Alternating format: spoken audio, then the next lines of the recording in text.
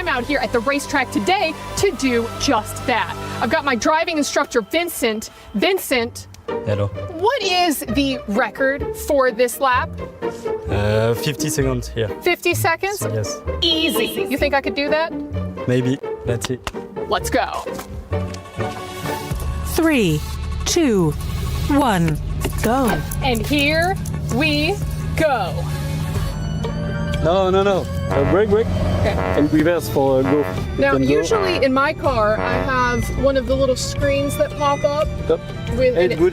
This is good? You Okay. can upshift for the one. All right, and I'm you can go. upshifting. Okay, here we go. You know what? I didn't adjust my mirrors before. I'm gonna park right here. No. I need to know who's on my 6. We are solo on the track. We are solo. It's good. See, that's how they get you. I think you can faster. We're about to set a record here, okay, Vincent? Yes. I'm gonna need you to be patient with me, okay? Because right now, I'm going for accuracy. We're doing this my way, all right? Haven't you heard that Frank Sinatra song? Fly me to the moon. You gotta lean into it, Vincent. You gotta lean into your turns. Lean with me. Lean with me, Vincent. Yes. You are feeling is the G-force, all right? This is what pilots feel when they jet off into outer space. Do you feel like an astronaut, Vincent? Yes, a little. They're gonna write songs about me, Vincent. And there she went down the track, blazing trail behind her, and all the racers looking out. No, they couldn't find her. You know what they call me? They call me the Yellow Flash. Try to be fast.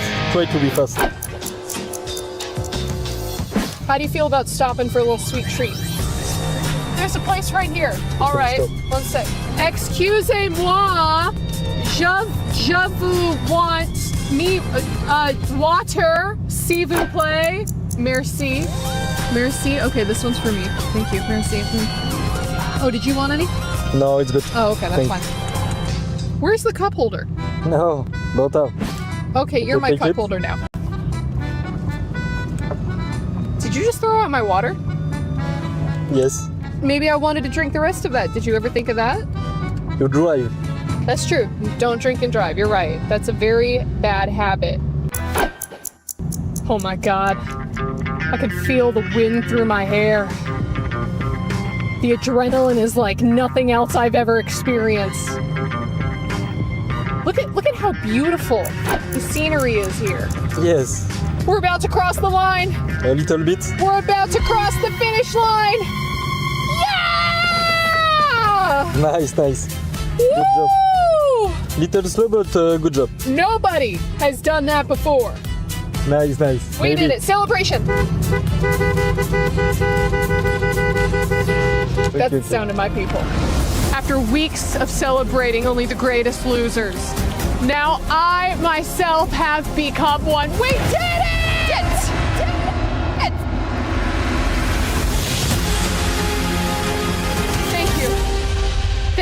Thank you. This is a fantastic honor. I'd like to thank my driving instructor, Vincent. Shout out to Team Liquid, who also doesn't have any points on the board. Maybe they can aspire to be me. I'm going home a winner. Loser winner. Someone will be proud of me, right? We are here at the Sony manga booth for the One Piece experience, and as you can see, it is absolutely massive. One Piece fans, you need to come check this out because you do not want to miss this. Now there is a special secret that we can activate here. I'm gonna go ahead and see if I could figure out how to do just that. Kaki atsume, sagashimono, sagashi One Piece. You can feel all of the emotion coming from each of these individual panels. Oh wait, we got a color. Quick, we have 2 minutes. Well, don't just stand there holding a light. Help me. Time's up. Did I do it? I did it. Yeah! of course, you have to make your final stop at the One Piece photo booth so you can figure out what your bounty is. Oh, that's adorable. Okay, just under 3 mil. You know what? We take that. Look how freaking cute. Oh my God! So please come out and experience One Piece as it has not been experienced before. I mean, come on! Play is in our DNA. Whenever we let it out, it becomes our superpower. Now imagine an entire city being built to supercharge it. Kadir City, powered by Play.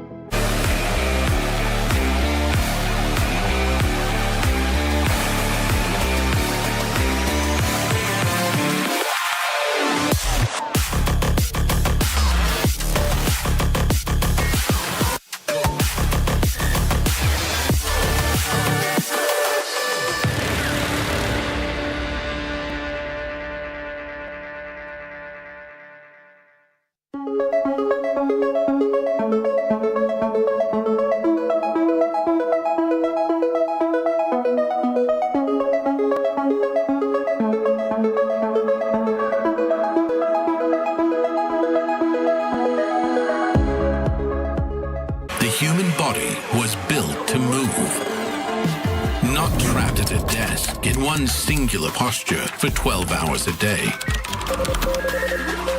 It's time your chair evolved. This is Secret Lab Titan Evo. Ergonomically engineered for you, gamers, hybrid workers, artists, backing your every move.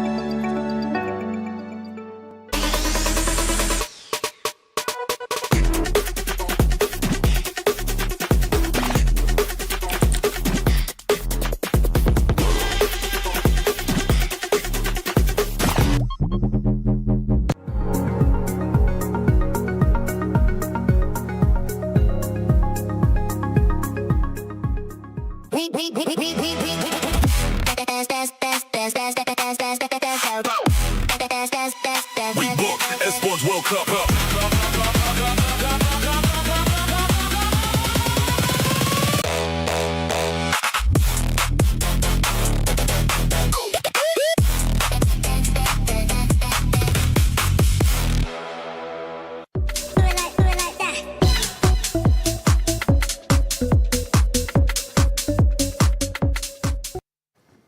Right, so yesterday we had Neon breaking world records, and it kind of reminded me of myself. Young, talented, handsome.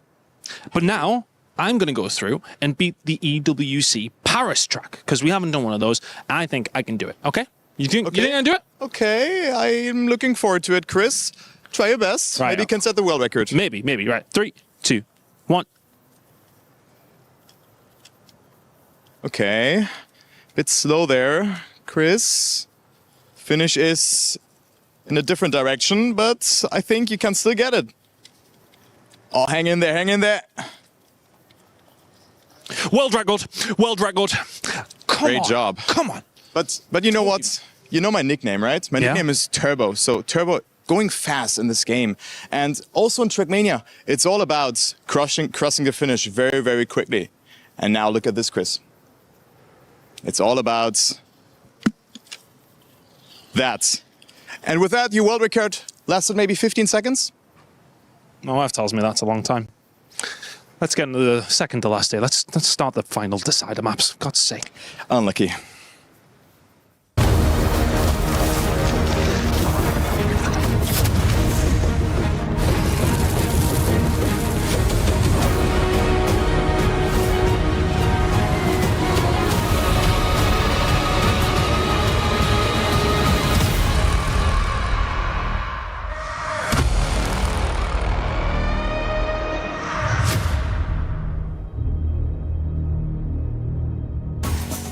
Welcome back to the Lenovo Legion Gauntlet, where Trackmania's decider matches take center stage. And yes, we talk about the lights being bright. We talk about history, the biggest prize pool for Trackmania that it's seen in its 20 years of esports. But maybe it's just a story that we haven't talked about in these deciders that will become the main narrative. Maybe a player, someone who breaks a record like we saw Chris do and then Turbo, unfortunately, undo. Unfortunately for Chris, undo. That ends up setting a new type of era for this game. It should be that in the deciders. I love these stories, and hopefully we get plenty of them today. Welcome back, guys, to the panel. I'm Rain Day. I'm joined by Turbo and Import. That was a great race. I mean, I got to say, how was Chris after that? I mean, he tried to talk himself, into some positivity, but you beat him. I mean, he's new to Trackmania. He's really enjoying it, though. Yeah. That is for sure. But, I mean, great comparison from you there. The old versus the new generation. Neon versus Carl Jr. yesterday as well. I mean, he was, I think, just amazing, amazing everyone here. Yeah, it was. And Import, again, new stories. It's the perfect time for them to unfold, but there's still some tried and true drivers and players that we've seen be successful that are playing today. Yeah, definitely. And those players are oddly in the decider matches today as well. I know. And, that's going to be the great thing. We're going to see some keys crushed. We're also going to see some stories being made out of this. We have a couple points from basically what we've observed for the last 2 days. I can't wait to have that opportunity that we'll have later on through the day to go through those storylines and kind of build the momentum leading into the single elimination tomorrow, the big day, 7 matches. I can't wait. It's going to be a blast. Let's take you through the STC rewind of what happened to get us here. It was 2 days of groups that set the stage for this. Over the course of those groups,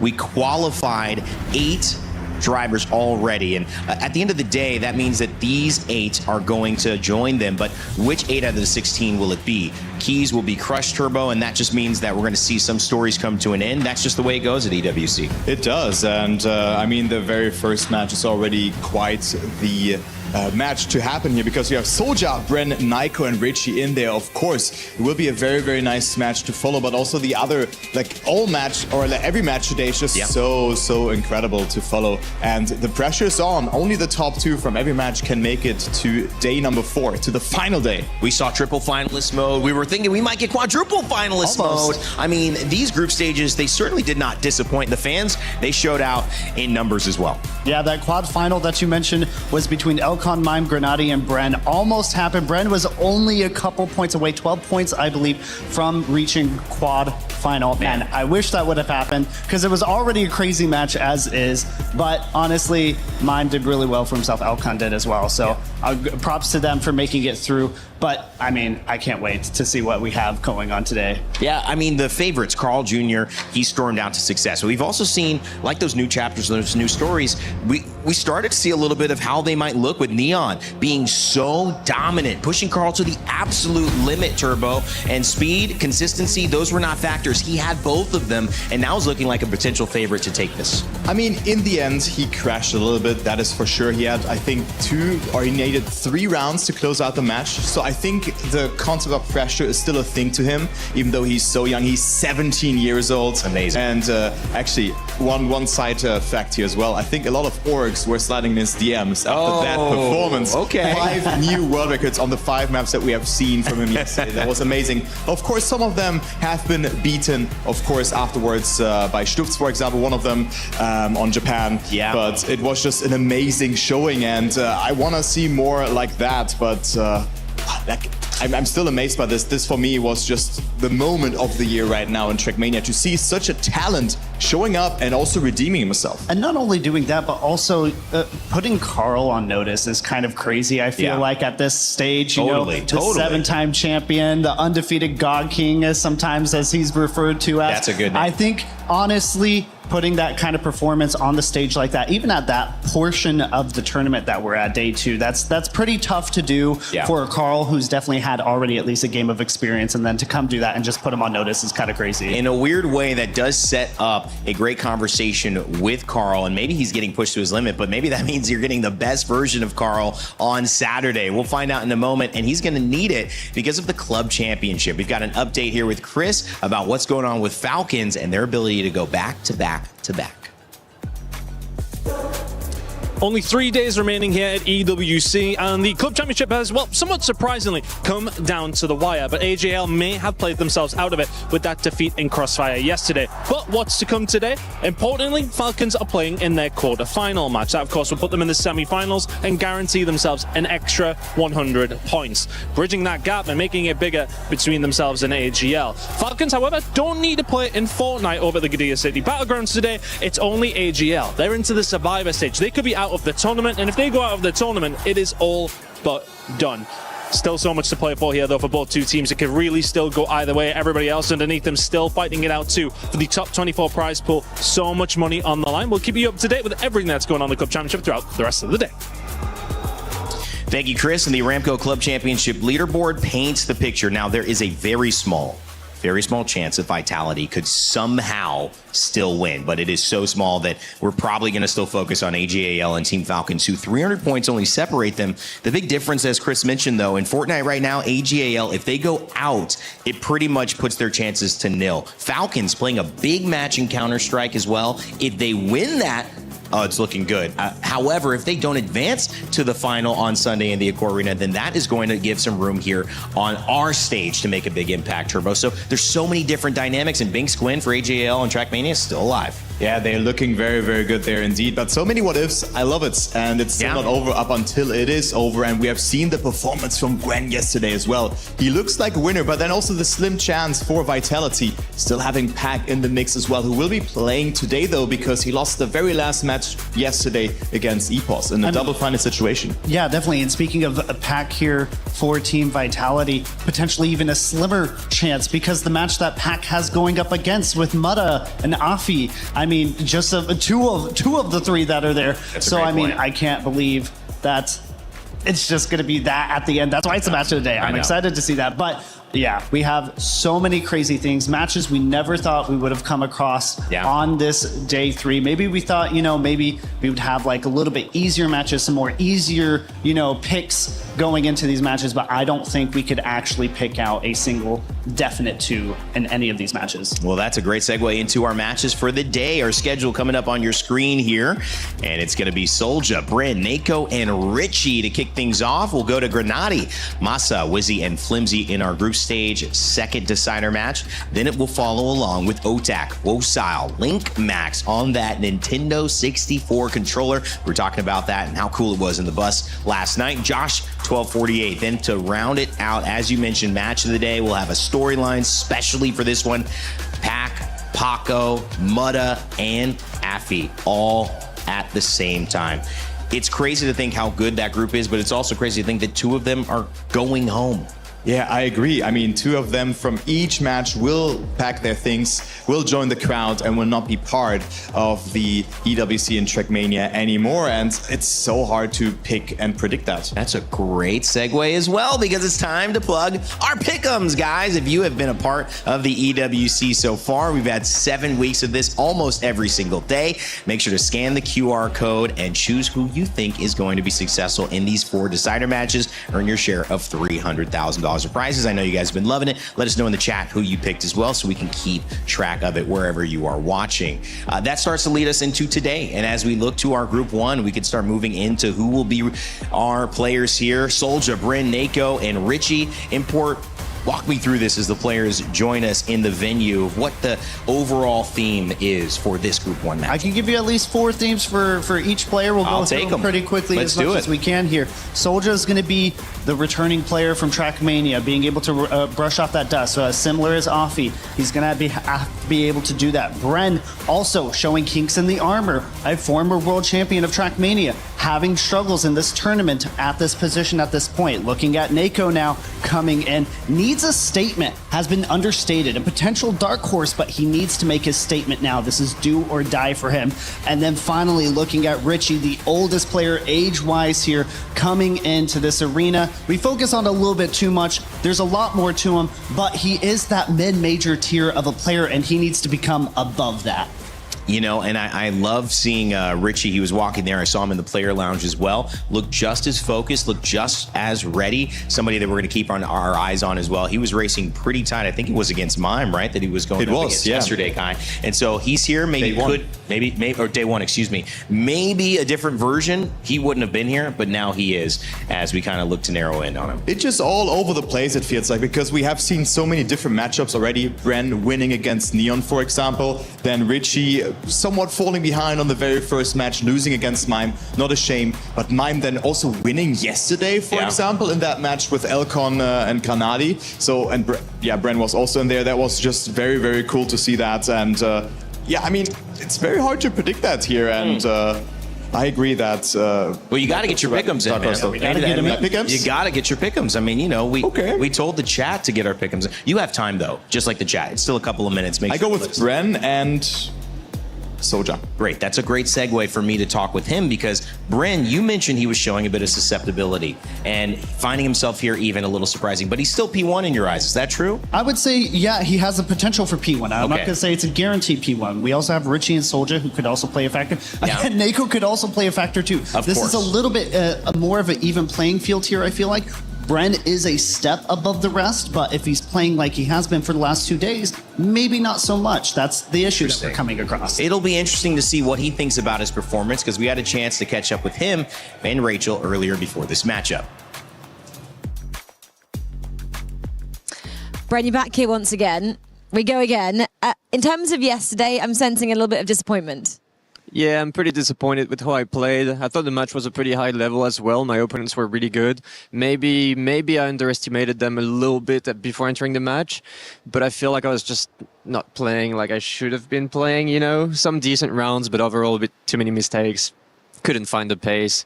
Hopefully today I can do really good and it can make me reset for the rest of the tournament, you know? What's it like playing in a matchup when it is so closely contested like it was? The thing on Trackmania is you really need those first places in a match to get the 10 points, because if you don't get those plus 10, it's really hard to keep up with the other players, which means I fell behind a little bit, and after that it's just really, really hard to come back. It ended up being quite close, but it should have been closer than that. You mentioned mistakes. Anything in particular that you were really kicking yourself with? Yeah, I've pinpointed a few things that I think I did wrong and I did good on the first day. So it's not like I'm not capable of doing it. It's just that I didn't do it properly yesterday. So there's a couple maps, a couple jumps where I know I need to change my approach, and I worked on it this morning, worked a bit on it last night, and I feel good on it again, you know, but I could very much fail it again. You just never know what really happens during a match. But yeah, I'm working on those small mistakes. It's just details anyways, so you just hope you don't make them in the match. You're getting these rematches now, of course, aren't you? Nako, for example, you're up against. You know you can beat him. Do you have to kind of lean back on that knowledge? Yeah, I entered this match with a bit more confidence than yesterday, for sure. They're great opponents too. I rate them a lot, and I know they can have the pace and have the consistency. But I'd say I have a bit more confidence entering the match, and including picks and bans. You know, it's less obvious for me what I should ban or pick, which is a good thing, you know. I guess that's what you spoke about already. Don't underestimate anybody. Yes, you've got the confidence, but anyone on their day can turn up. Yeah, I think everybody at the tournament is capable of doing it. We have lost a couple players already at the start of the tournament, so it's getting more and more stacked, and we know that everybody could win a match. Just gotta play our game, you know, and it's always the same thing. If I play the best I can, I'm supposed to beat everyone, but you just gotta do it, you know. You are, because especially, I guess, your credentials coming here as well. Obviously, you've won the greatest things there is to win in Trackmania. Yeah. Do you again look back at those results and say, I've done it before. I should be able to do it again. It's pretty funny because I'm really close with Otak, with who I won the World Championship in 2023.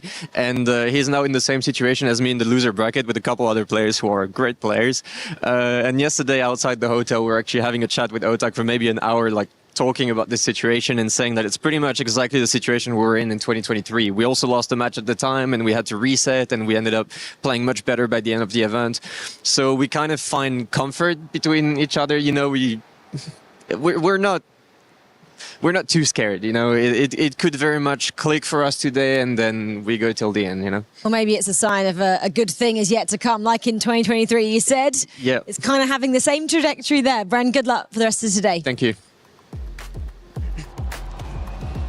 Brent leaning on his former success and looking to replicate it today. That would obviously put him into the quarterfinal on Saturday, and obviously be very exciting for Twisted Minds, his organization. But should he be feeling as optimistic? I know this match has a lot of different stories. So what are you focusing on, whether it's Brent or any of the other players? I do focus on Brand here, that's for sure, but I also really like the reference to the 2023 World Cup, because there they also dropped very, very far behind and came with a miracle run, made it into the grand final, and then won against Pac and Carl Jr., and those are no strangers to success, that's for sure. But I mean, in the match yesterday, Ren was falling a bit behind. It was almost a four-way finalist situation, but it didn't feel like that he had that spark that he had in the very, very first match. And Import, that's also a thing that I really want to talk about, because players only playing one match here, and then their day is over. Yeah, I mean, it's most of the time, we've mentioned it before, Trackmania players are used to playing multiple matches within a single day. Yeah. So they're able to kind of form a tempo and a mindset throughout these matches. Yes, there's little resets here and there,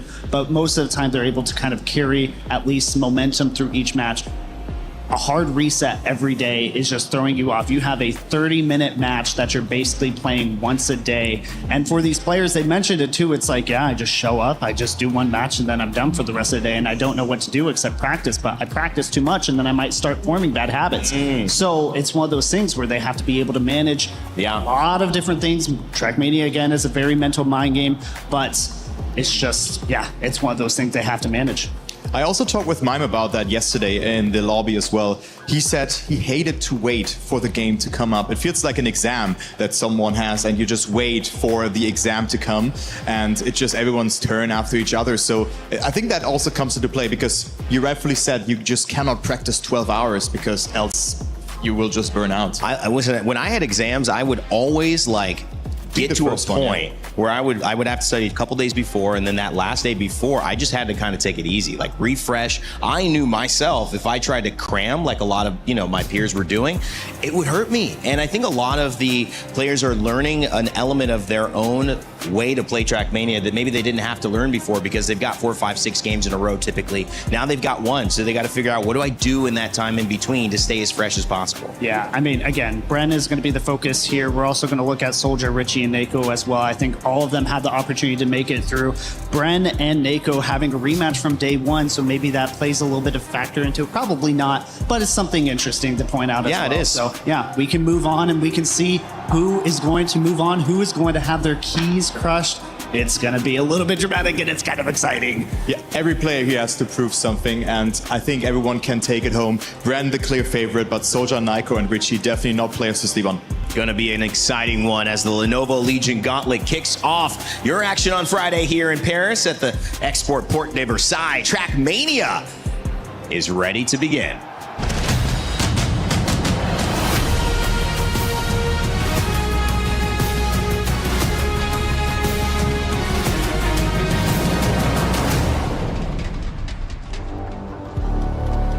Good morning, Paris. Bonjour, Paris. How we doing?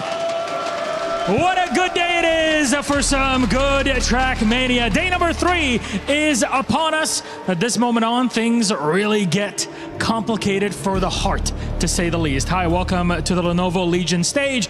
We're your hosts for the show. I'm Milosh, by my side, the beautiful Adam Savage. Bonjour. Thanks, Milosh. Yesterday was incredibly fierce. The competition really heated up, I think, as well here. But one thing's for sure, those players who made it through, the winners from yesterday, they're sat poised, waiting like a pack of hungry seagulls, scoping out any unmanned ice streams at the seaside. An obscure metaphor, but I thought it felt appropriate. It felt right there and then. Waiting to see who makes it through to the next round of this competition. Tomorrow's the last day. One thing's for sure, today 8 keys will be crushed, destroyed, and 8 will progress to that final day. Milos, I think it's time we meet the first players ready and waiting in the wings. Paris, are you ready to meet them? Then let's do it. Please welcome Soldier, Nako, Richie, and Brad. From now on, the task is simple. Survive. The only objective in your mind. Be in the top 2 by the end of your matchup, and you'll be advancing to the playoffs tomorrow, a straight line into our grand finals. 4 players, all excellent in their own sense. Let's get our day started right now. Welcome to day 2 of Trackmania at the Esports World Cup. One more gate to go for the young man, and he will be the second qualifier coming through. Carl Jr. and Neon will make it through, but what an incredible battle it was between the two. The 17-year-old turned 17 last week, came in and set 5 world records on 5 different maps. And those are the only 5 maps he played today. Neon is all of a sudden a threat that nobody saw coming. Some of the players we expected to do well are doing incredibly well anyway. Carl Jr., as always, is looking absolutely unstoppable after 2 days of competition. There was a time in the 2010s when Pac was maybe the only player who had a realistic shot at taking Carl Jr. down, but I think Pac is a player that everyone needs to be aware of as a threat. Grenady is a very good player. The fact he's using wheel lets him really abuse, frankly. My eyes, come day 4, will be on Epos. Epos has not been the player that I think a lot of us know he can be.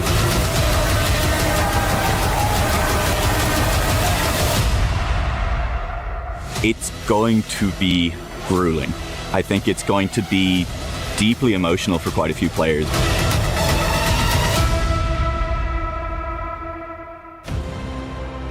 Well, top 2 or you're through. That is all that you can do here. And if you want to survive, it means you've got to race not only your best, but you've got to be better. You cannot allow somebody else to have a day like we saw Neon have, or world record after world record. If that's the case, good luck. But at this point, what can you do except look at what your own preparation has gotten you to this far? This is really a game against yourself. It is, and I think that's a very, very good point there. It's a mental game at this point. Try to find the rhythm and just keep going, keep going. Don't think about the mistakes that you were doing. Yeah, each of these players have mistakes. That's a good thing to think about. Everybody's on the same playing field. We're not perfect. But now, let's focus on the bans and picks here. We see Norway, Germany, Australia, and South Korea as bans. Canada, Argentina, Soldier by Canada by Soldier, Argentina by Brand, Poland by Nako. That's some interesting picks, I feel like. Yeah, I agree. We have Poland and Japan as map number 3 and 4, and Hungary being the decider, I think for the 2nd or 3rd time, something along those lines, because we usually had Poland, which now of course got picked. And also Japan being picked a lot of times. Eventually we'll have a stat for that. We have the stats available. We just need to look at it one more time. But yeah, Japan being picked yet again, very popular map. Saudi Arabia, the most played map in this competition. I think it was in there for 12 or 13 times, not in there.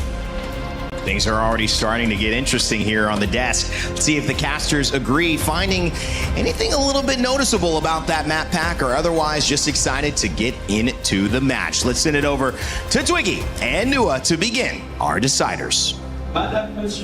Very excited to get into the Trackmania today, and yeah, I think following up on what Turbo said, Twiggy, we were a little bit surprised over here not to see Saudi Arabia come through on that one. It has been so present, so prevalent in every match so far in the competition. Maybe some of the players took a look at the stats.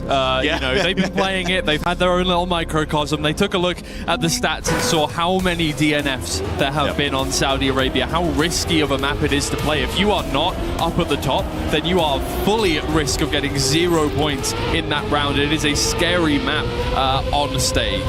Yeah, well, we're underway. The goal, send 2 players to playoffs. 2 players will have their keys and dreams crushed at the end of this. Or, as Adam said up on stage, maybe we just find out who the tastiest ice cream is. I wasn't quite following the metaphor, if I'm being totally honest. But that will be an early crash from Nako, and if he's an ice cream, he's one that is melting on the pavement at the moment, as Richie, a long way behind Soldier and Bren, who are way out in front here on round 1 of Canada. Well, in that metaphor, I wish I was the seagull. Anyway, Soldier out in first place and Bren right behind now. And look, I think here's the thing.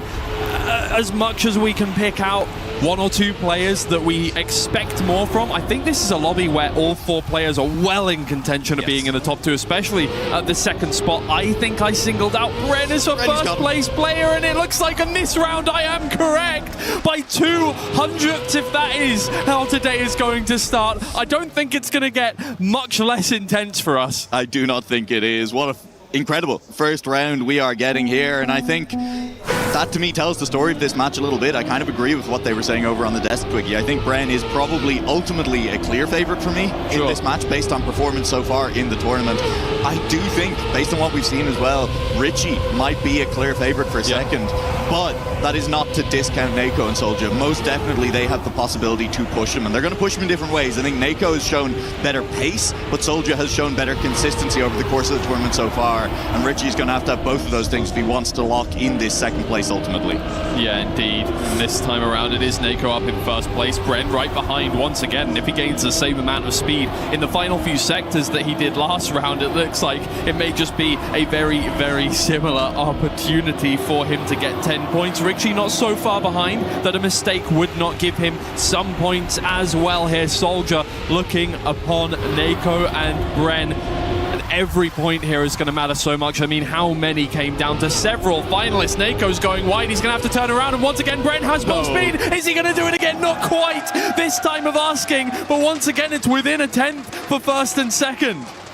Bren is challenging at the finish line in both of our first 2 rounds so far. As you say, he doesn't quite manage to pull the snipe away that time, and so it'll just be the 16 points for Bren after 2 rounds, but still feeling confident and feeling good about that one so far. And Nako, always nice to pick up a 10 points early to prove to yourself and to the rest of the lobby that you are a threat for those first places. Richie made a mistake early in the last round. This time around has not made any errors, and Nako is still up here as well. The player in fourth close behind there is the person who's taking it will be Richie. Once again, dropping behind, not surviving the uphill. Bren, he releases a lot. Did he clip? He didn't. He's still there out on track, but Soldier slides on past as Bren just had to release to keep the car out of the wall.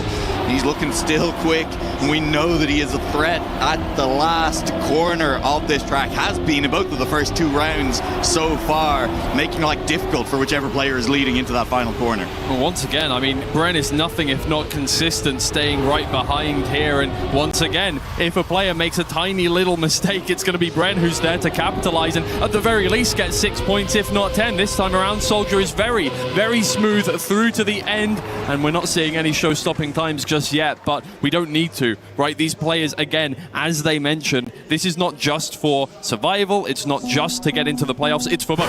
It's for both, and you want to make sure that at the very least you are not burning yourself out by pushing too hard early. Yeah, and I mean, what a gulf between second and third place in this match. You advance, you guarantee yourself a part of the prize pool, at least $10,000 for making top 16, the chance to go further and get more, or your journey at EWC 2026 ends in this match. Soldier is going to have to release him. He is now dropping several tenths behind. Richie finally having a good round here on Canada, out in front of Bren, but Bren once again in that second place, now through into first, is again making life difficult for anyone who tries to settle in at the front on this map.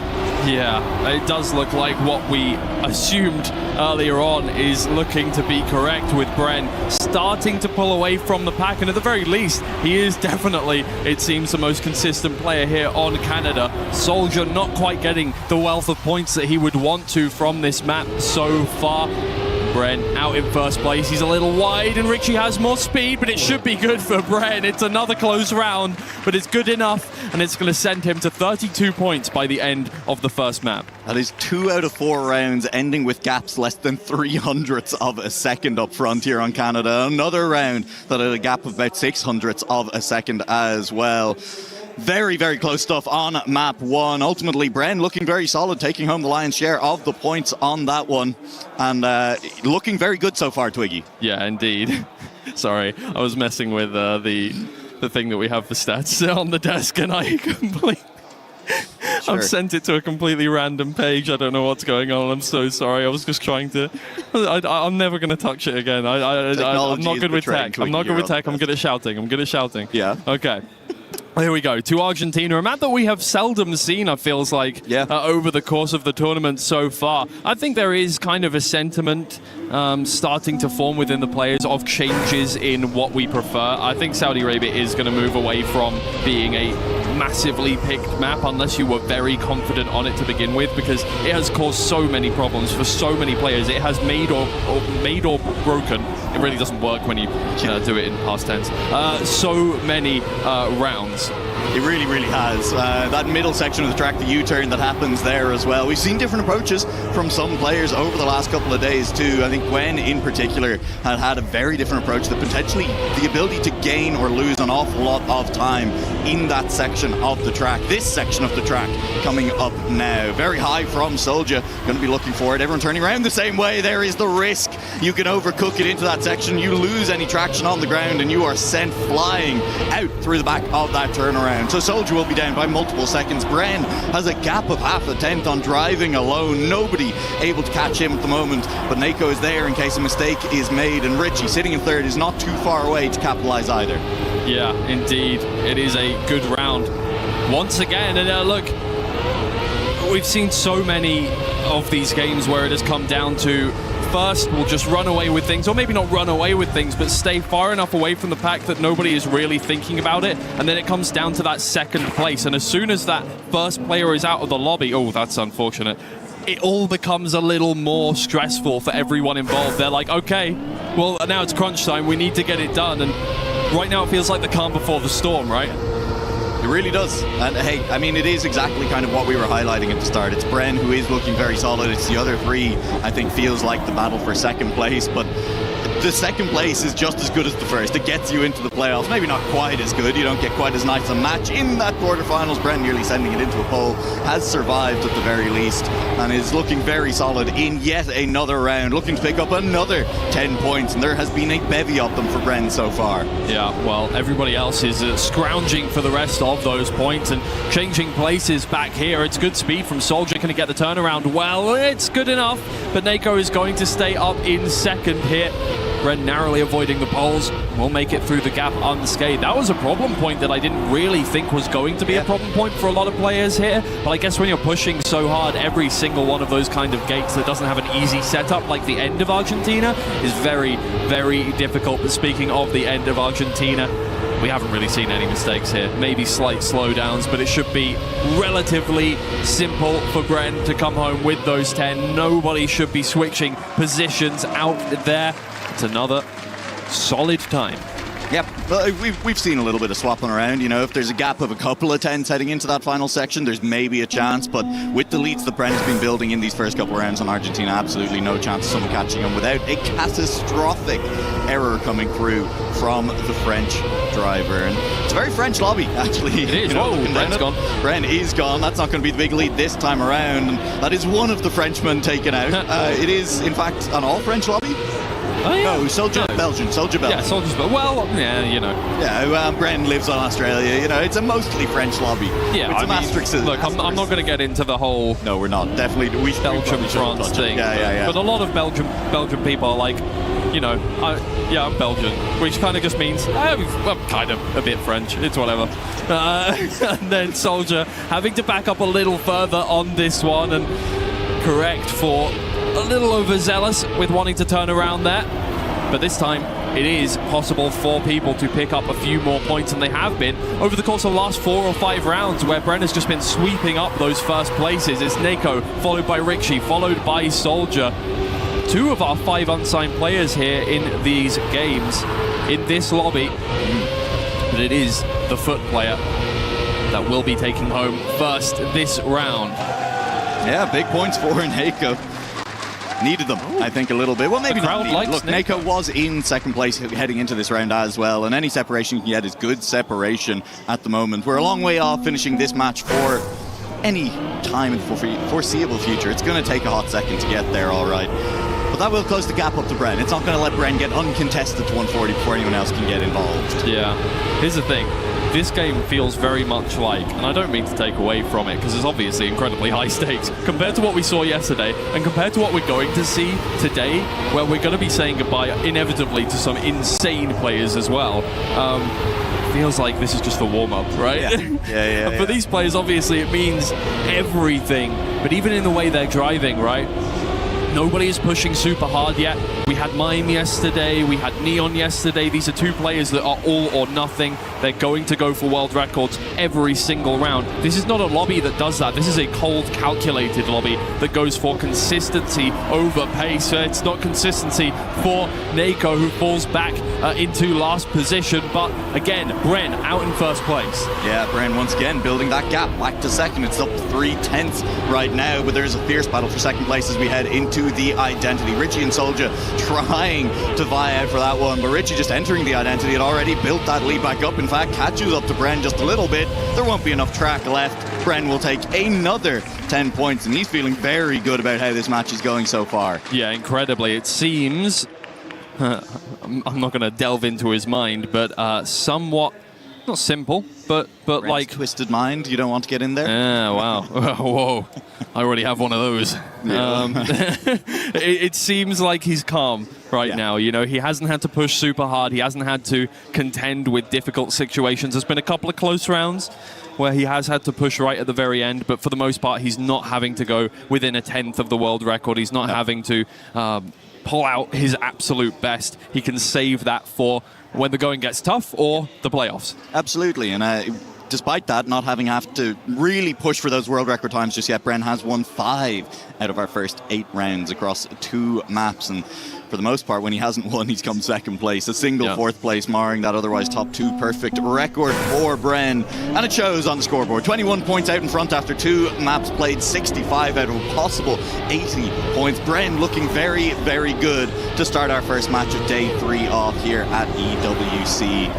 Richie, Soldier and Nako, that battle for second place. It was the story coming into this match for a lot of us. I think it is looking to be the story as we head into the mid-game of this match as well. Starting to look at who can get separation as we start to see more and more of this map pack. Yeah, I was saying as much to Rain Day in the green room that I feel like it was just going to be Bren, and then everybody else is going to be pushing for second place. Maybe I shouldn't have said anything by look, Bren. It's so important now. When Bren makes those mistakes, who comes away with the 10 points? We've heard the players. Bren talked about it himself in the interview at the top of the day, that those 10 points are so vital in this format. And now it's Soldier and Richie were battling for them. Nako's still there. And it'll be Richie clean out in front. Nako's there in case Richie decides he also wants to make a mistake. Only a couple of platforms left here on Poland, and Richie should be able to get through cleanly. A lot of speed on Nako, who is caning on him anyway. Just pushed a little bit too hard, not quite able to find the line to catch back up to him. And it'll be Richie who gets the 10 points at the finish line, and he'll be happy to take custody of those. Yeah, and look, here's the thing. You mentioned it briefly there, but the gap between 10 points and 6 points is more than the gap between 6 points and 3 points, right? It is so important. First places gain you so much more, and it's so hard to get out of that hole if you are constantly getting between 2nd and 4th. You're staying incredibly close to the rest of the field. You need to be getting first places to pull away from the pack here, and that is why you start to see so many gaps form between a player that is really good, like when we had the first game that Carl Jr. played, and everybody else. Wow. Interesting. Yeah, listen, Twiggy, you were absolutely right, but Bren has just crashed a 2nd round in a row here on Poland, and once again then 10 points up for grabs in ways that they really have not been all that often in the match up until this point. Richie walked away with them the last time around, but the time was not particularly fast, about a 2nd off world record. Soldier's going to be able to be running this time around for that round win, and Nako, that gap is up to nearly half a second. Naked through the water. He will. Wow. Richie won't. Richie will stay alive out on track, but this is uncontested up front for Nako. Yeah, Nako should be comfortable here. It is his map pick, and fortunately it seems like he's got a lobby that is incredibly uncomfortable here on Poland, because he's going to be getting a completely free round here. It's a personal best in the tournament from him as well, and yeah, exactly, quite close to the world record, which was broken several times yesterday. It was. Gwen's ultimately setting in at a nice low time of the 108, I believe he is. Oh yeah, the 108.9. It's right there on your screen. I can read. We're looking down at your stats. Not too. I was, yeah. Couldn't see the world record through the stats. Numbers. You couldn't see the forest for the trees, the world record for the stats, the players for the other players. It's all difficult things to see out there. Will Bren survive in this round? He survives the outside dirt at the very least, Twiggy. Yeah, is he going to crash into the wall here? No. All of the problem points.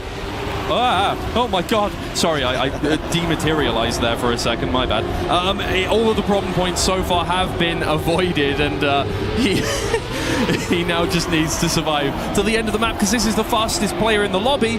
He just needs to make sure that on every map he is as consistent or better than everybody else. Yeah, do not leave that opening for anyone else to get their way back into the match if you can help it. Consistency is key for that in Trackmania. That's inconsistent. He's been consistently inconsistent here on Poland so far. Bren has now crashed every single round of the 3 that we have played, and Nako looking to be the beneficiary for a second time in a row out in front. One last jump to go, and now he's heading into the finish line. That'll be 10 points once again. And Nako has now actually closed the gap all the way back up to Bren. Yeah, this seems like an incredibly well-picked strategical move to go to Poland here. Yep. Maybe he had been looking at how comfortable the rest of the players were on this one that doesn't get banned by any of them, because look, none of them look comfortable whatsoever. Nako looks comfortable. Like, there was a small mistake in the first round, but he still came second. And then other than that, he has been not incredibly quick. Although there was one round that he came within 2/10 of the world record. But apart from that, just consistent enough to be better than everybody else, and that's all you need to do. And it is worth noting, Nako and Bren, they have played each other once already in this competition. Bren ultimately winning that match, and Nako, a lot of people, his journey a little bit unexpected for them, right? Because Nako was Neon's first victim of this competition. While we still weren't sure how Neon was going to do, I think Nako was a lot of people's favorite to advance in the upper bracket on day 1, and immediately dropped to the lower bracket, won a match there, and has made his way back. So very different journeys for Nako and Bren since that first match that they played against each other on day 1. Yeah, and this is going to actually catapult him ahead of Bren as it stands if he maintains this position here. This is massive for Nako. Unfortunately, Bren has lost Soldier out ahead, so it will not catapult him quite ahead. But still an incredibly good pick from Nako. It's worked out in his favor brilliantly. I don't think we've seen a map pick go that well. Yeah, no, that is perfect. All competition long. 3 round wins in a row, and not just from fast driving, although there was plenty of that from Nako as well, but also from it really disrupting the player who was sitting at the front of the lobby, who was starting to gain momentum. Bren, all of a sudden, you could see it on his face during that map, was starting to purse the lips a little bit, was starting to look a little bit shaky, a little bit nervous, and crashed an awful lot more than we're used to seeing from Bren. Yeah, incredibly so. Well, we move over to Japan now, and another one that has had some problems here on the identity. Not quite as much as Saudi Arabia, not quite as much as expected for Japan, I think, a little bit more. Yeah, right, when we came into, a lot of people actually thought this was going to be banned out all the time. Like this was going to be one of the least favorite maps. There have been some players that love it. Carl Jr. loves it. Neon really seemed to like it. A lot of mistakes at the end, but he was so quick until Stuffed took away his world record with just an unbelievable round. Stuffed's ability to send it in that identity, very fun to watch yesterday as well. There are some players who have had a great time on this map and probably will continue to do so. I almost expected to start getting banned in the playoffs a little bit more if our players put a bit of thought into it. There are some players who I think are going to end up in matches where they should ban it, and my fear, Twiggy, is the Trackmania players do not think about their bans that much, and so it will make it through in matches where it really shouldn't. You want to really think about the gulf when you're thinking about bans. Is not a real golf, of course, but the gulf in terms of skill and comfortability on the map, right? How good are you compared to the rest of the field, or compared to the best person in your lobby? That's the real thing you want to think about here. If you're up against Carl Jr., I do think Carl Jr. has just such a comfortability gap from everybody on this map, and therefore you might want to think about banning it, even if you're okay at it. Yeah. Well, I was worried for Nako. It's Soldiers made the big mistake, dropped a long way off the back of the pack right now. Nako still in second place, did lose a little bit of time to Bren, but still staying in front of Richie as well. Into the identity we go then, making it through these gates, and Bren leads the way. Nako might lose out to Richie here. He's carrying speed, he's going for it. Aggression from Richie, and at the line, they are separated by 1,000th of a second. Nako will hold on to second place in that round, but Bren will pick up the 10 points. Bren will move back up the leaderboard into an uncontested first place after entering the round tied with Nako. We're back to winning ways here for Bren. Exactly what he needed after, well, it was a very difficult Poland for him here. Yeah. Obviously, we were looking at Nako the whole time, but Bren really found it tough over the course of it. If he was still getting seconds, it would have been absolutely fine, but that was a rarity as well here. I'm not talking about a pony. I'll take your word for it, Twiggy. I wouldn't know if you were talking about a pony or not. But there's going to need to be a lot I've got to make at least one reference a game. Sure, there's going to need to be a lot of horsepower from Soldier to make it back here. Okay. Is actually making it back just a little bit. At the very least, Richie's dropping back towards Soldier right now. Nako and Bren leading the way out front, and that is a tight battle forming here at the back as well. Soldier managing to move just in front of Richie as we head towards this back sector of the track. Bren just going to go a little bit deeper into the corner than Nako, who now exits with more speed, but you have to release here anyway, and so Bren will have a nicer line through there, but Nako back at him one more time, and you can see the choices in release timings, the angles you take, it'll pay off for Nako ultimately, as Bren is going to send it through this last gate, but Nako gets onto the booster first, and so Nako walks away with the 10 points, and what a hard-fought round between the two of them. Well, speaking of horsepower, Bren was looking like a front-runner through the whole of that, but Nako was just a better end closer there. That one's going to really... A real pretty derby up front. Oh, there we go, yes. Sunk about 2,000 hours into that game in the last year. Yeah. Well, hey, different game now. Mania. It is a different game. Well, I mean, in some ways, it's very similar, actually. There's a race. Yeah. They're on stage. Some of them are kind of singing. There was dancing on day one. Yeah, you're absolutely there was dancing, right. It's all the same. It's all if you ignore anything else and just look at I don't know. They're superficial. They're very pretty. You're absolutely right. You know who's been looking? They've got trainers pretty in this match, Twiggy. Okay, we need to stop doing word association games. That's my favorite thing. Bren has now been caught by Nako once again after creating a little bit of separation in the first round on this track. Bren and Nako tied once again, and even when Nako made the mistake, Bren looking to match him has dropped down back towards Richie at the moment, who in third place is maybe going to try and send it. But I've been impressed with Bren so far on this identity. He's been brave, but you have to make it to the identity in order to be brave and in order to be able to catch up to someone in front of you, and Bren has not done that on this round. Behind Richie, behind Soldier, both of them will not make any mistakes, and that's 10 points for Soldier, that's 6 points for Richie. Bren will only get 3. Nako does still need to get to the line in time to get 3, and he will do so. 8 seconds behind the lead on that one, but still gets those 3 points. That is an incredibly golf clap round, I think. It was a good time up front, other than that. But now it is Bren. He has hit the all-important 100 points. He's got 40 left to go now until he is on finalist mode, and we can really start thinking about who is going to be moving into the playoffs and who is going to have their keys crushed. We are at that stage of the competition now where it's one or the other. You do not get any more chances. No more chances. But, I mean, look, playoffs beckon. and it is still there, still available. Richie and Soldier, the two with a lot of work to do. Nako really has made his mark on this match in a way that I wasn't massively expecting, you know? I mean, we knew and we said, yeah, this battle for second place is up for grabs. Anyone could do it.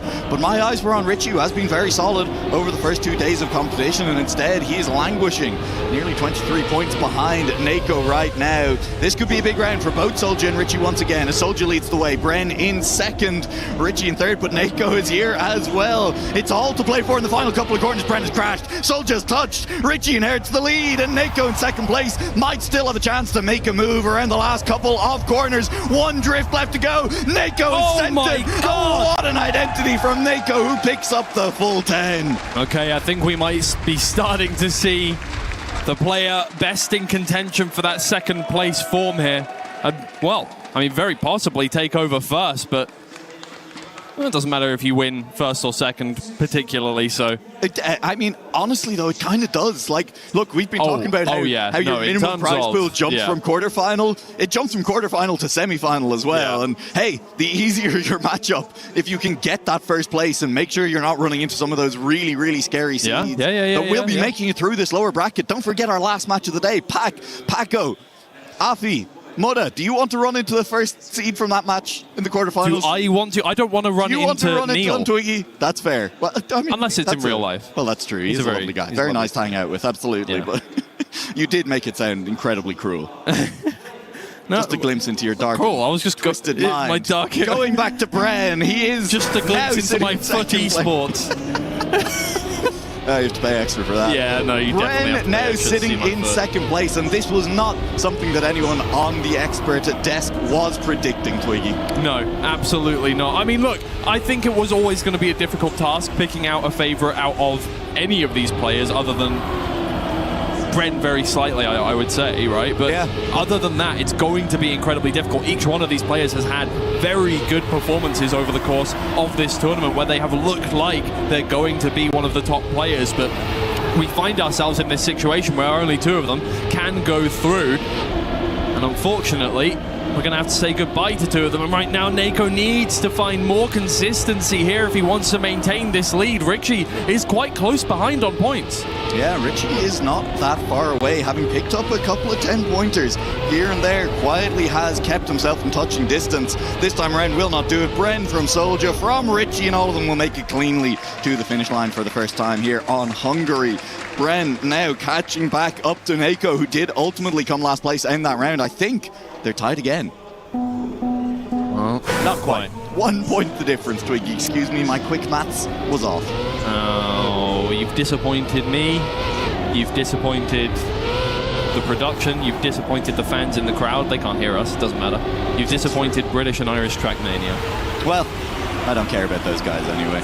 No, who does?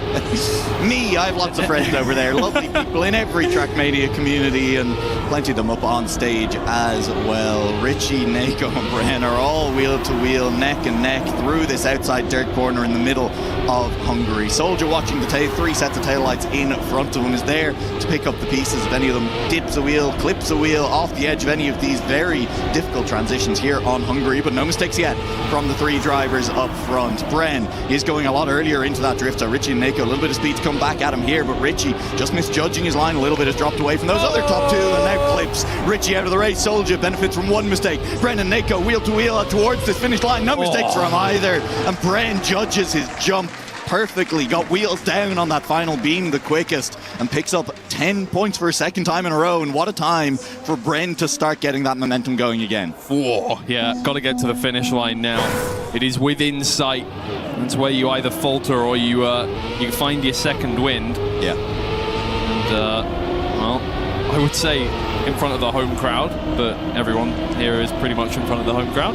Yeah. So, apart from close to the player right at the bottom in terms of the points, so maybe it does. True. It's been affected. We needed to import a few more Belgians into the arena for Soldier, and it's our fault for not having done so on this occasion. But hasn't seemed to have affected him all that much in this round. 4 drivers out on track, and all of them within half a tenth of each other, slightly more than half a tenth through that last checkpoint, but the gap's most definitely not big at all. all as any of these drivers still able to win this round. Bren has won the last two on the bounce, looking to pick up a third one in a row and move dangerously close to finals mode for himself. I think Richie just fell off the edge of the track there. There is a small sliver of nothing down at the edge, and then if you hang a wheel over that, you're not coming back into it. It's Nako who is coming back into it. It's too inside, way too inside. Soldier overtakes. It's Bren in second by 36 thousandths, and Richie will come home in third. And that's a huge round for Soldier, as we are starting to talk about Bren hitting finalist mode. Nako not far away from that either himself. Now is the time, if you want to still have a chance at locking that second place in this match, maybe even the first place, you have to put yourself in a position to catch with those denials that you are probably going to have to do, right? You're going to be denying the finalists anyway, and you want that to be putting you in a position to put yourself on finalist as well. Soldier has maybe, just maybe, taken a first step in that direction. Needs another couple of wins now. This is a good start to the following round.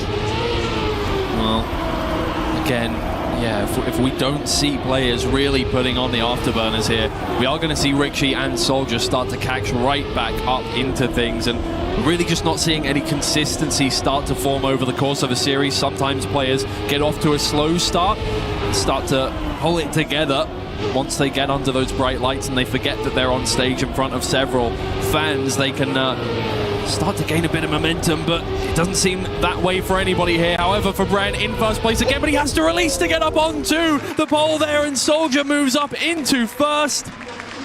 Gets some more points. He's the player who needs them the most. There you go, back-to-back wins for Soldier on this map. They might be only his second and third wins of the match so far. I'm just checking that very quickly, and it is exactly that. Soldier wanted time to start winning rounds. I mean, unfortunately, that was the last round there on Hungary, so no more chances to pick up the points there. We will be heading back to the top of the rotation, going back to Canada, where you do have to say, Bren did start this match off in very strong fashion, Twiggy. Yeah, exactly. I mean, pulled away from them over the first map or two, and then it just seemed to started to dip a little bit once we got to Poland, once we got into Japan. You're right, there was kind of a gap of, if we remember back, 20 plus points for Bren after two maps, right? It was an excellent start, it was everything you could hope for, and then he's been pulled back into the morass, he's been pulled back into the crowd. Ultimately, he does still sit only 5 points away from finals mode, could lock in that finals mode here on Canada, and again, Bren won a lot of rounds on Canada. There is the chance that Bren could still just get it done. Whatever the mid-game has looked like, Bren's still in prime position to be the first player out of this match. Yeah, exactly. I mean, the gap between first and fourth has stayed pretty much exactly the same since about round 6 or so. So, well, while that does make more of a difference as we get more towards finalist mode, it is still very much everybody within touching distance here of that hydraulic press, or at the very least of survival.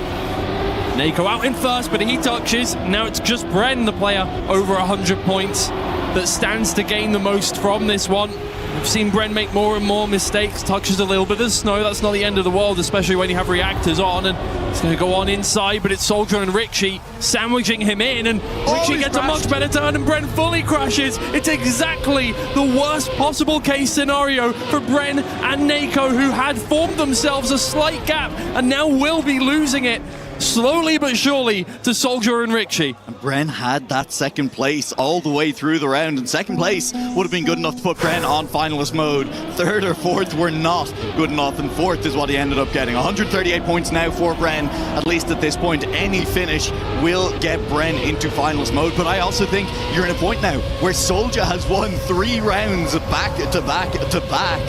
You have to start thinking about denying Soldier as well. Even if you only need 3 points to make it to finalist, you want to try and deny Soldier from winning another one.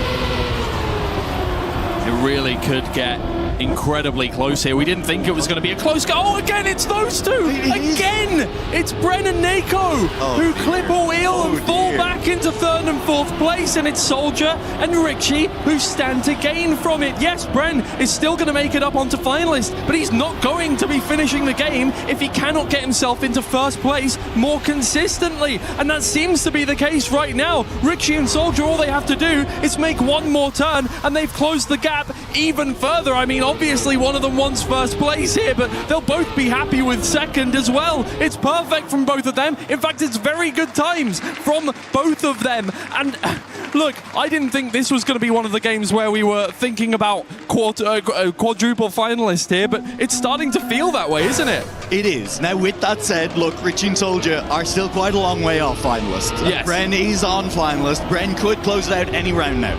I wouldn't be shocked to see him just have a good round. We did see some minor issues with consistency earlier in the match as well from some of the other players. It could just happen at any moment. Bren goes through to a quarterfinal. But with that said, second place, Nako, I think, under a lot of threat. He's been very quiet for the last few rounds. And you're right, it's not out of the realm of possibility that Bren is not one of our players who makes it to quarterfinals in this match. Nako is gone. Richie has pace. Soldier has pace. Bren settled back into third place. And it's starting to look scary. It really is. I mean, it's great pace through the dirt, but that exit wasn't absolutely perfect from Bren. He's still trailing a 10th from Richie here, and he needs first place, and this is something he's good at, is getting first place, and it's just not happening for him. He enters the turn with more speed, but Richie stays ahead, and he stays ahead all the way to the finish line. It looks like Bren is going to be denied, and Richie is going to gain another 10 points, and Soldier's going to gain another 4 points, and once again, we're staring down the barrel of Richie and Soldier edging their way closer and closer. And Bren had to claw so many of those points from their grasp to even get to finalists, and now it looks like the finalists might mean nothing.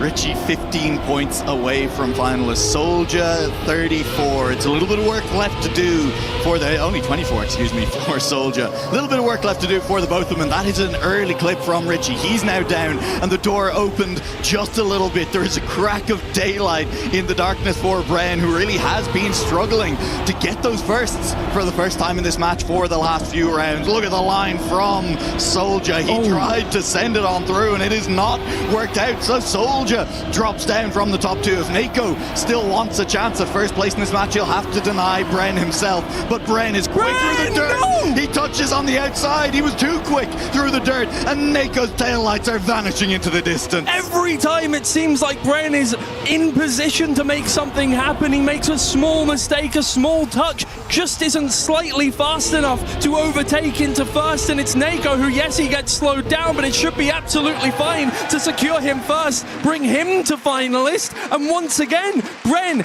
teetering on the edge, not quite able to get over it. Getting a little bit scary now for Bren, as he has been finalist for... We're going to be seeing that a few more times. Full rounds. 4 rounds, 5 rounds. How many rounds has Bren been finalist for now? It's been a little while at the very least, and he still has not managed to since he's been at 130, it's been plenty of rounds. Well, absolutely. It's been a while since he's won a round already. At least 8 rounds or so, I think, since he won a round. He won one. No, he won the first two on Hungary. It's been 6 rounds. 1-1 race, 2-2, 6 rounds 1-2 since Bren won a round, exactly. And Soldier's picked up a lot of those wins. Richie's picked up a couple of them. Now Nako getting in on the action as well. It now feels, Twiggy, like any of these players who reach finalists are almost more of a threat than Bren to close it out. Well, in Argentina, once again, Bren was the better player here, but we said that about Canada, and Richie and Soldier took both the best time and the median time from Bren on the second time of asking.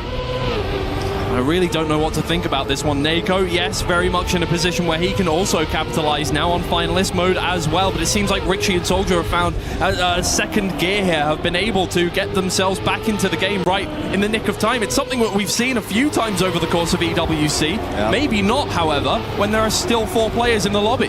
Great speed from Bren across the grass, snatching first place away from the rest of the lobby, and Nako gets a slowdown through the middle of the track just there, overtaken by Richie. It's Soldier left alone up front to battle against Bren. He's doing a great job of it. He goes for the higher line on the entry. He didn't pay off for him in a couple Soldier's missed it! He missed the checkpoint! He tried to turn around too quickly, and you need to go through that checkpoint backwards. Soldier missed it entirely. Too aggressive on the turnaround.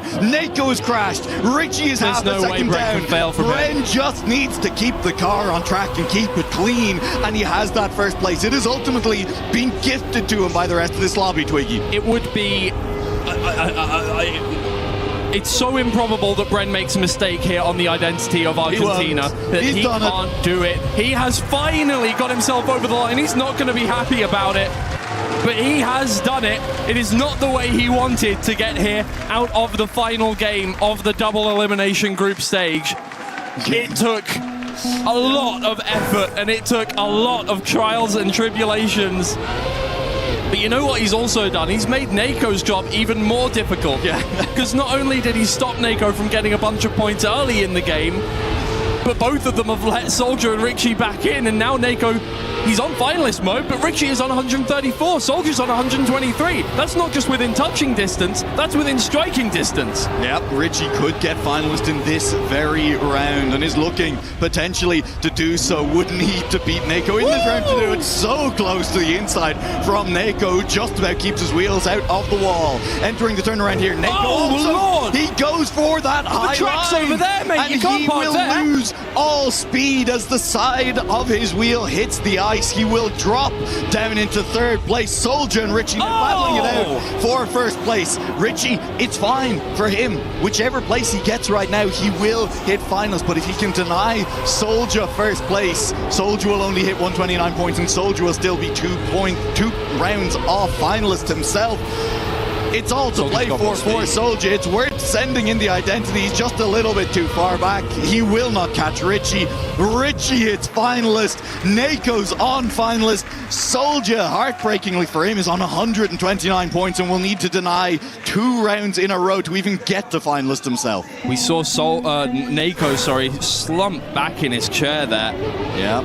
Just why can't I get it done now? Yeah. Why can't I get it done when it matters the most? And now Richie very much once again in position to be able to do something about it. Yes, Soldier needs at least 2 more rounds to get himself onto finalist as well.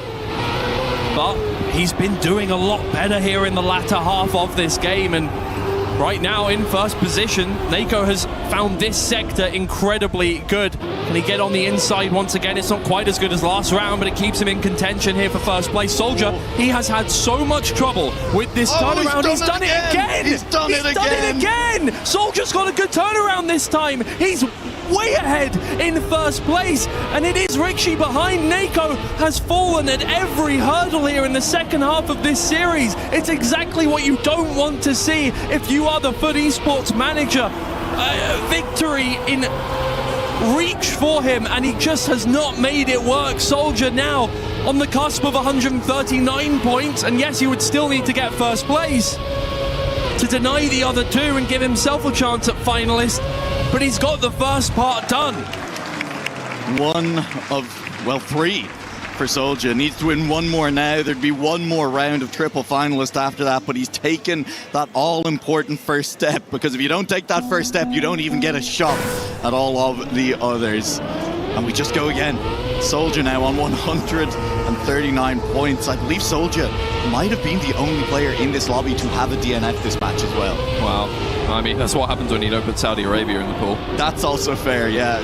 Where did Soldier go? Soldier has now dropped behind. He's not that far behind, but he is half a second, maybe more at this next checkpoint behind. I think this is it. I think we are in a round. We are now going to have a second player going to playoffs, and it is Nako and Richie. It is mano y mano up front. Soldier's one of these players goes to playoffs. One of these players gets their key crushed. This section Nako goes so far safe. inside. So safe for Nako this time around. He does make the checkpoint. He's so and he just did not have the line. He's backwards. He'd over-safed it, Twiggy, and the line. He didn't know his line when he was that safe, and so Richie is gone. He's 2.5 seconds out in front. Soldier is just following, praying, hoping for a miracle at this point, but I don't think you're getting one. It's in unconventional fashion. It is not the match that Richie would have wanted. It's an outcome that some of us were saying maybe seemed the most likely, but not like this. Richie will be the second player going through to the playoffs, and it will be heartbreak for Nako,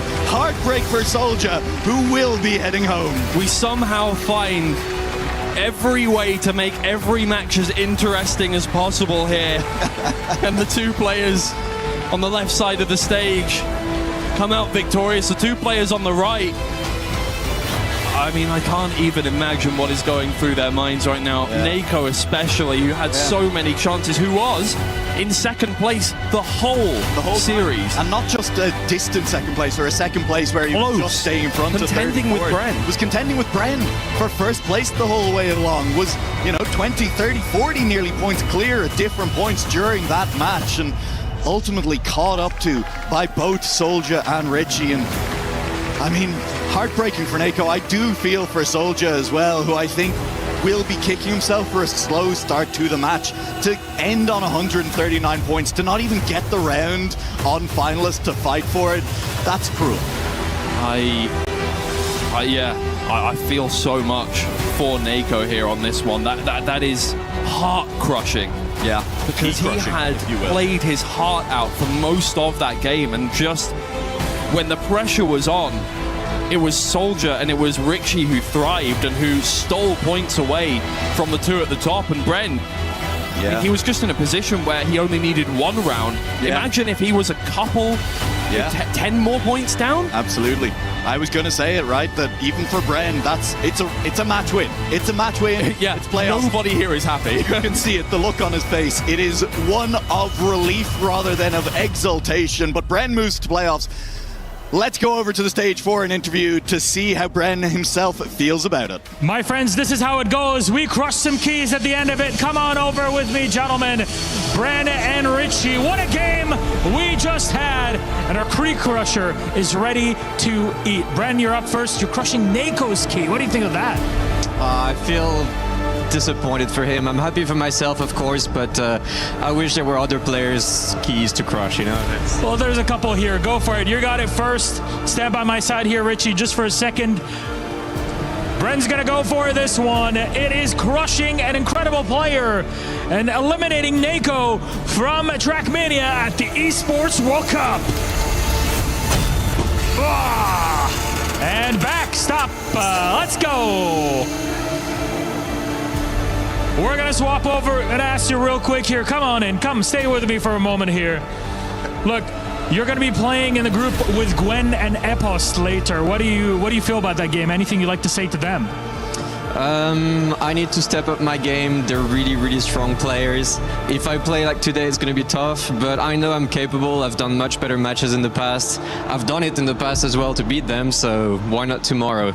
It's a great time to be in the playoffs. Coming over here, Richie.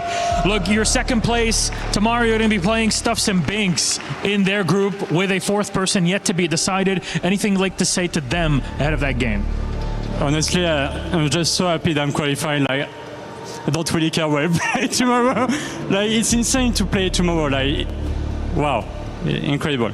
Incredible to witness it. Come on over. It's time for you to crush our second key. Come on over to this side. Bren, stay behind me.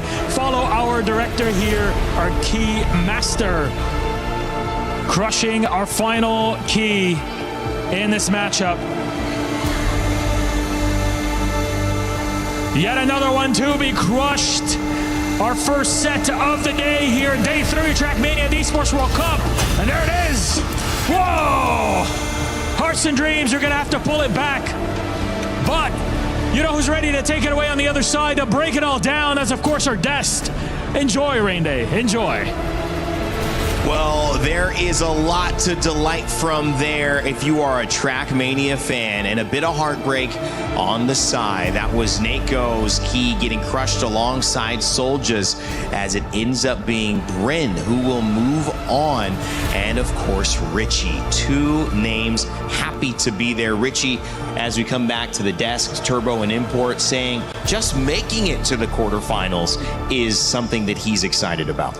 He's very much excited about it. I think he still cannot believe it. That's something that you, 3 hours later, I've made it. I play tomorrow. He can be very happy about it. He's from Paris as well. Yeah. So he probably had the shortest travel distance from all of us. On the flip side, Bren might have one of the longest travel distances. So congratulations to them. Richie showing great resilience here, and he's through into the next day.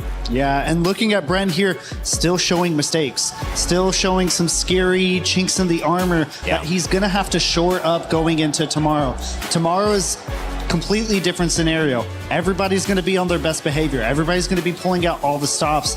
Those mistakes that he has made in this match today are not going to fly going into tomorrow. They certainly are not. And you could tell everybody kind of this result, it was met with incredulity because they both thought, well, I didn't play well enough on Bryn's side to really compete if I go up against Gwen and Epos. Like, I need to drive better. I'm lucky I'm here. Richie on the other side, I mean, you see Nako on finalist mode for so long, him and him battling it out, and then Solja pulls it back to within one mistake. One mistake, one lap would have actually been the difference between a triple finalist mode for all three of them, and then who knows what would have happened in Port. Yeah, and I mean, thinking of Nako having the struggle, I think that's just due to inexperience and inability to close out. I think that's just the immaturity of him as a Trackmania player, just not having that experience that he needs to have on stage.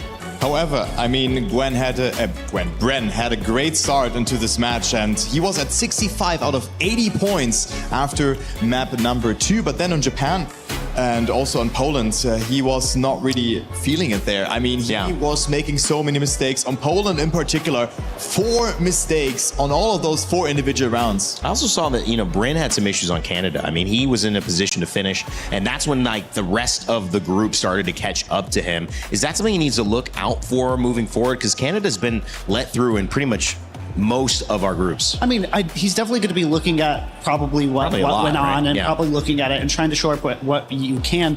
But every player is going to tell you they will go back, they'll go practice and everything. And during practice and scrims, they're doing just fine. Those issues don't appear. It is simply just the atmosphere of the stage, the crowd, everything that's going on, the nerves, the prize, everything. It is just affecting them in such a deep way that they're, regardless of how much prep they're able to do, it's not translating. And that's across the board for every player so far. Well, it's obviously not an easy time for those who do not move forward, and we had a chance to hear from Solja in an exit interview as his key is crushed and his tournament no longer continues.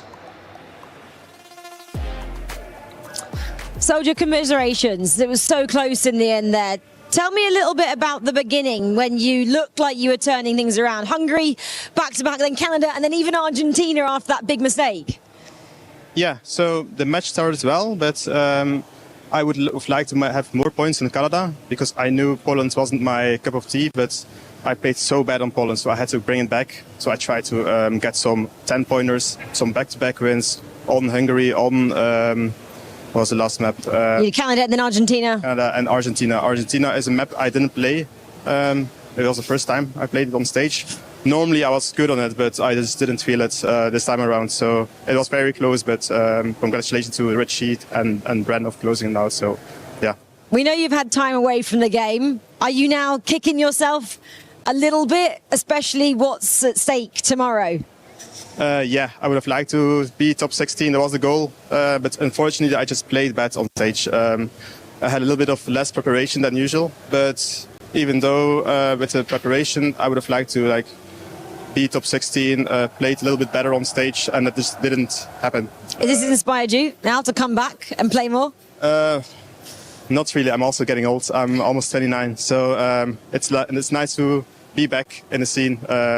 Enjoy this experience as well. So it's been wonderful, but I'm very disappointed just in myself and in my performance. So no excuses, but it is what it is. What an experience, though. Commiserations. Yeah. Thank you. Congrats.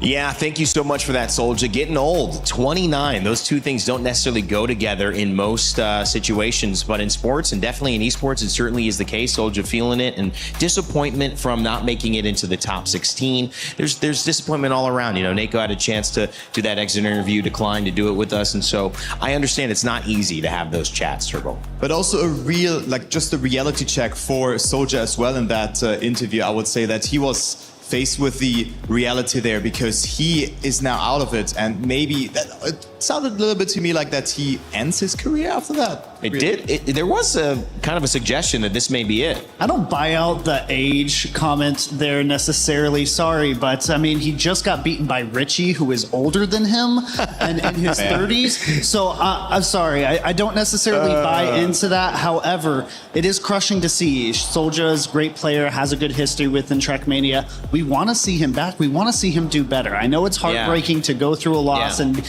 be disappointed in the lack of preparation or just not having that flow that you used to have maybe when you were a little bit younger. But guess what? We're humans. We're able to reinvent ourselves as we go on through life. And honestly, for Soldier, it's his choice at the end of the day, but he could reinvent himself. He could be even better than what he currently is. Quarterfinals after a couple-year break.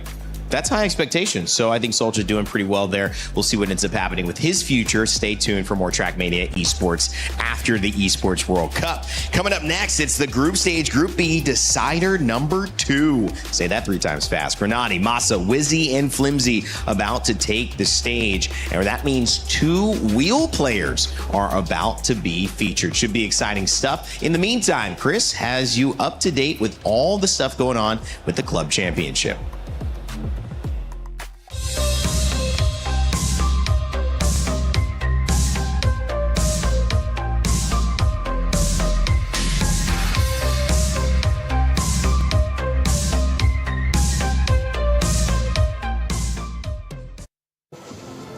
We're here at the STC Arena with Ginny for CS. I mean, look, AGL's week is not really going that great, right? I mean, Fortnite not looking too hot, going out of Crossfire, which was a massive surprise. But CS is the opportunity for Falcons to fully close the door. Yeah, this is really the chance where they're able to do it, but we're in quarterfinal territory right now. So Falcons is playing Legacy, which is literally the game happening just right now. If they win, they manage to go into those semifinals. Now, their opponent for the semifinal is going to be the winner of Vitality against Spirit, which in and of itself is going to be another incredible game. But there is a world, Chris, where Vitality and Falcons go up against each other in the semifinal, and one of them ruins the chances for the other for their CC points. That's going to be really interesting as well, especially in front of this French home crowd. I think I know which side the crowd's going to be on. Jenny, thank you very much. We'll be checking in. Still plenty more to go here in the STC Arena. We'll check in on a couple of days' time. Everyone is playing, you're not yet. EWC Play is your all-in-one platform to compete in fantasy, pick'em, and quests for a grand total of $300,000 in prize pool. Build your dream fantasy team in 5 different games and track your score with live results tables. Predict the winner of every game, every group stage, and every tournament. Complete daily and weekly challenges to earn boosters that help you climb the global leaderboard. Got what it takes?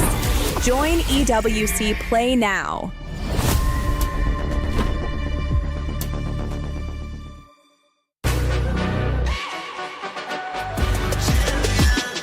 This ain't no regular thing. Came for the ring, you know what I mean. You see my name in the lights. Better get right, I'm champion.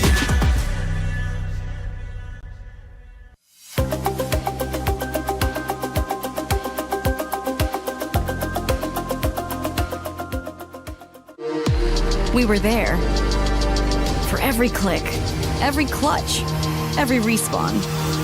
We were there for the years of grind, and we're here now. The proud founding partner of EWC, powering the biggest event in gaming, shoulder to shoulder with the world's best, making history. Greatness deserves a stage. Lenovo Legion, reach your impossible.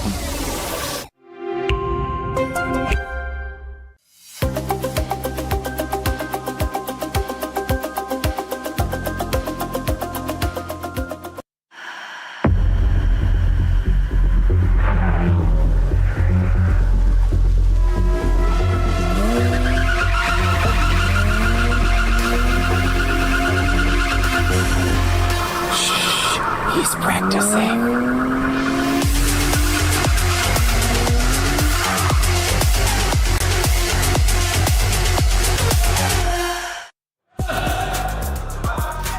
Well, that's a good example of what you're going to be seeing here in a moment. Wizzy and Grenade there on your screen just most recently going to be taking to the stage, and that means that we're going to be seeing some wheel action as well. As we welcome you back to the panel, Rain Day here, and I still got the same guys. Turbo, rocking an import, doing his, what is that, visualization? I like that. His eyes closed.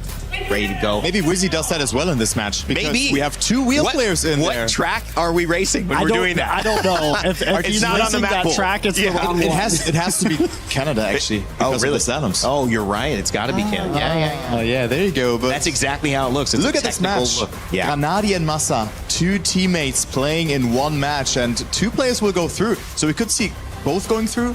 One, maybe no one, maybe it will be Wizzy or Flimsy. Wow. Well, yeah, we're no shortage of upsets here and also different results. But when you talk about presence, you talk about presence on stage with the wheel and doing that. But you also talk about presence online and just relevance in the community. I mean, Grenady, Massa, these are two of the biggest names. Yeah, they definitely are.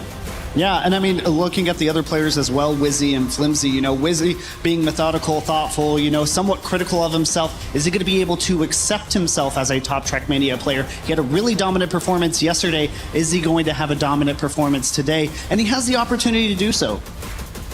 And also Wizzy, I was watching a match with him and he was showing great pace. He is a very thoughtful player and he was mimicking the actions actually when players were playing it. It was just awesome to see that because players played and he was like mimicking the movements. It was so impressive to see that. I was like, what are you doing? Because he was also then just like playing with the gears. Yeah. It was so unique. But then we also have Flimsy.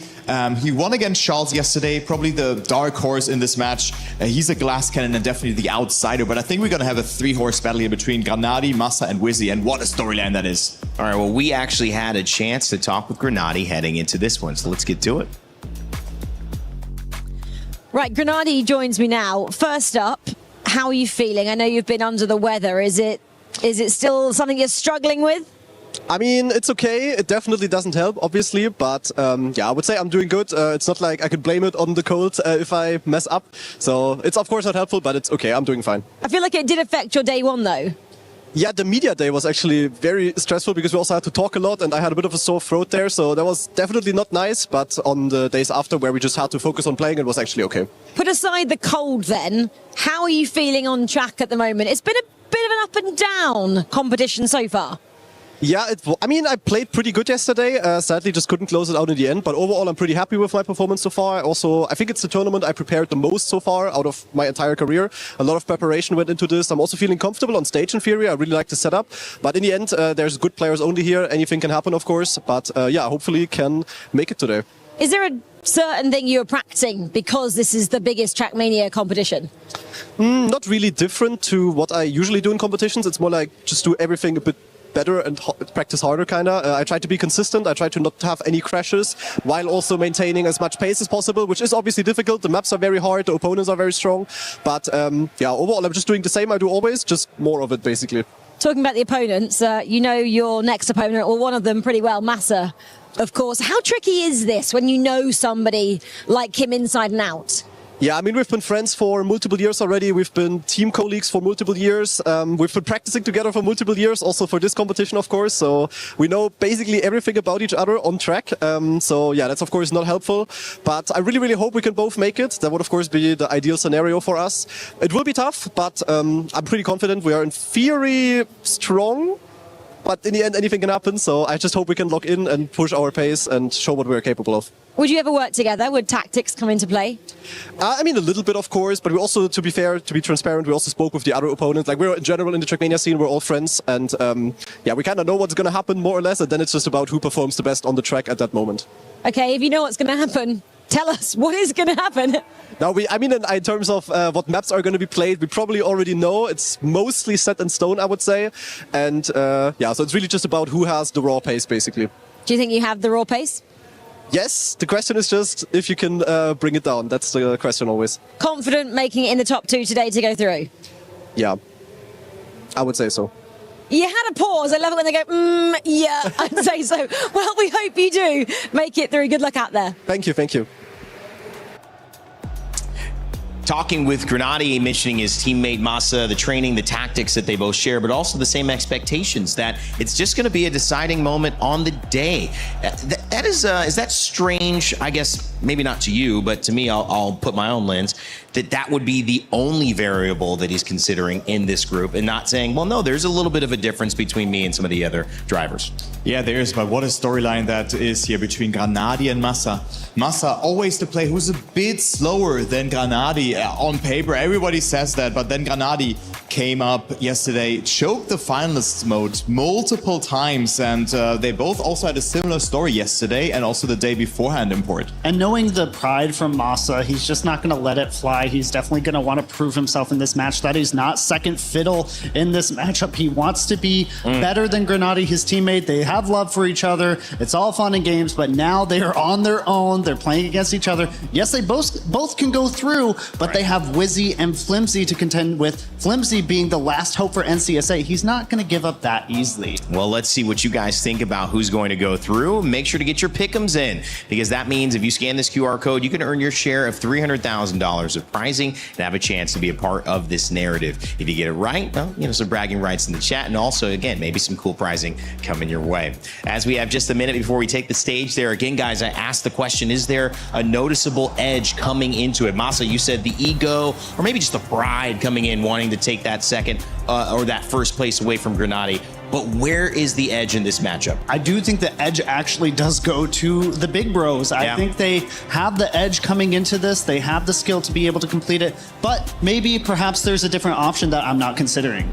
Wizzy is for me here the third option. I think it will be so close. I think it will be a double final situation in the end between Wizzy plus one of the big members, because he played such a good match yesterday as well. And also on the day beforehand, he was showing great pace, but he's just not quite there yet. But it will still be exciting to see. Flimsy, on the other hand, I don't think he can really match that pace. That'll be exciting if Flimsy pulls off a couple of early rounds in this matchup that start to make everybody sweat. It's going to be two well-known Trackmania players in Massa and Granadi. Wizzy trying to jump into that P1 or P2, and Flimsy seeing if he can pull off the unthinkable. Let's send it over your stage and get it started.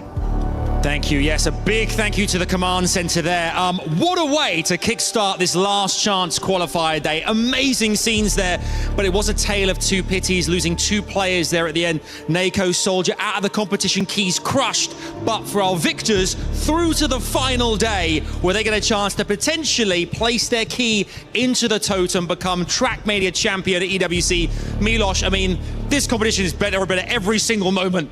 Absolutely so, and there's always the bittersweetness. You heard it from Bren also in the interview, where, you know what, it sucks that I have to crush these keys, but at the end of it, that is part of how competition in esports is in general. There always has to be a victor at the end of the day, but our second matchup of the day is about to begin. So join me in welcoming our next four! What a set on stage. Granadi, Wizzy, Flimsy, and Massa! To wheel or not to wheel? That is the question. What it comes down to here is making sure you place yourselves in that final day.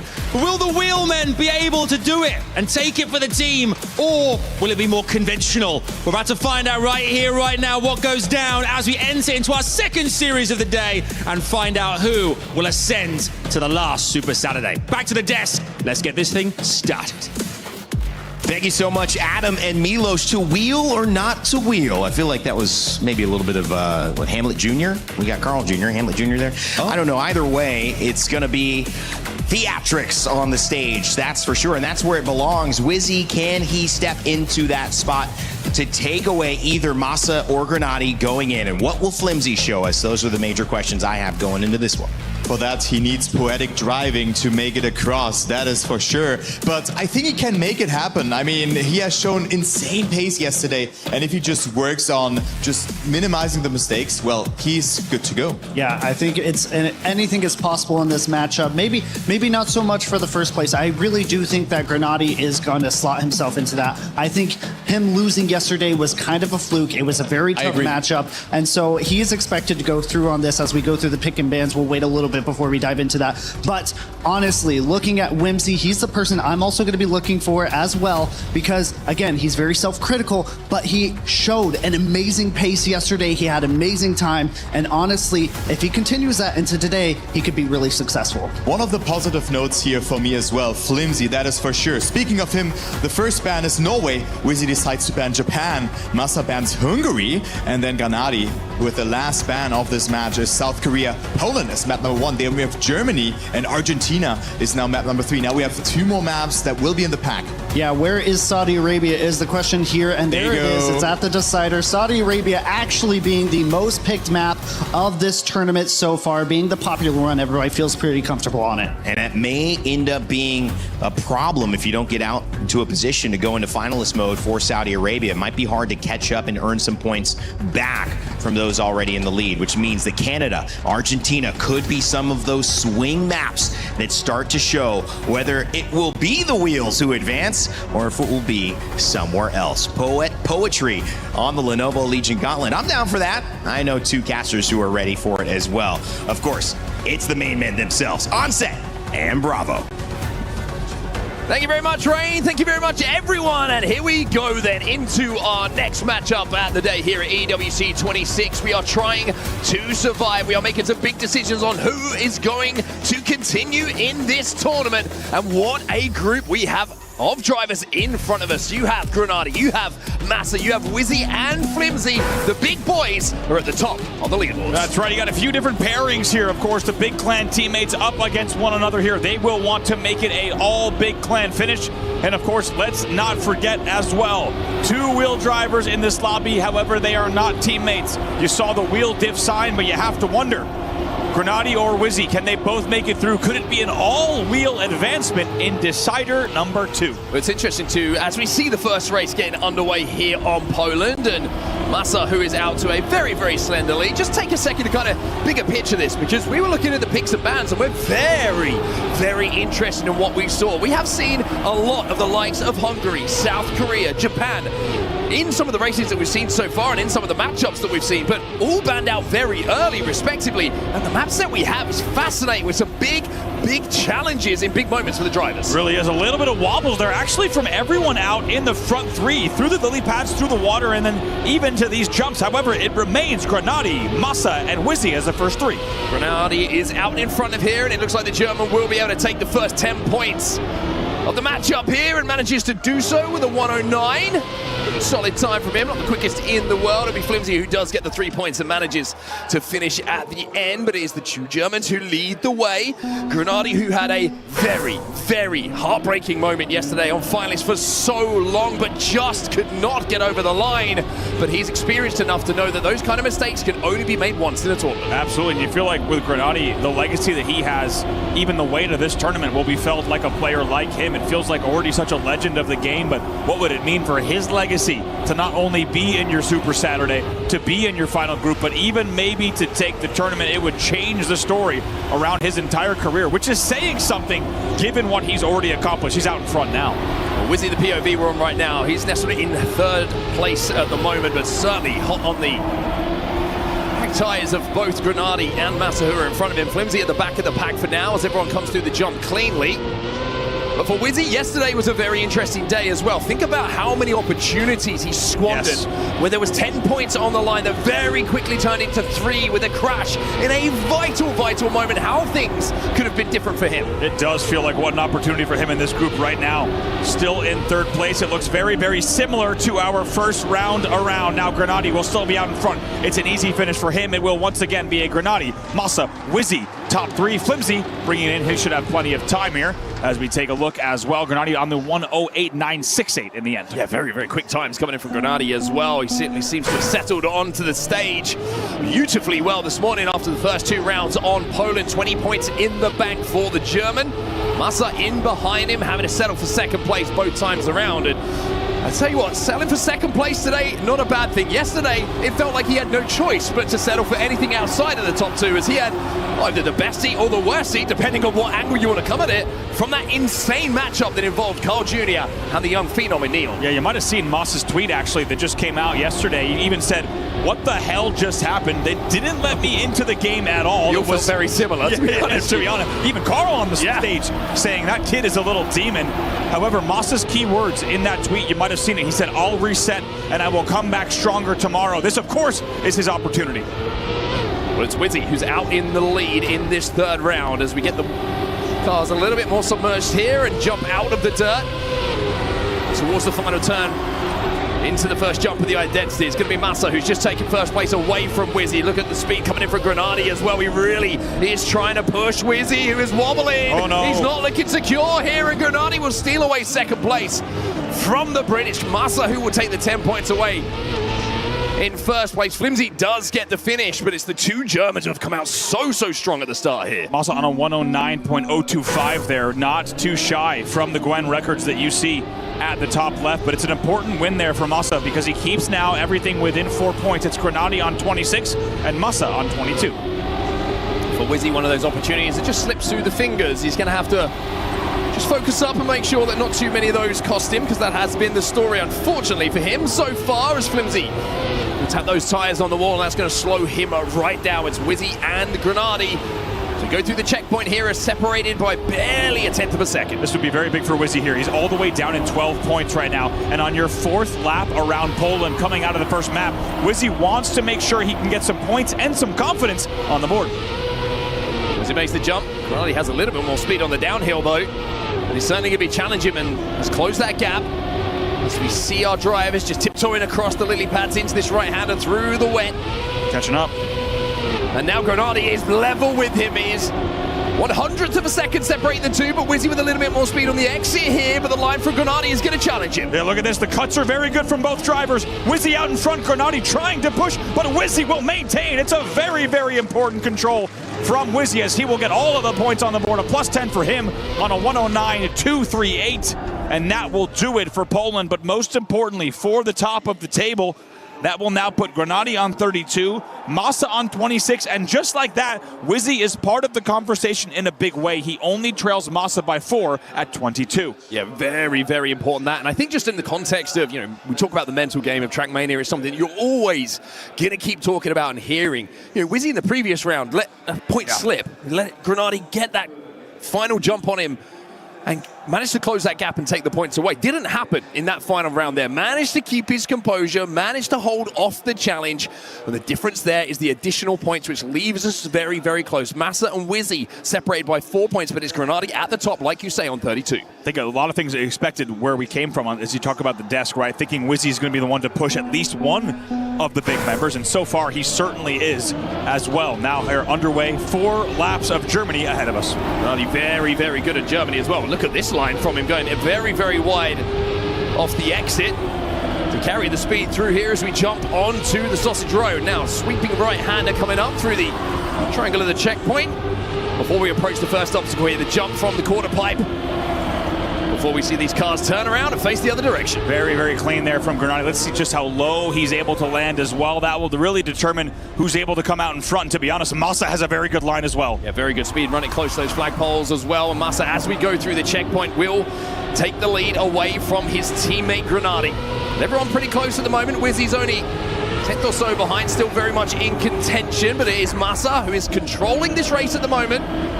Grenadi is right behind him here. They're trying to make up this time here. Is Grenadi? He's going to hit an even tighter one. Massa will actually completely hit on the right side. Wizzy now challenging Grenadi.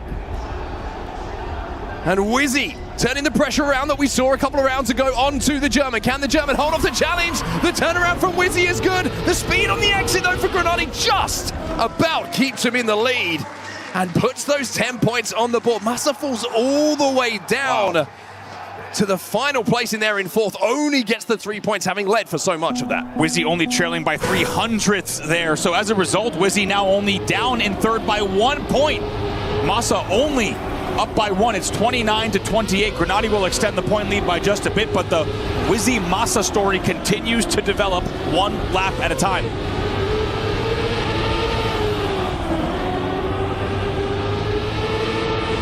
Grenadi just falling behind in the start of this one, but all the drivers essentially wheel to wheel.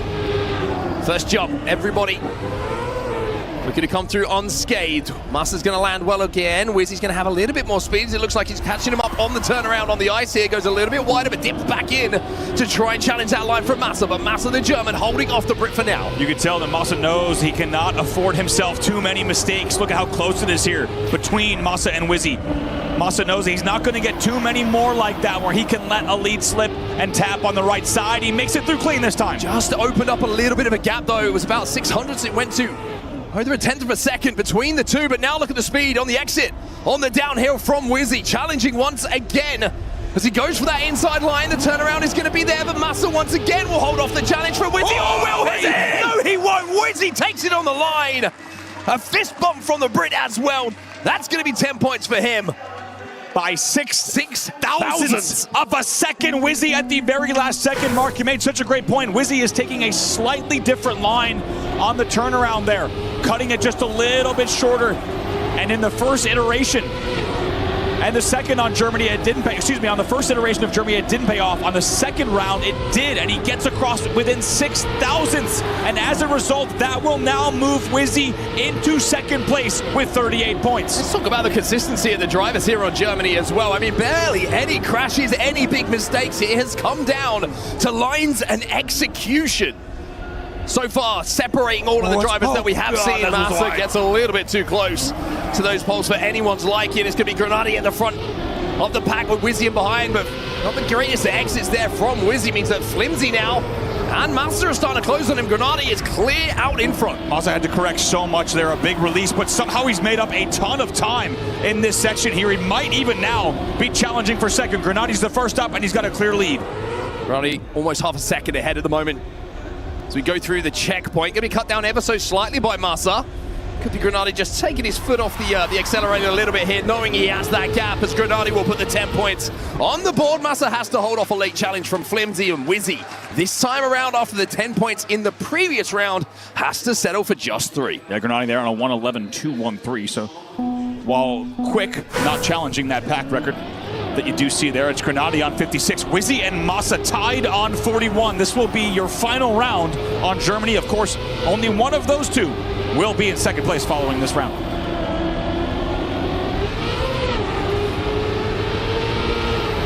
Grenati into the lead again. Wizzy just trailing behind by about 0.3 of a second here as we turn left and rock our way down to the first transition through the Lenovo Legion.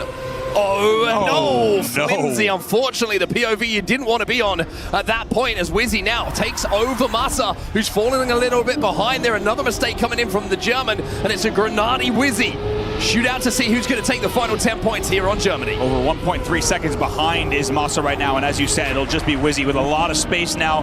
We'll try to catch Grenati, but you can bet that if he's toggled on to see exactly where Masa is, he might just try to run a clean race from here. Think about the speed that Wizzy has had on this exit and the challenge that he's put towards the finish line. But Grenati still has that lead. And as we go through the checkpoints, barring a horrible mistake from Grenati, he will put the 10 points on the board. Wizzy will settle for second. Masa in third. But what it does mean, as Flimsy goes across the line here, is that going into our next round, where we changed maps and we change things up and head over to Argentina, it will be Wizzy who is holding down that second place. He really is, and how things can change after the first map. And I think we all felt it. I think everyone watching, everyone in the room, and you and I, that last lap specifically on Poland was going to be a big one. And what happened? Wizzy takes the race on Poland.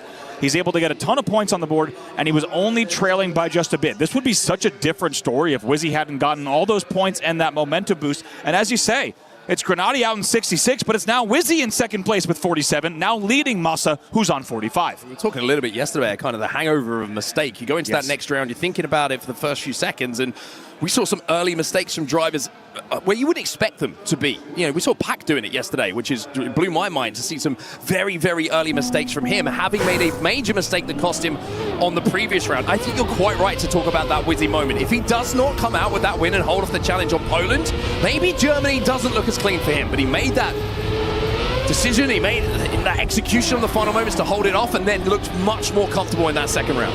Now into Argentina then, one of the least banned maps of the summer set, and that might surprise a lot of viewers due to just the difficulty and the type of amount of elements that challenge these drivers. However, you could just tell the best drivers in the world, they are comfortable on a map like this, the true mixed style of the map. We've seen it time and time again. It will be included in this map set as well, and right now it's Grenady out in front. Wizzy's right on his back though, and this is the difference maker here. This turnaround, how close do you want to run it to the checkpoint on Wizzy? Look at the speed that he exits with, taking first place away from Grenady.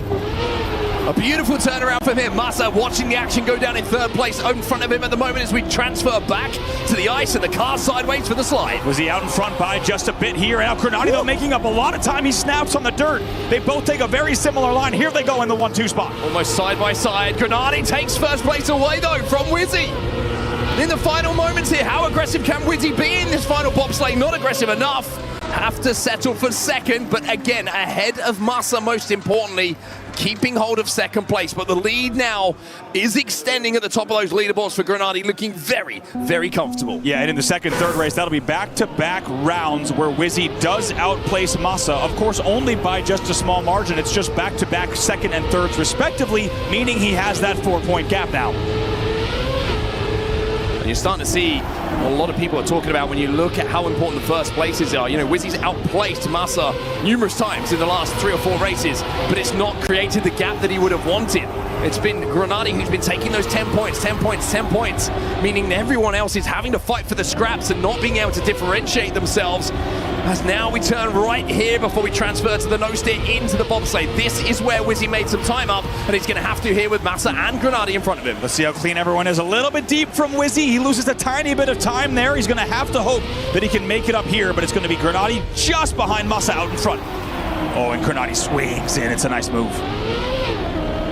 Massa takes first place away, a little bit wide. There from Grenady, dips down into the ice, and look at the speed of the slide. That's why he went that low.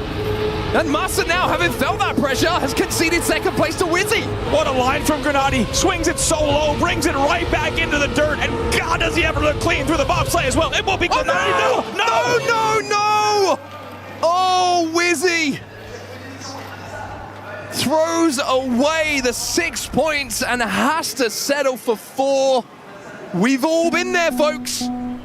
We've all been there. You think Argentina is done, the run is clean, and you clip that final gate. And I tell you what, it's been rare at this tournament, and unsurprisingly at this level, that has been a rare clip. Everyone's been so clean through, and it honestly, if you haven't played this map, they're making that final bobsleigh look very, very easy. It is a rare clip, as you say, and that will actually bring the race between Wizzy and Massa back within 2. Massa is now only trailing by 2 as a result of that last round. Grenady out in front once again here. Ooh, a little touch from Flimsy is going to see Massa flying past him. Into the turnaround now on the bobsleigh. Wizzy and Grenady wheel to wheel. Massa just about sends the tail of the car into that checkpoint. It's a little bit of a heart-in-mouth moment every time you're turning there. We've seen some mistakes earlier on with players just not managing to connect. It's in the players' hot kind of nerves of steel how close they want to run it. But Massa at the moment having to watch the Wizzy and Grenady fight once more. A really nice line from Massa, but as you say, trailing by quite a margin here, and Grenady and Wizzy right next to one another into the final stretch. It's Belaix just watching the two dancing with each other, but it's Grenady who's leading the dance and leading the race. It's a PB for him, Wizzy. With the PB himself, very, very quick times coming in from both, but it's Grenady again extending that lead, but Wizzy 2 points ahead of Massa now. I think the frustration maybe for Wizzy is getting a lot of second places, but Flimsy's not really putting pressure onto Massa taking points away. That's right. Also, as you say, really good time there. Grenady's only about 2/10 away. It's a very, very early touch from Massa. We saw him lean back as well as a sharp intake of breath. Can't believe it. And once again, that's what we're talking about. Early concentration, thinking about the previous round. It's gone, it's history, it's done. Have to be so skilled to put that out the back of your mind before you go into that next round, as Flimsy now might put a bit of pressure onto Massa on those leaderboards with third place in his hands. Wizzy and Grenady out in front again. Very, very similar to what we've seen every round of Argentina. As we go into the turnaround, Wizzy with a beautiful, beautiful turn in the bobsleigh and will take first place away. Oh, one of the shortest turns that we have seen. Let's see what he can do. He's really clean here. through the dirt as well and will lead into the ice slide. It's a massive opportunity with Massa. 6 seconds off the pace, completely out of the race here for Wizzy to put the 10 points on the board, but that low line again from Grenadi. The speed from the German into the bobsleigh might be about to help his teammate out, but look at the push now from Wizzy. Wizzy trying to push it through the bobsleigh. Can he connect this time? Yes, he does. A brilliant bobsleigh from Wizzy holds off Grenadi's late assault, and Massa will have to take the 3 points, but what a final battle that was in the bobsleigh between Grenadi and Wizzy. And we knew, Mark, it was going to come down to moments like this. How heartbreaking was it to watch some of Wizzy's earlier rounds where he was leading time after time but not able to close it out? And that feels like maybe a changing of the guard or a shifting of the tides at the very least. Wizzy, with the pressure from the back on a stage like this, with a prize pool like this, is able to hold on to first place. That was a 1:12.402, running a very fast Argentina once again. That will set us up now for Canada. In the points, it's Grenadi on 102. Wizzy, as a result of that win on 73, now leading Massa by 11, who's on 62. So we keep the thermals on. Not much of a change in atmosphere as we head from Argentina over to Canada. The snow, the speed, and the slaloms going to be the features for everybody to enjoy here. And for Massa, I think a welcome change of scenery as well. Really seemed to struggle in Argentina. Did not look like the driver we've seen so far in the tournament. And as we said earlier, Massa wants to make sure that if things continue, that this is an all big clan advancement. But Wizzy, who's gaining ground, wants to actually make this an all-wheel input advancement here. He's now pushing Massa into the no-break. Into the no-break, into the slalom. Massa with more speed through, and Wizzy having to just take his finger off the accelerator for a second there, and it allows Grenadi and Flimsy through as we transfer back onto the dirt for the next slalom that comes up for these drivers. We're going to keep an eye on that no-break for sure.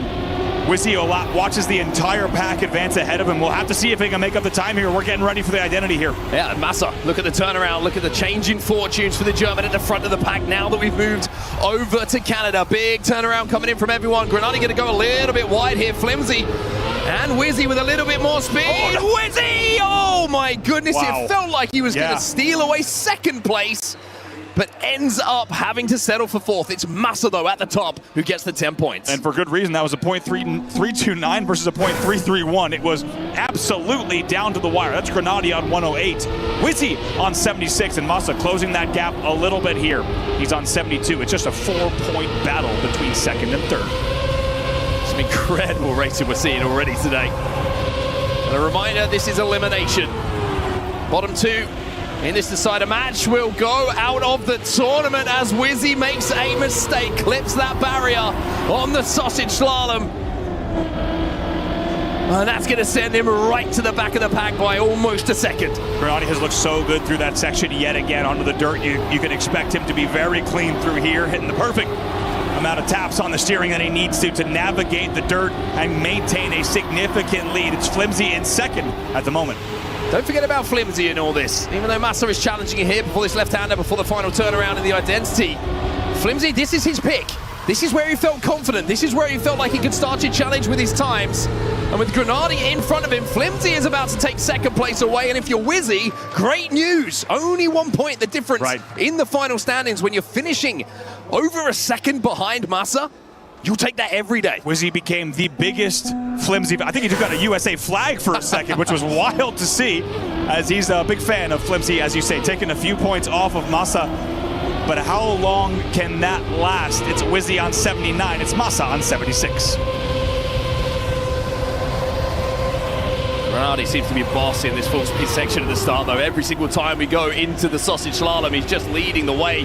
But Wizzy this time around does not make the mistake and carries that speed through. Look at this pack of cars. The consistency here. Let's see if anyone's able to make up a little bit of extra ground through the no break. No, they essentially stay in the same formation and will once again be Grenadi leading into the dirt. Wizzy went ever so slightly wide, though, and it's just allowed Grenadi to get back into it and then just slides out on the dirt, sending him to the back of the pack. That's the pressure. By seeing all of those go through, seeing so many cars and the times around you, you know you have to keep pushing. And that one mistake can just cost you those points and see you slip to the back of the pack. Flimsy in second yet again. We're seeing two cars go backwards here. They all should make it across. It's Grenadi, Flimsy, Massa.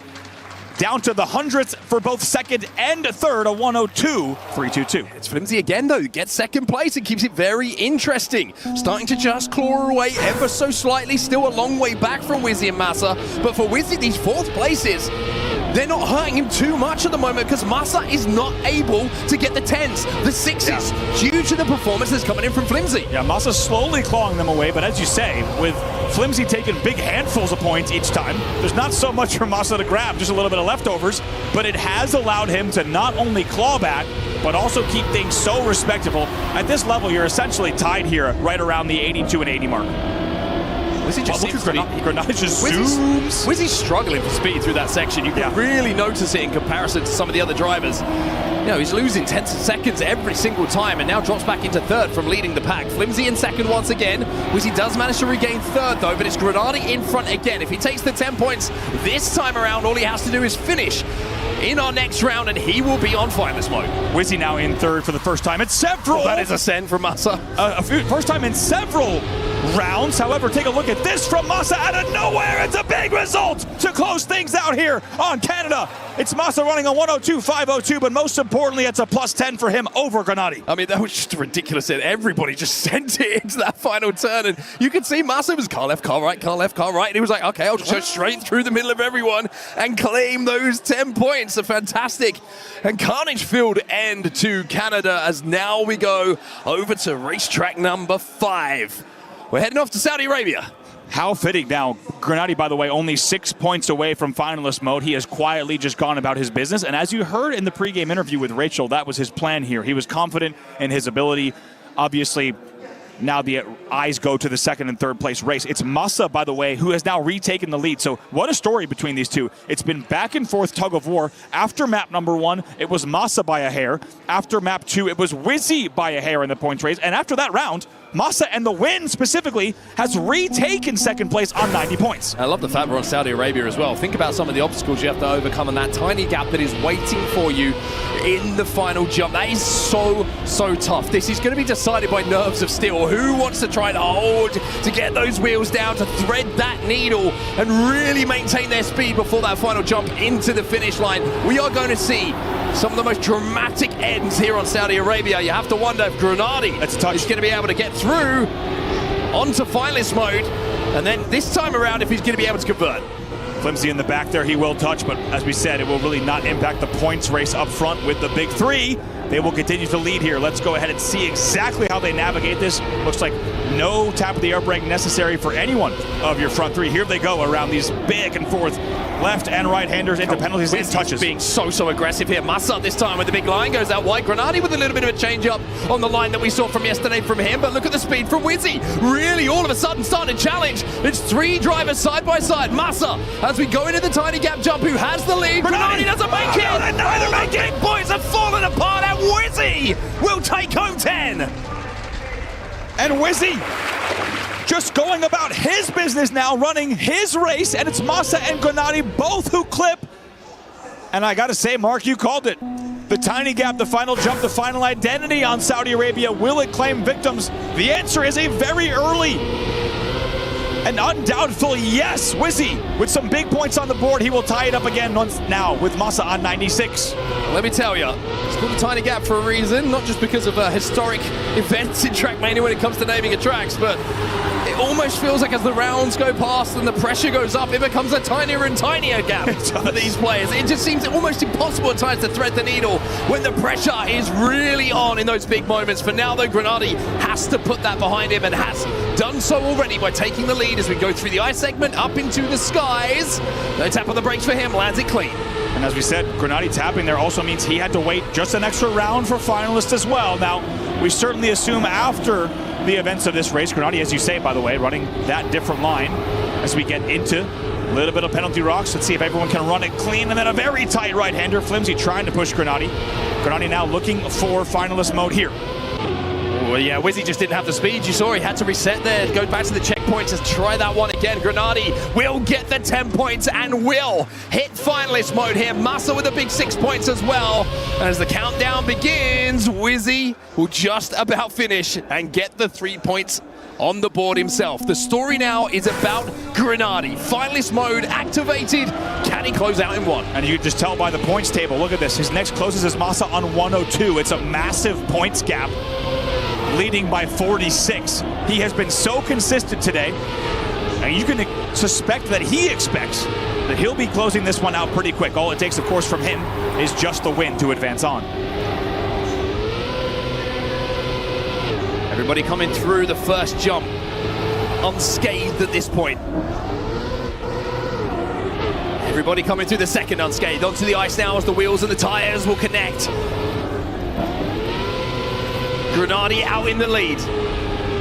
The German looking to close out finalists in one here, but Wizzy has some other ideas. That aggressive line again from the Brit is going to put Grenady under pressure here. Grenady no longer, as we said, on the big line, no longer taking that wide line, and has paid off for him quite a bit. Massa trying to push as well. Grenady with a sizable lead into the identity. Wizzy goes a little bit wide. Grenady, though, it's your story. He threads the needle. The German has done it. Grenady, just about holds off the challenge. A shake of the head and a look to the heavens. But Grenady, I can confirm the tournament is still alive for you. Qualification secured. 2/100ths of a final effort and a final yeet of the car off of the boost. Almost steals it from him, and what a POV to watch it from. You just saw tires coming in over the left and right side as Massa and Wizzy both wanted to deny, but Grenady holds on by 2/100ths. You've never seen so many emotions in such a short time from Grenady. Initially, it was a slight lean back. Then it was a lean forward as the whites of the eyes got wider and wider. Saw two cars appearing out of nowhere. But it was enough, and that's all we'll care about at this point. A dominant performance from Grenady, but now we have to turn our attention to the second qualifier, and Massa and Wizzy are wheel to wheel as we jump through the islands. And it really feels fitting that we now just get to focus on these two who have already been battling it out. Massa staying on the wide line, and then also the little bit of extra airtime, but it pays off for him here. Let's see how they both look through the rocks. All three cars wheels down pretty quick, but it's Massa still out in front. Yeah, Wizzy being very aggressive on his line into the tiny gap jump. Both players come through clean though. Wizzy will have to settle in behind Massa, who will take the 10 points away. And when it is still so close up to this point, Grenady being removed from the lobby and 10 points becoming available between Massa and his opponent that he's been going up so toughly against in Wizzy. That's going to be a big difference maker now. Second and third, that's different. 6 and 4. 10 and 6 is a huge, huge difference. Massive, massive difference. And like I started to say before we wrapped up that race, it just feels fitting. Remember, Grenady was on finalist mode for several rounds yesterday, and I think he looked just maybe a bit shaken, just a lack of confidence and consistency. He's really cleaned that up today. He will advance right away. And now we just get to see, without the clutter of an existing finalist, it's Massa versus Wizzy. Massa on 116, Wizzy on 111. 5 points only separating the two. Flimsy still in the race as well, still will have something to say about it when it comes to where these points are going to be distributed, but way off the pace when it comes to totals. Down on 69. Wizzy on 111, Massa 116. Back to Poland we go. Flimsy won't have much to say in this race. Tries to take that right-hander very early, and you could just tell kind of the eagerness to run quick lines there. It's easy to run that right-hander a little bit too early. You need to be patient, you need to be wide with it, but as a result, it will just be Wizzy and Massa out in front. Take ourselves back to what happened on Poland previously as well. Some big moments in that for Wizzy. Confidence-building moments, holding off the challenge of Grenady in those first and second place battles into the identity. And look at the speed that Wizzy has managed to find so far on this round. He is absolutely streaking away from Massa and Flimsy, over a second between the two. Yeah, I mean, look at this, already down on pavement before anyone else is even off of the second jump.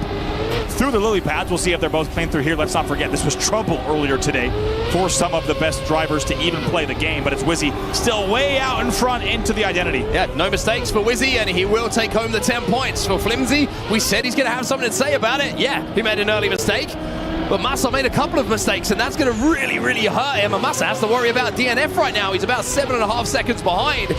The finisher should be able to just about get over the line and does at least secure the 4 points. So Wizzy with the +10 kind of answers back from what we saw previously. That will now put him up by 1. It's another changing of the lead. It has been so back and forth between these two. It's Wizzy on 121, Massa on 120. And we'll see. I mean, keep in mind, if either of them were to win back-to-back, it would mean finalist mode going into Germany. No touches on that outside dirt line. Everybody running it as close as they can, have no other option. Remember, elimination on the line. Tournaments will be over at the end of this matchup between these players. And it's Massa and Wizzy almost wheel for wheel going into the dirt here through the slalom before this first jump. Let's see if they can both be just as clean as that first one. Keeping an eye on where they land. We'll lose Flimsy, but all eyes now on the 1-2 race as it should no, be. Wizzy! It's Massa's now to take. 10 points is beckoning him. Through the dirt, no pressure on his back whatsoever. Wizzy at least has managed to hold on to second place in this race, but for Massa it is as serene a finish as you could ask for at this level. 10 points, the German response. And what a response it was. And you feel like for Wizzy, he gives away a free 10 points. It's one thing to allow someone to win when they're on 120. It's completely different in what could be not only the go-ahead round, but maybe the second to last round. Coming up here, you cannot be giving away free 10-point wins. He needs to respond here, Wizzy. And he needs to win this race, I feel, because now we go over to Germany as the next race, and that is a Massa pick. That is what he wanted to play, and Wizzy didn't have the best of performances comparatively to the rest of the tracks that we did have in front of us. Argentina comes up after that, but you feel we won't get there with the pace that these two players are on when it comes to collecting those points. So a very important round for the tournament life here of Wizzy. Out in the lead is how you needed to start, and Massa is waiting for mistakes in front of him. That's exactly what he's doing. Just sitting back here, hoping to pick up some scraps. Good acceleration from both of them here through the lily pads. Wizzy knows he has to deny here. He has to deny, not just for the points, but also to deny finalist mode. Wizzy needs to take a deep breath here, just settle the heart rate as we go into the identity. Massa is going to have to push it here. He knows that he's got nothing to lose at this point. Wizzy comes through clean for now. Sticks the landing on the jump as well, and Wizzy with a huge, huge 10 points in the context of this battle between the two. Massa in behind with 6, Flimsy comes in to collect the 4 points at the end, but this battle between these two is absolutely back and forth, blow for blow. Poland, round 4, here we go. Wizzy, 137, Massa, 136. We can almost guarantee double finalists here, barring a DNF disaster. We should see dual finalists heading into Germany.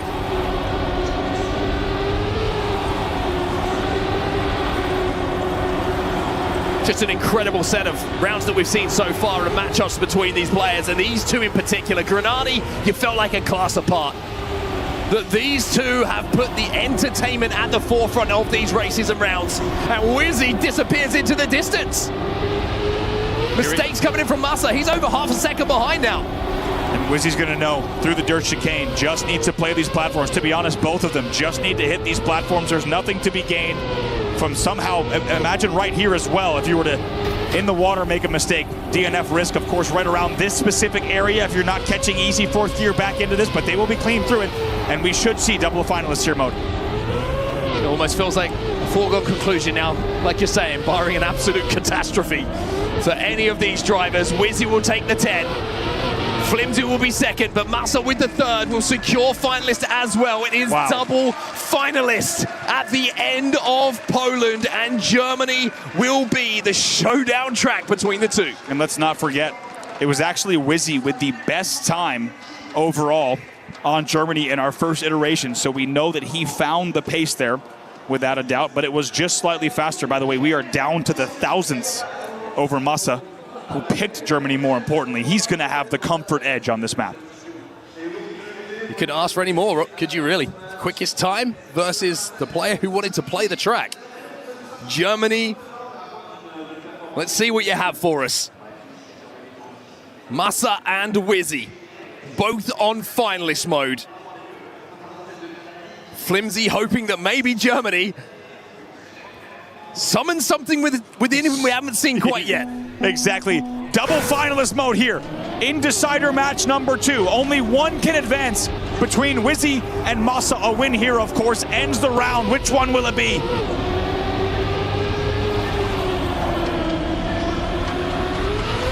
Those 2 red player names proudly displayed above the 2 drivers, the Brit and the German. As we go into the first jump, which let me tell you will feel very different to every other time they've made it. Flimsy's out, he looked like he fell way behind, although he comes through. Wizzy will be just momentarily out in front. Masa's fallen behind there on the turn after the ice turnaround, and now Wizzy has the race and qualification in his hands here. He absolutely does. It's a big lead here. All drivers going to release coming into the dirt. We've seen Masa with very good lines for this section, though. Has to be aggressive on this jump. Has to try and make the time up. Flimsy holding him off, but Wizzy opening the gap now. Wizzy lands it. Wizzy still with the lead here as we go through towards the final turn and the final couple of checkpoints. Wizzy has it in the bag, barring a mistake. A mistake from Wizzy! But Flimsy denies both!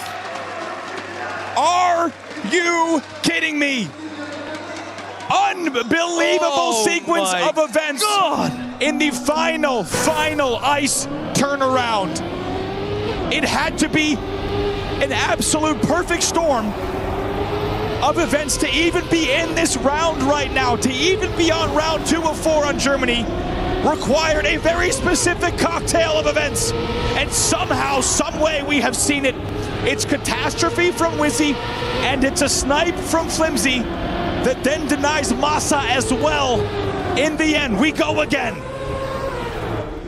A very specific cocktail, like you say, and I think for Wizzy and Masa, unfortunately for them in their race, it was a Molotov cocktail. Just blew them apart. It's just hard. It's so hard to watch those moments, but that's what we love about Trackmania. That's what we love about this environment, and that's what's loved about Masa having this opportunity now to take it himself. In the lead, Wizzy in behind, but the gap is enough where if Masa doesn't make mistakes, which he might have just done, Wizzy might be denied. Wheel to wheel here in the end. Is it the opportunity for Masa back from the dead after watching what he thought would be the end of his EWC run? He leads now into the final turn. Oh, Wizzy, I think he just clipped as well. And Masa has a clean run home. The big boys have done it. Masa and Grenadi will stay alive in this tournament after an incredible round of action.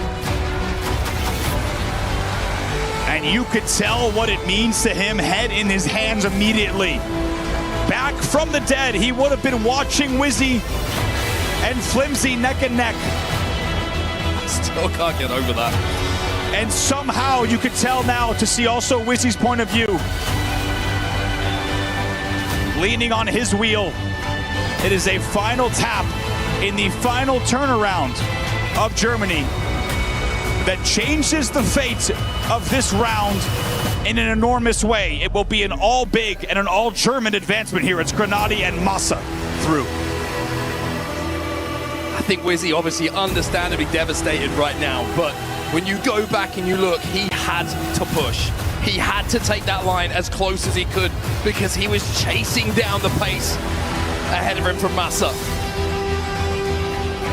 But they are the margins we are talking about. Final turns, final corners, final turnarounds. Trackmania. Oh man, there it was. Does not leave any room for mistakes at any point in these races. And now we're seeing some of those, how the points could have been different. Keep in mind, we were dual finalist mode and only double finalist mode simultaneously because of a lot of the mistakes you're seeing here. And a lot of the points that were even grabbed. You saw that one from Wizzy as well. And look at even Grenadi, a veteran like Grenadi. This is what it means. Even though he wins that by about 40, it still means that here's the tap. Here is the tap, and Flimsy with the snipe. Unbelievable. Absolute heartbreak for them, but a huge moment for the big boys. And Adam has them on our stage right now. Adam with Grenadi and Masa. Here we are. I'm joined by the big fellas right now as you make our way towards the key crusher. First up, Grenadi, I'm going to ask you first to crush Flimsy's key as you make our way towards this momentous moment here. Do come forward when you're ready and take hold of the crusher for us, Grenadi, first and foremost. You just stand over here for me, Massa, for a second here as we begin this tradition here at the Esports World Cup. Sadly, when you're ready there, you may crush that key, Grenadi, as we say goodbye, farewell to Flimsy in this company. You can lean in and watch the key being crushed there, Grenadi. There it is. The first one out of this competition. And then whilst you reset, do come forward, gentlemen, come forward as well, Massa. Grenadi, I'll come to you first and foremost. Incredible race, unbelievable race. First things first, yesterday we saw you get into finisher mode. It didn't happen for you there and then. How do you kind of gather yourself and come back into today and ensure you go through into the final day? I mean, already yesterday I had the level. I was leading the match. It was close, but I was leading the match, and I knew today I could do the same. The only issue is always for me the finalist mode at the end. So I was very scared, of course, for that to happen again. But luckily it worked out. The last round was insanely scary, not gonna lie. I almost saved a bit too hard, but luckily it worked out, and also first try, so I was just glad that I was done. And yeah, overall I played really good. I had like, I think, one crash throughout the entire match, which is kind of what I was aiming for. So yeah, I'm just very happy that I made it. And looking ahead as well to the next round, Stuffed, Binks, Richie. It's going to be a very, very dicey contest, that one. Yeah, I mean, definitely. I mean, it's the top 16 now. There's only good players left. Anyone can do good at this point. Whoever feels it the most will take it. And hopefully I can play just as well tomorrow. And hopefully finalist mode is going to be on my side as well. Let's hope so. I need to come over across to Massa now. Massa, have you had a chance to gather yourself after that last round? That was absolutely incredible. We saw Wizzy there, one corner away from going through to tomorrow. You've gone through. How are you feeling right in this moment right now? I don't even know, man. GG's. I'm sorry, Wizzy. Very much. I don't know, man. I mean, this is the thing we've learned as well. All of you guys are so close as friends as well and competitors in Trackmania. But looking ahead in the contest, before we ask you to do a key crushing behind us, into the upper brackets tomorrow, you've got yourselves Gwen, Epos, and Bren in a big showdown. How do you prepare for that? Sit down, practice, gain back confidence somehow, because honestly, I lost yesterday all my confidence. I'm playing a lot worse than I ever did. And yeah, I'll get back into it. Practice is good. For the first time, I'm really shaky in matches since yesterday. And yeah, I take it as a gift. Wizzy, I will honor you. I will really try my best tomorrow. I'm sorry, bro, and GG's.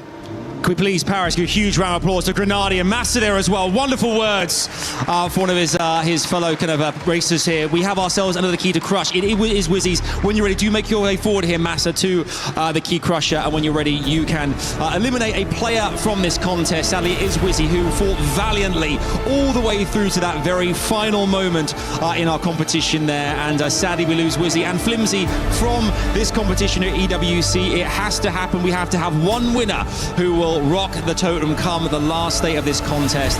We crush Wizzy's key, and Massa and Grenadi go through to our final day. What an incredible way, an unbelievable race here. Back to Rain Day and the rest of the gang on the desk here to break that one down. Absolutely emotional, but very special too. Some of these moments you just can't script.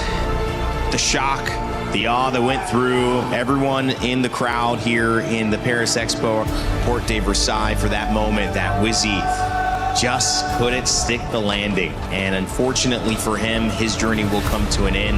You could tell Massa a bit aggrieved there to just see that even though he won in that fashion without the same confidence that he was coming into yesterday with, and also in what felt like could have been, I mean, it could have been perceived as a bit of a gift, a door that opened when it should have been closed in that first one where Wizzy was pushing the pace, but clearly a mistake there that, man, I can't even imagine. These nights, he's going to be thinking about that a lot.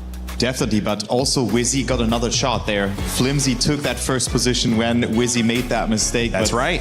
It was still, Massa didn't look happy at all. Like, he was, also when the key got crushed, he didn't look happy. But also what I really like here is that he will play for Wizzy as well. He has that key destroyed now after that match, but it's just a great honor for that as well. Yeah, I'm really gutted for Wizzy. I had the privilege and honor to sit between both Epos and Jadon, both his compatriots, both Englishmen, and they were, of course, rooting for Wizzy and wanting to see him succeed. But we all had the same agreement: Wizzy at finalist mode. Is he going to be able to close it out? Unfortunately, when he gets to that point, it starts getting shaky. It starts getting hard.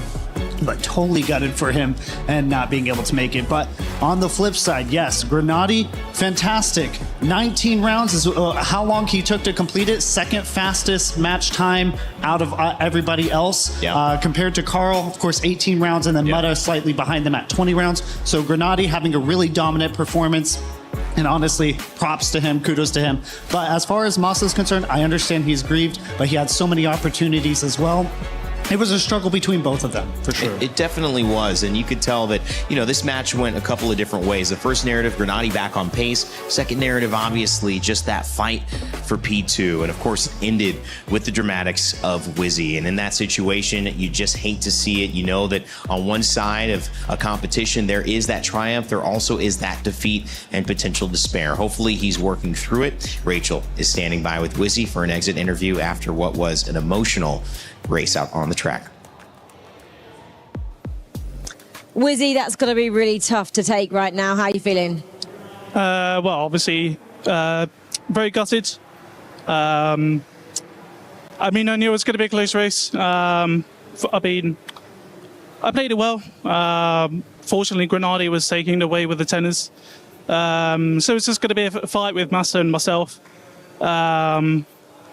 And then kind of by Poland, obviously, with how the points work, you're looking at it's going to be one round on Germany, which is, I mean, we saw it with Otak and Banks, right, with AG and Liquid, right. It's absolute cinema. But unfortunately, I'm on the losing stick this time. But hey, that's racing. Tell me about Germany in particular. Obviously, it came down to that, like you mentioned. It looked like you made the same mistake twice just at the end. What was that due to, do you think? Yeah, I mean, in the first round, obviously, I mean, the amount of adrenaline, the amount of pressure you're under when you're on that stage is, you can't really describe it, and it's very hard to, kind of see to the future, as in like to spot your exit point. So it's quite a hard technique, as it is. Obviously, we all do it like it's nothing, but when you're under that pressure, it's very easy to make. And I ended up just slightly going too much, and that was that. Like, I even knew I had a gap, but it just turns out I'm just bad at the video game. But yeah, the second round, obviously the last round, I think, trying to remember what actually happens. I think that's right, yeah. I think I knew I was behind. Massa had a good start. So I had to catch up somehow. I knew my second halves weren't that great, to be honest. So it was just a case of I had to try what I could, and I didn't think it was. I think it was over pretty much by the grass downhill. But obviously you've got to try what you can, and it didn't work out. Commiserations today. Thank you very much. Thanks. Just so much respect for that young man, and if you don't notice and you don't feel it already watching through the screen, in this room, on this stage, and even on this desk next to me, there's some emotion being felt around the process that he's going through. I know you guys feel the weight of what that means. He's holding it together, and that's still really hard to see. In a very good way, I would say, very analytical thinking after that, but I can tell you something, this turnaround on Germany is very hard to clear. It is not an easy task. It's such a precise input.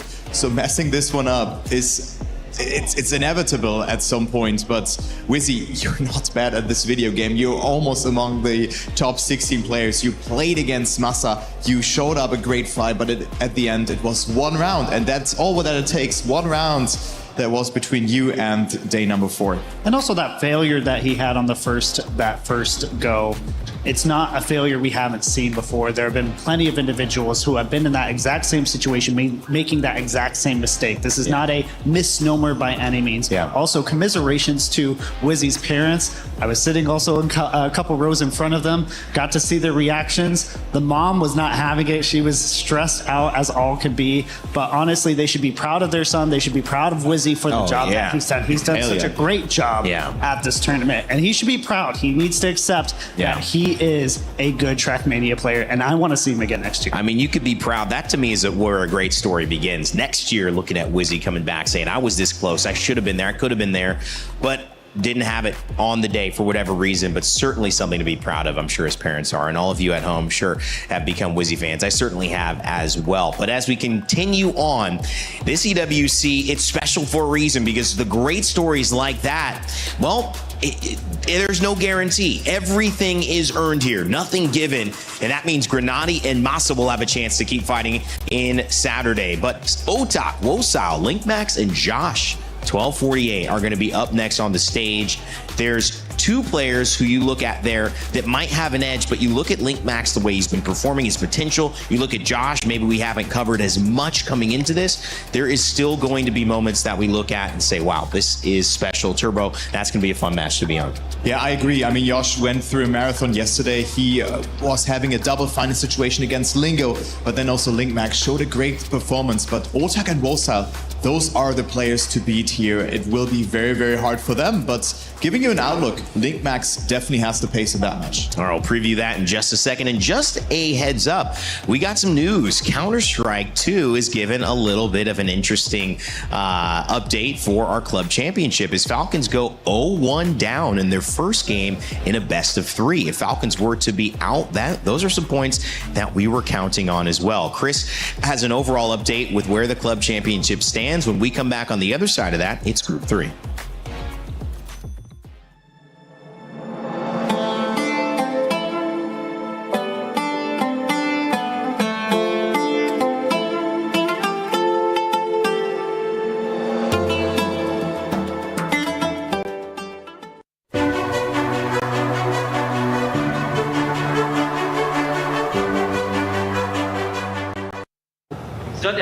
Here at the Gidia City Grid with Lauren checking in on what's going on Fortnite. Now, our big story over here, AGL obviously not making it through as quickly as they would have liked, at least. Anyway, now in the survival stage, how are they getting on?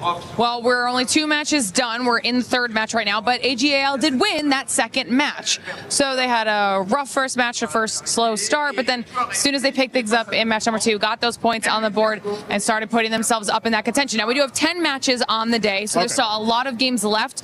Hopefully, they're able to kind of carry that consistency through now that they have a little bit of momentum under the belt. So, but we're talking about CC leaderboard in general. We also do have Furia in here, and we have T1 in here, and they're just going to be looking to at least make it through the finals, hopefully get some points on the board to change where they are in the standings. Yeah, I think the expectation was always that they do make it through survival for AGL today, but they also expected to win Crossfire, and you see what happened there. So let's see what they do by the end of the day. Lauren, thank you very much. We'll be checking in throughout the rest of the week. Thanks, guys. Trackmania makes its Esports World Cup debut in 2026, bringing together the 32 best players in the world to compete in Paris for a share of the $500,000 prize pool and crucial club championship points during the final week of the biggest esports competition in the world. After the deciders, we head into the playoffs. In each playoff match, only the top 2 players advance, whilst the remaining competitors are eliminated until only 4 remain for the grand final. For the grand final, the finalist mode requirement is 140 points. Once reached, only 1 more win is needed to claim the title as the first Trackmania champion at EWC.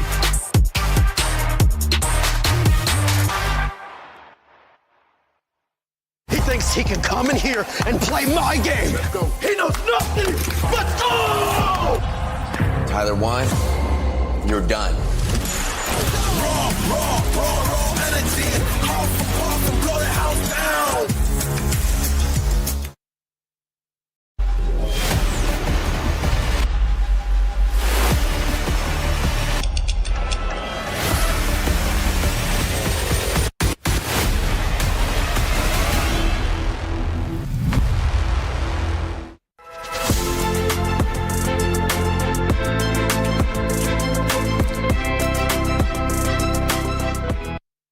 All right, Group 3 ready to go on the stage as we welcome you back. Rain Day here, and I'm joined by now the best-looking man on the panel. I mean, you had to throw out come on. the jacket, G-Geek. I mean, come on, man. I had to pull up. I had to do it, too. You had to pull up. I love it. Well, it's great. Listen, you didn't get a chance. Obviously, Important and I talked a little bit about that moment, but what was it like watching Wizzy in those last few rounds of Germany? Those last 2 rounds was an emotional roller coaster, really. But from Wizzy on the penultimate round, just crashing into the wall, and then Flimsy coming in to save the day, giving him one more chance, but then that final pole hit on the final round.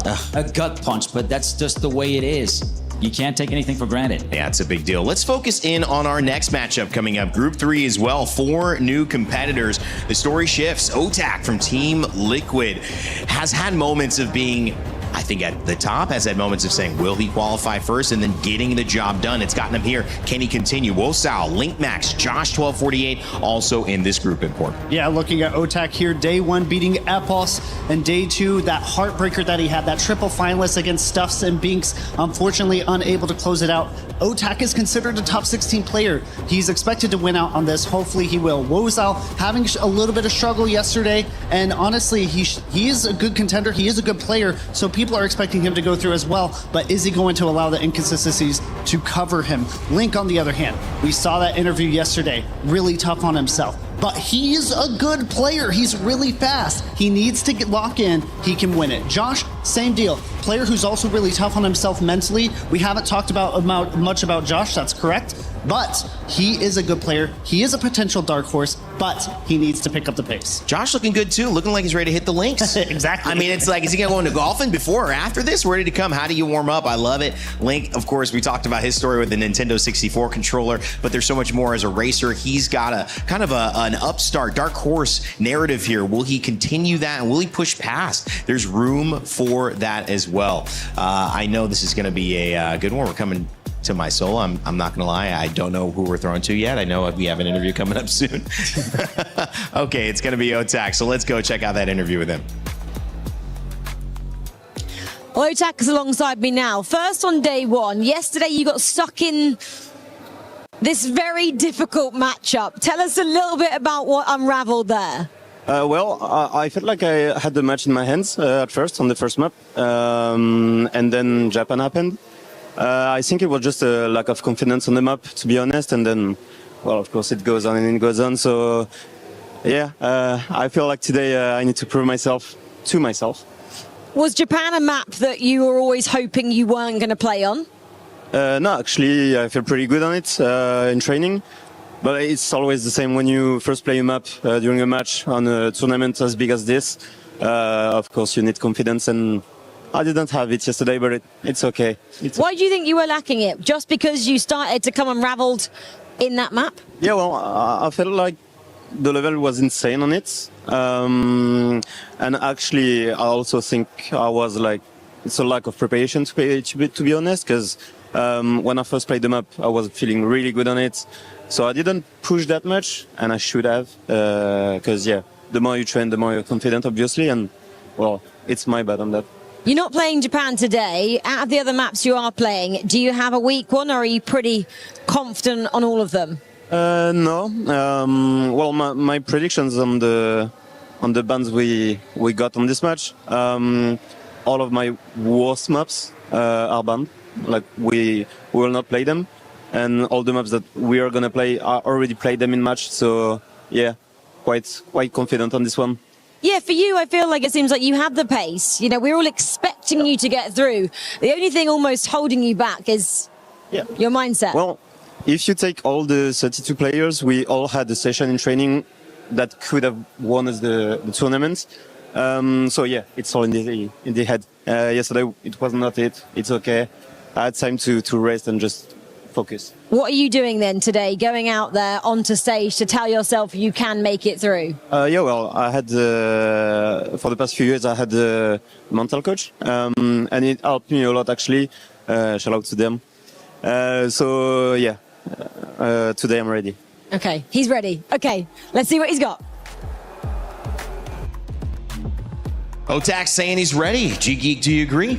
I think I do agree with that sentiment, and he's going to have to also contend with two players who are going to be in a bit of a rematch against each other, Wosal and LinkMax. On that first confrontation, it was Wosal who got the upper hand, but on day 2 was a reversal of fortunes. Wosal coming in a little bit as a heavy favorite, was a bit more crash-prone. 2 crashes on Saudi Arabia and on Canada, and then 1 plus a DNF, which really hampers your momentum, whereas LinkMax was a lot more consistent. Few crashes, 1 in South Korea, 1 on Canada, and had the luxury of even going for a 4-round win streak to conclude his match, which is pretty impressive. Yeah, and I mean, I want to focus on Josh really quickly here because, like you said, we haven't covered him too much. He is a good player. Yeah. Coming from the UK, also has been kind of risen in the last year in the mixed Trackmania scene. A full speed player initially coming in Trackmania, very sectioned off community, you could say, very focused on just top speed and fun obstacles. But honestly, coming into the match today, we had spoken to his father. G-Geek, you can go ahead and pull off that. But yeah, we spoke to his father, and his father's had some interesting things to say. Yeah, his father yesterday, before the start of the match on day 2, he came in, his son was in tears, and he told him, how much would it take for you to wipe those tears off and try to win this thing? And Josh said, we're going to have another go. Just highlights just how much he was able to convince his son to perform at his best. That's amazing. When you said how much, I wonder if he said, well, how about $500,000 and the biggest prize pool in Trackmania history? He could have offered that one as well, but a dad knows just what to say at the right time. It seems like that could have woken up the beast here. We'll see what happens, though, as Otak, Wosal, LinkMax, and Josh take the stage. Yes, my friends, you heard it from the desk. That is our next matchup, though our last one, game number 2. It hit the halfway mark, right? Now we pass beyond it, but still a huge play for Big. They're going to be very happy about it. And I mean, Massive Massa, Hardy Grenadi. I mean, the 2 big lads going through to the next round, but we're going to look as well and see kind of like Massa's attitude at the end there. Kind of, despite going through defeat as our friends going out the competition and Wizzy, but you know what? That has to happen in this competition here at the Esports World Cup. We have to have people that go away out of the competition and others that soar rise to the next round. In this next matchup, which 2 players will join them in that next round, in that final day here at the Esports World Cup? Let's meet them. Please welcome the next 4 racers to the stage. It's Otak, LinkMax, Josh 1248, and Wosal! A third matchup for the day, and 4 players on another level yet again. I know, we're getting used to this high-level Trackmania. That's what you expect to see at Trackmania at EWC. Reminder again, who advances, who gets eliminated. It's tough all between, but we still can find the division. Let's get it started. Well, you see a Genji and Team Liquid there trying to bring the cavalry, the noise, the support, and maybe the wise words. We've seen it all here in Paris, and we'll continue to see 2 players move forward. 2 going home after this, G-Geek. And yeah, this one is going to be one for the local crowd, of course, with Otak and Wosal, the heavy favorites in this match. And the crowd favorites, as you could hear as well, from the crowd, which continue to chant their names as we get straight away into the bands Japan and Norway. Norway, a standout band. It has only been played 2 or 3 times tops. Yeah, and then we see South Korea, Australia on the back end of those bands. Otak saying, get out, Australia. Everybody's been saying that for most of the tournament, so no Australia this time. But maybe we get it one more time on the final say. That would be really fun. Canada, Germany, next picks coming in. Germany, I don't know how I feel about Germany now after that last match, but maybe it'll be different for the other players. Yeah, Saudi Arabia coming in the middle of the rotation as picked by LinkMax. Argentina, map 4. Decider, Hungary. This could be a good one for Wosal. He has the most amount of pace compared to LinkMax in his head-to-head. He just didn't have the space to express himself, especially against Stufts and Binks who are playing out of their skin. It's been an interesting one. These deciders, they started out with Poland-heavy deciders. We've seen some Saudi Arabia, and now we see Hungary. Will that throw a spanner in the works? And the fact that Germany just crashed out the hopes of Wizzy and his crew, will that continue to play spoiler to some of the expectations here from the players on the stage. We'll find out in just a moment as we send it over to your casters and get started with Group 3 of 4 in our deciders.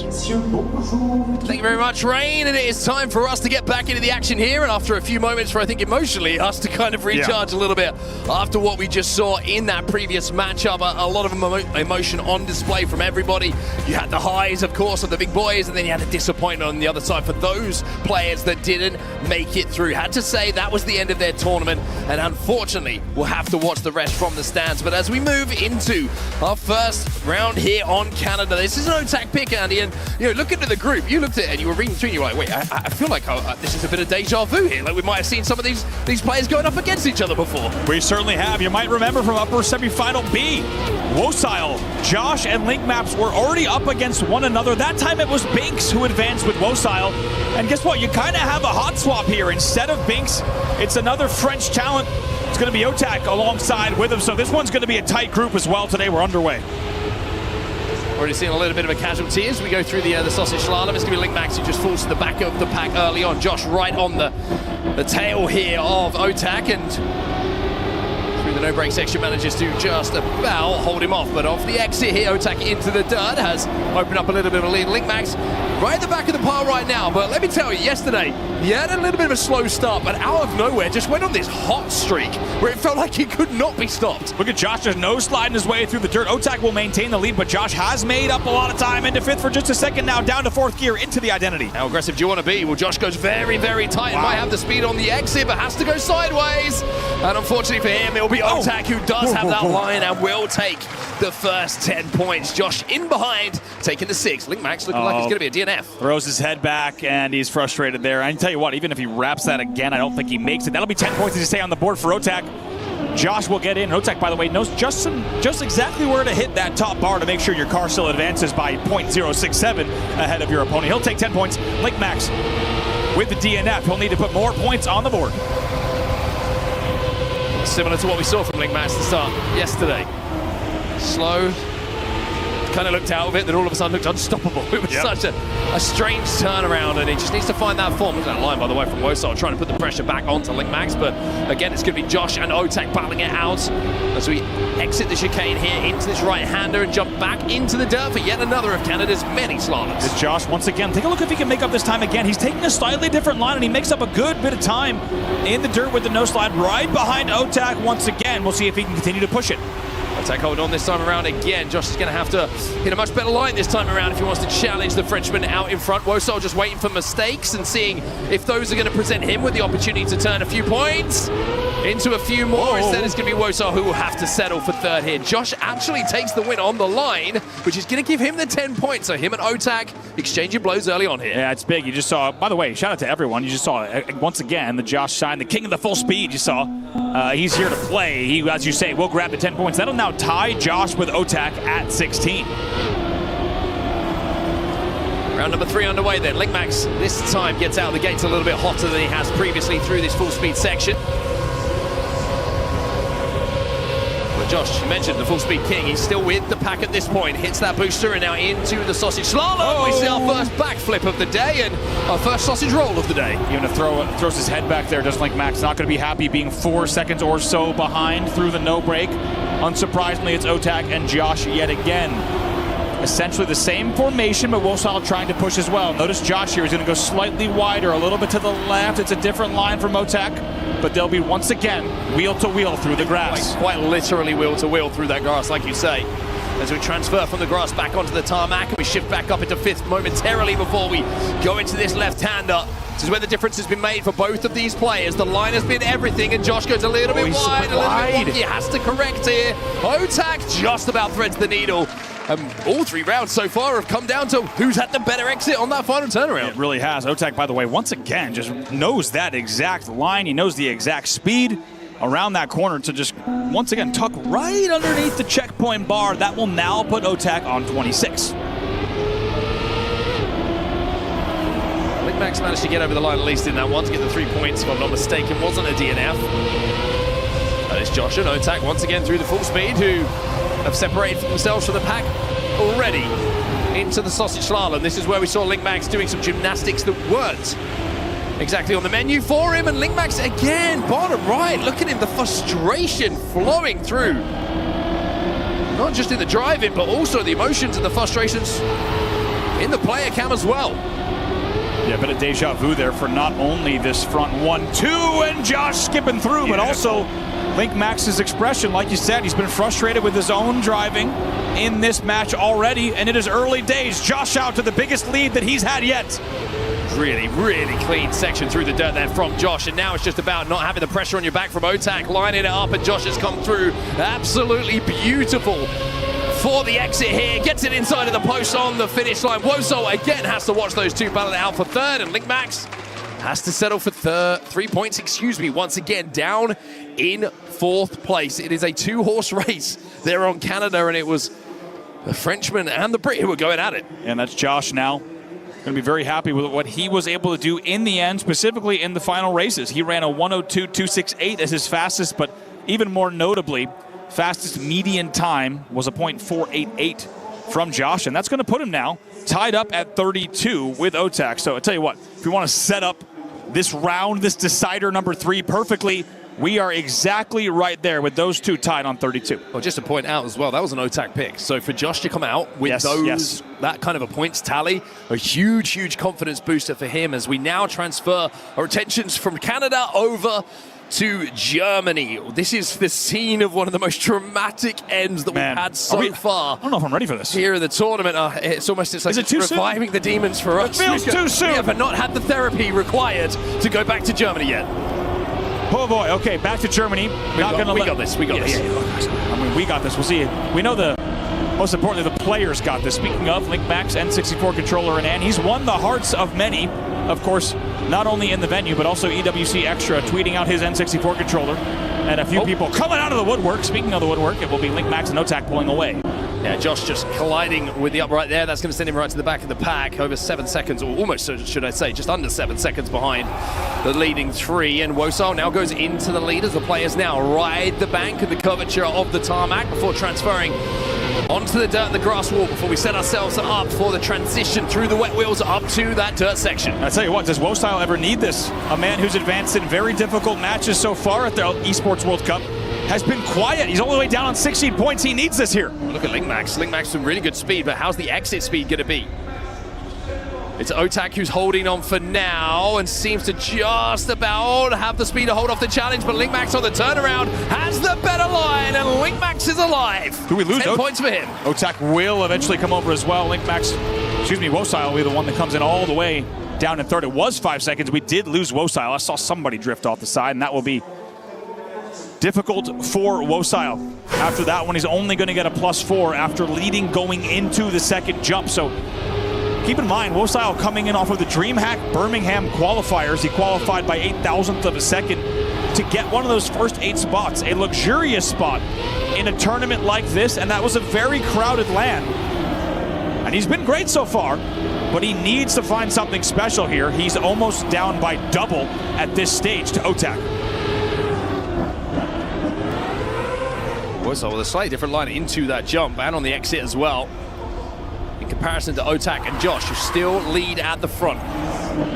Josh goes in a little bit earlier. Otak gets it all wrong, it looks like, and just send it too wide on the exit with a little bit too much speed. That's going to allow Josh now to regain that lead, and Wosal is going to be the player closest to him, applying that pressure, goes wide and then dips back in here to the dirt, but Josh on the exit might have a little bit more speed as we go into the quarter pipe transition. Josh right there with him, and then those last few sections, Josh was pushing in, and Wosal clips on the way in. That's going to see him watch every single car whiz by. Josh still in the lead.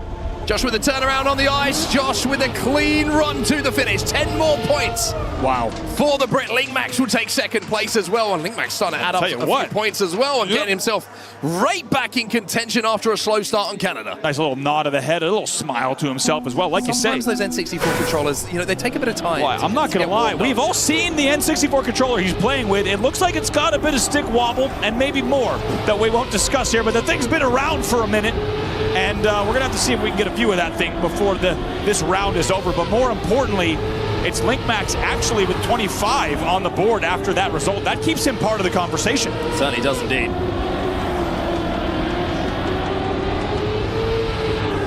Look how close it is, by the way, as we go through that checkpoint. 1,000, 3,000, separating the first 3 cars. Everybody side by side. It's Link wide. Max, though, he goes wide after a couple of good rounds. Unfortunately, he's going to have to rely on someone else making a mistake in front of him if he wants to collect a few extra points. It is Josh and Wosal this time around who are at the front of the pack, and Josh looking to go back-to-back here on Germany. 20 points out of 20 would be very, very nice for him. Otak going to try to push this, going to be tap of the left curb, but to be honest, he's not that quick through that section. He's actually going to watch both Josh and Wosal continue on here. Almost clips again. And if they run this clean, they should be good. So Wosal and Josh, the battle for 10 points will take place between these two. Wosal has a pretty commanding lead and a very, very nice turnaround on the ice, and he will take home the 10 points here. The Frenchman, as Josh will settle for second this time around. Link Max does finish, which gives him the 3 points. It just slows down the momentum that he was starting to build. Little Gotak sign there. A lot of goat claims here. We've seen a goat naughty, which I'm not going to lie, goat naughty not having the same ring as maybe Gotak. Yeah, it's that one we had to work for that one. But hey, you make any sign you want here. We're not EWC. We're not judging, only a little bit live on the main broadcast. More of a challenge on our ability to say things. Exactly. Yeah. It's risky. Otak now on 46. Josh, though, in the lead at 51 after a result of that race. But maybe the biggest difference maker was Wosal staying in it there with 33. Link Max on 28. Still anyone's race. It's early days here in decider number 3. Otak in the lead. Link Max in a little bit wide, trying to get a little bit more speed on his exit, just riding the undulations. Otak got a little bit of air there, but managed to keep that position that he's worked so hard for in first place. The gap's starting to open up for him as well. Behind him, you've got Link Max and Wosal fighting it out. There's barely anything between the two. It's about 0.05 of a second separating second and third at this point, with Josh waiting for mistakes. So close to the pack still, should one still come in. Otak wheels down nice and low. That will see him out in front by quite a bit. And this is where he wants to be, because he knows not only is Josh pushing, but Josh currently in the lead. And this would be big on round 4 of 4. Otak coming all the way through. He will hold on, but it will be Link Max coming through. Then Wosal, then Josh. Big. Look at those last 3 times. Crazy. I'm going to pull those up on a second screen because we got to talk about those. Unbelievably down to the wire. That was a 0.187 from Link Max, a 0.225 from Wosal, and a 0.237 from Josh in the end. And what a perfect way to wrap up Germany as we also check in on the points table. It's Otak, will reclaim the lead over Josh, 56-54. Just behind that, and not very far behind in the context of this match, it's Wosal on 37 and Link Max in 34. So if you were hoping for a close decider number 2 in Group A, we certainly have got it. These rounds have essentially gone the way that has kept things very close, and it's only at most a 2-round gap in between first and fourth right now. Yeah, it feels like there's not many point sponges in this particular match where someone is stealing everything away, like we saw from Grenadi a little bit earlier. It is back and forth, and as we change our scenery over to that of Saudi Arabia for the next 4 rounds, this is going to be a Link Max pick, which, you know, just adds a little bit extra spice to what we can expect to see here. I'll tell you what, we are having a great time here. It's been amazing to join the Trackmania community at the Esports World Cup, to see what these players can bring to the biggest stage that this game has seen. Keep in mind, multiple decades of history. If you're just joining us here, maybe checking out Trackmania for the first time, welcome along. You are in for a treat here as we are tight in decider number 2 in Group A. The transfer to the islands now. Link Max is going to have to be very, very aggressive if he wants to try and close this gap, and the aggression does allow him to close the gap, and all of a sudden we have 4 cars bumper to bumper with Otak with a little bit of separation at the front of them. Through the penalty stand, everybody looks like they're coming through clean for now. Josh goes a little bit wide to get that aggressive line, and the speed into the final jump here. Otak trying to hold off the challenge from Josh. Otak fails the jump and opens a clear run for Josh. 10 points for him and a PB alongside it as well. And not just that, is a quick time, but it will also see Otak all the way down in fourth. As you were saying, it's only 0.2 away from that Paco record. My word. Otak sending it on the final jump, and it absolutely costs him to drop there. Take a look what it means even points-wise. It means Josh has regained the lead. 64 now on the board over Otak's 59. Link Max just starting to slip behind ever so slightly, though, when you're looking at the total scores. He needs a couple of wins. And he needs to find that heater streak that he went on yesterday, where it felt like nobody was able to stop him for numerous rounds in a row, but it's Woso who is the closest challenger at the top of the leaderboards to Josh, who has extended that lead, like you say, who has an early lead here as we go through the little ice road towards the island jumps. Let's see who can be clean through here. Keep in mind, all 4 players taking the same exact penalty sand lines here, but it was Josh who had the most aggressive right here off of these rocks. Take a look at what Josh is able to do. He wants to get all wheels down. How hard does he cut this? Will he gain the lead yet again? No, this time Otak holds on. Otak holds on, but does he make the jump this time around? Woso will be hoping that he doesn't, and if he doesn't, then he'll be there to take the places away. But this time Otak shows some ice, holds it together, and will take home the 10 points. LinkMax with that DNF. Another DNF for LinkMax. It's a tough time to happen, especially as he had just brought things back to a pretty respectable range. Now he will trail by 9 behind Wosile in 4th place. So we really start to put our eyes on the 1-2 race, as that has developed a little bit more of a gap. Now it's more than 2 rounds separating 2nd and 3rd. It's Josh on 70, Otak on 69. Only 1 point between the two. I think it's something that's going to hurt LinkMax even more at the moment. Not only being in 4th place, not finishing, but this was his pick, Saudi Arabia. So there obviously felt like there was points to be gathered by him, but it doesn't seem to be the correct choice right now. Everybody now transferring towards the ice road. Josh settling behind the battle of Otak and Wosile on the downhill. Not like anyone tapped the air brake this time around, but I love the aggressive line that Josh takes. Goes a little bit wider than he has previously, but then just grips. Oh, no, tries to get too aggressive. And he pulls it so far right so early in the context of this tournament specifically, clipping there at a catastrophic time, and Otak sending here. He wants to get another 1st place. Otak trying to put the pressure on, and the pressure. No. Oh, I don't think Wosile made it either. Otak, everyone else seems to going to hit slow here, but Josh gets a snipe because of the slow. I was like, who wants it? Oh. It's open for anyone. Josh can't believe it. I can't believe it, but somebody had to take those 10 points. Is that a moment that we will go back to reference? Josh with a very specific snipe. Otak gets the checkpoint, so he's able to double Y reset. Excuse me, that's controller talk. Regardless of input, he's able to reset, but of course he's going to catch the slow because of the lack of speed he has, and Josh just comes flying by on the snipe to not only take the win, but Josh now also takes the lead again. I mean, usually it's very difficult to get 10 points here at a 1st place, but it felt like nobody wanted them in that round apart from Josh.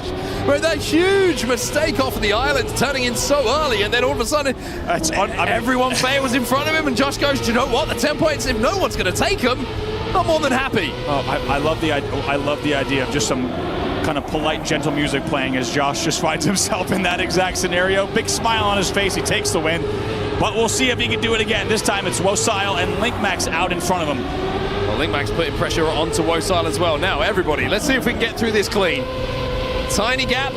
There we go. That's at least three. I'm not guaranteeing that everybody went through until I get confirmation, but it looks like everybody does finish. Saudi Arabia. Man, was that the most carnage? I think that's the most carnage we've seen that identity take cumulatively within a single match. I told you, man, tiny a gap every round. You know what I like to Someone is adjusting. It's like the Super Troopers hat that gets bigger every scene, but instead it's actually the tiny gap getting, and the players are like, wait a second. By the time you end it, you can barely get through. Every time someone goes through, it gets a little bit smaller. Exactly. And at the end of the tournament is good luck. What a set of rounds there. By the way, Josh will win 2 of 4 on Saudi Arabia, which means that he is now on 84 points over Otak's 78. Wosile down at 61. Now keep in mind, only trailing by 17. So at this stage, just over halfway, of course, if you're looking at Josh's points and Otak's points specifically, just over halfway through to finalist mode. There's a lot yet to play. We are on round 1 of 4 here for Argentina, 12 rounds down. This is a Josh pick. So Josh with the lead, 84 points, and with his pick of Argentina coming up now, he'll be looking to extend that lead. Immediately out at the front of the pack, you can see why Josh was fancying himself on this particular track and gets a lovely slick shot off of the red turbo to send himself down this grass bank before engines will be cut momentarily. we've set ourselves up for that first bobsleigh, Andy. The turnaround has been everything when it comes to making up and losing time for these players here. Really nice lines here from both Wosile and Josh. Let's see the turnaround, as you say, and it's so clean from Josh. Clean. So clean. It does not get much better than that. Voltaire is onto the dirt. Josh, though, has lost a little bit of time here as Wosile, though, by pushing it, now sends it out wide and opens the door for Otak. Josh is clear in the lead. Whoa, Wosile with the low line comes back in. Somehow he corrects on top of the cement, so now he will be pushing against Josh. Well, barring a miracle here, Josh should take home the 10 points, but Wosile is trying to push him right until the end. Josh threads the needle, so does Wosile. Otak will be in behind them as Linkmax, unfortunately, will have to settle for 4th place again. Only the 3 points for him. But that turnaround, Andy, I'm telling you, they are cutting it as fine as you can get. From 112.685 from Josh, and as you said, really, that was so clean, especially when you look relative to the rest of the lobby there. Josh able to get in, get out. A little bit of a heist in the turnaround and leaves everyone in the dust. And he then did not look back, but big credit to Wosile for the correction on the cement out.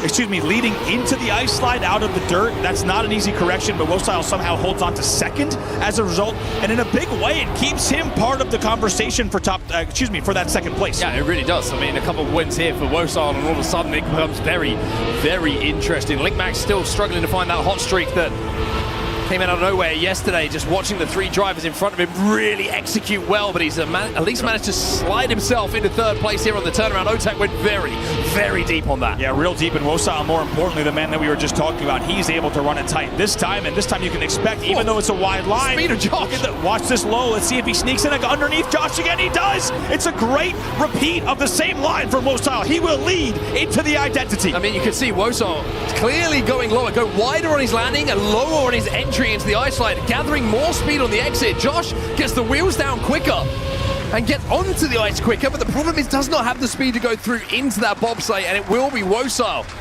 who takes the 10 points now and closes that gap. Otak down in 4th as well. That is going to be a real difference maker. Otak now 85, Wosile just nestling in behind. 77 points as Josh hits 3 figures. Coming into Argentina, the gap had started. Wosile was cleanly in 3rd, and to be honest, he was worryingly in 3rd. As you say, that has completely changed, and so has it. Feels like even Wosile's momentum here is going to get the first 4, all 4 tires down. It's a great boost into the grass as well.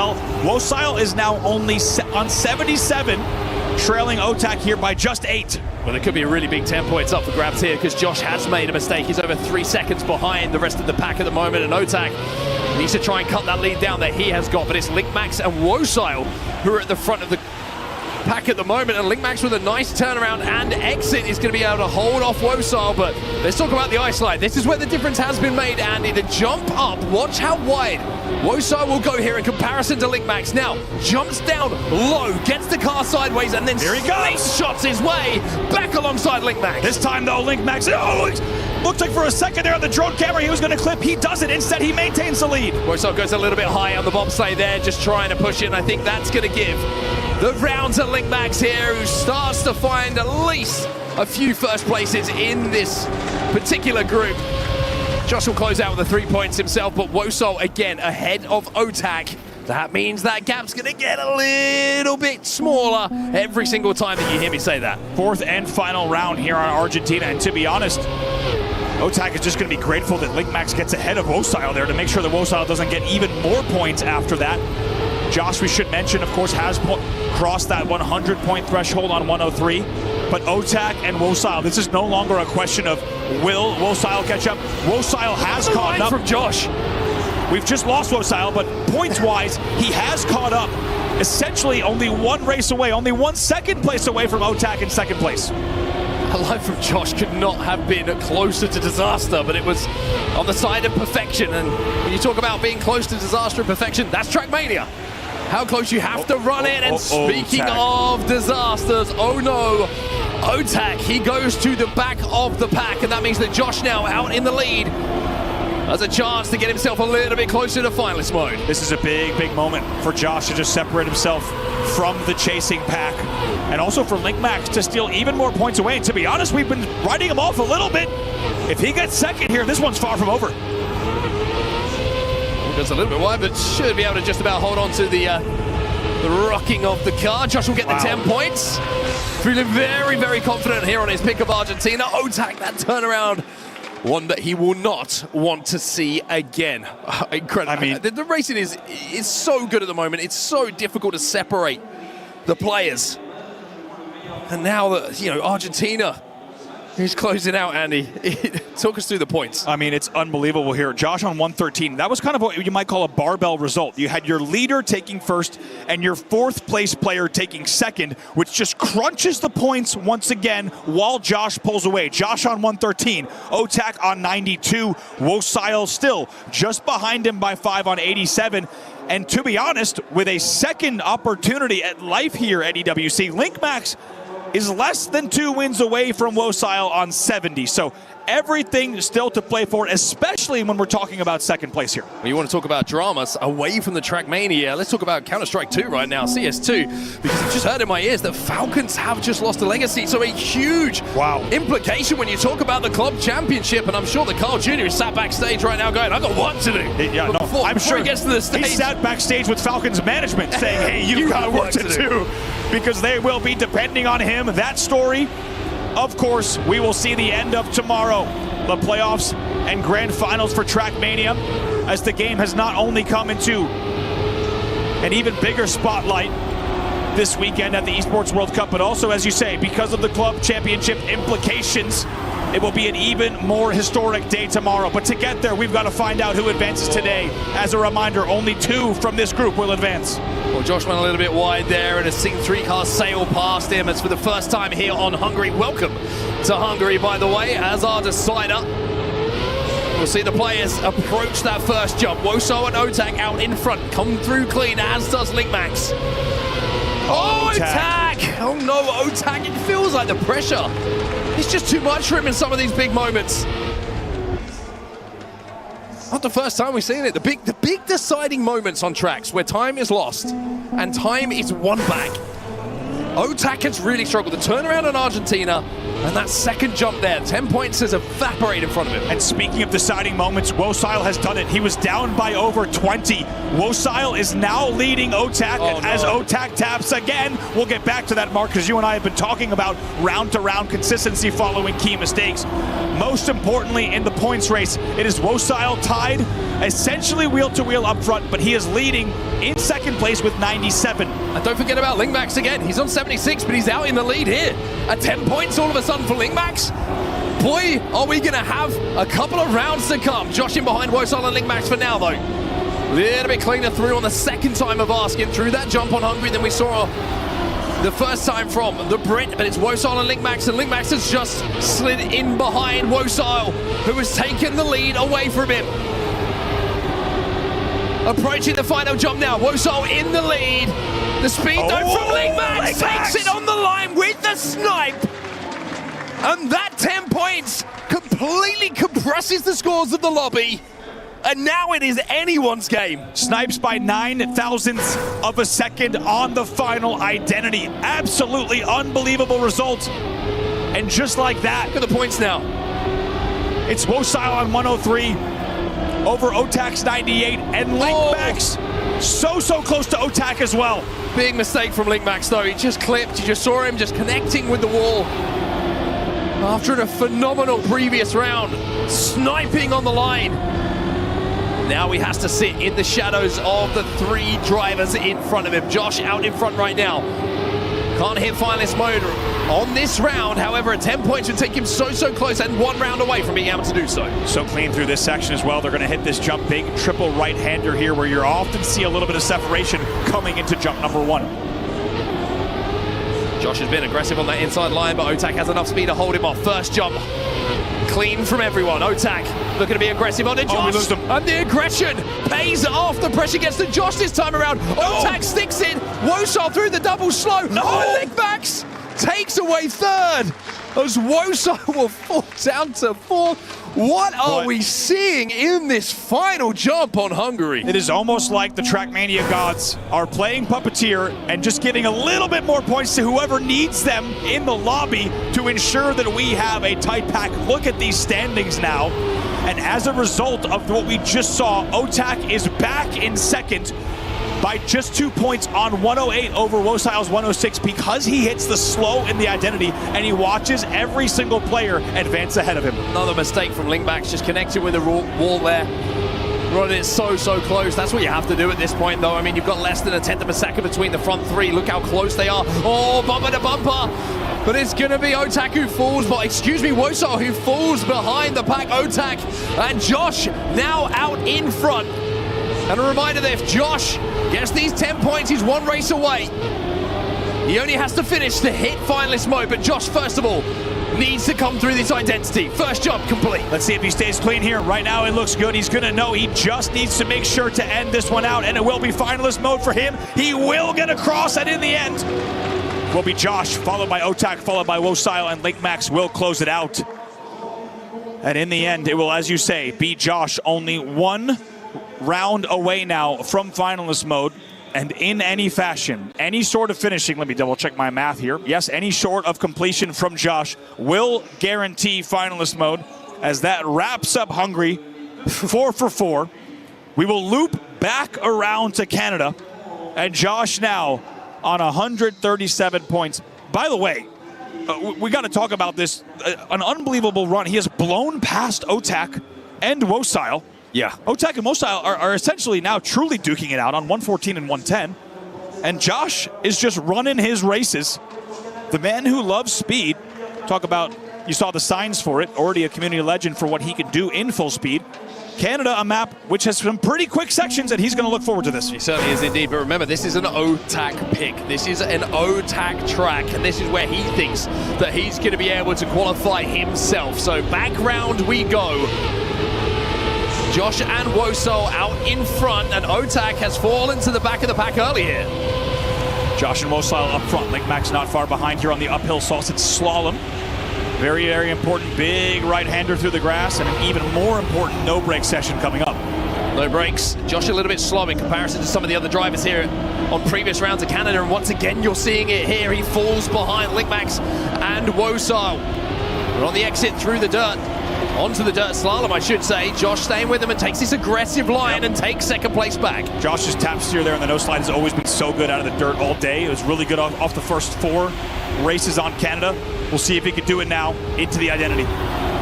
Wosile with the lead. Josh goes for the aggressive inside line.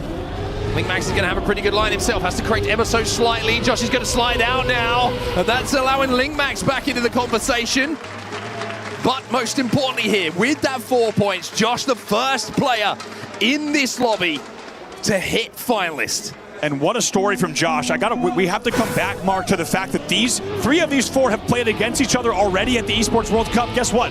Josh was the only one to not even hit 100 points when it was him, Linkmax, Wosile, and Binks. How the story has changed. This time it's Josh by a huge margin. He's the first on match point here. It's so close to that barrier again with the front left, Josh. But OTAC out in front for now. A win here for Josh would secure him qualification through to tomorrow's competition. A chance to make a run towards the grand final. In front of him, the Team Liquidman, the Frenchman in OTAC, who is searching for qualification himself. Wosile way behind the pace right now, though. Almost 2 seconds behind Linkmax, who holds third, who's waiting for a mistake on this identity. OTAC, clean on the turnaround. Josh, do you have the speed to snipe him on the line? Josh is trying to send it, but OTAC will hold him off and deny the qualification to Josh. Holds it by a .076. As you say, will deny Josh on finalist mode, and it's very important for OTAC because he was still at quite a deficit. But with that now, I don't know how many times we've said this, Mark, OTAC and Wosile will exchange second and third yet again. It's OTAC on 127. Again, don't count Linkmax out on this. 102 compared to 124, couple of wins, we're talking. We're back in the conversation. And we saw what he did yesterday as well. Witching him forward. We saw what he did yesterday. He was able to string a few firsts and seconds together back to back to back. And with Josh on finalist mode, can he end it here? Otak has been so good through the no break. Otak was very good through the dirt as well previously, but it's Josh who comes out just ahead. Wosal is going to be the one at the back of the pack this time. He makes the little mistake. But like you say, Otak and Josh fight out at the front, much like we saw on the previous round. Otak on the inside. Can't keep the speed that Josh has into the turnaround on the identity. The chance for the Englishman here to cross the line. Josh has done it. Josh has qualified. Stays alive here at EWC. A huge, huge congratulations to him. I mean, look what it means to him here.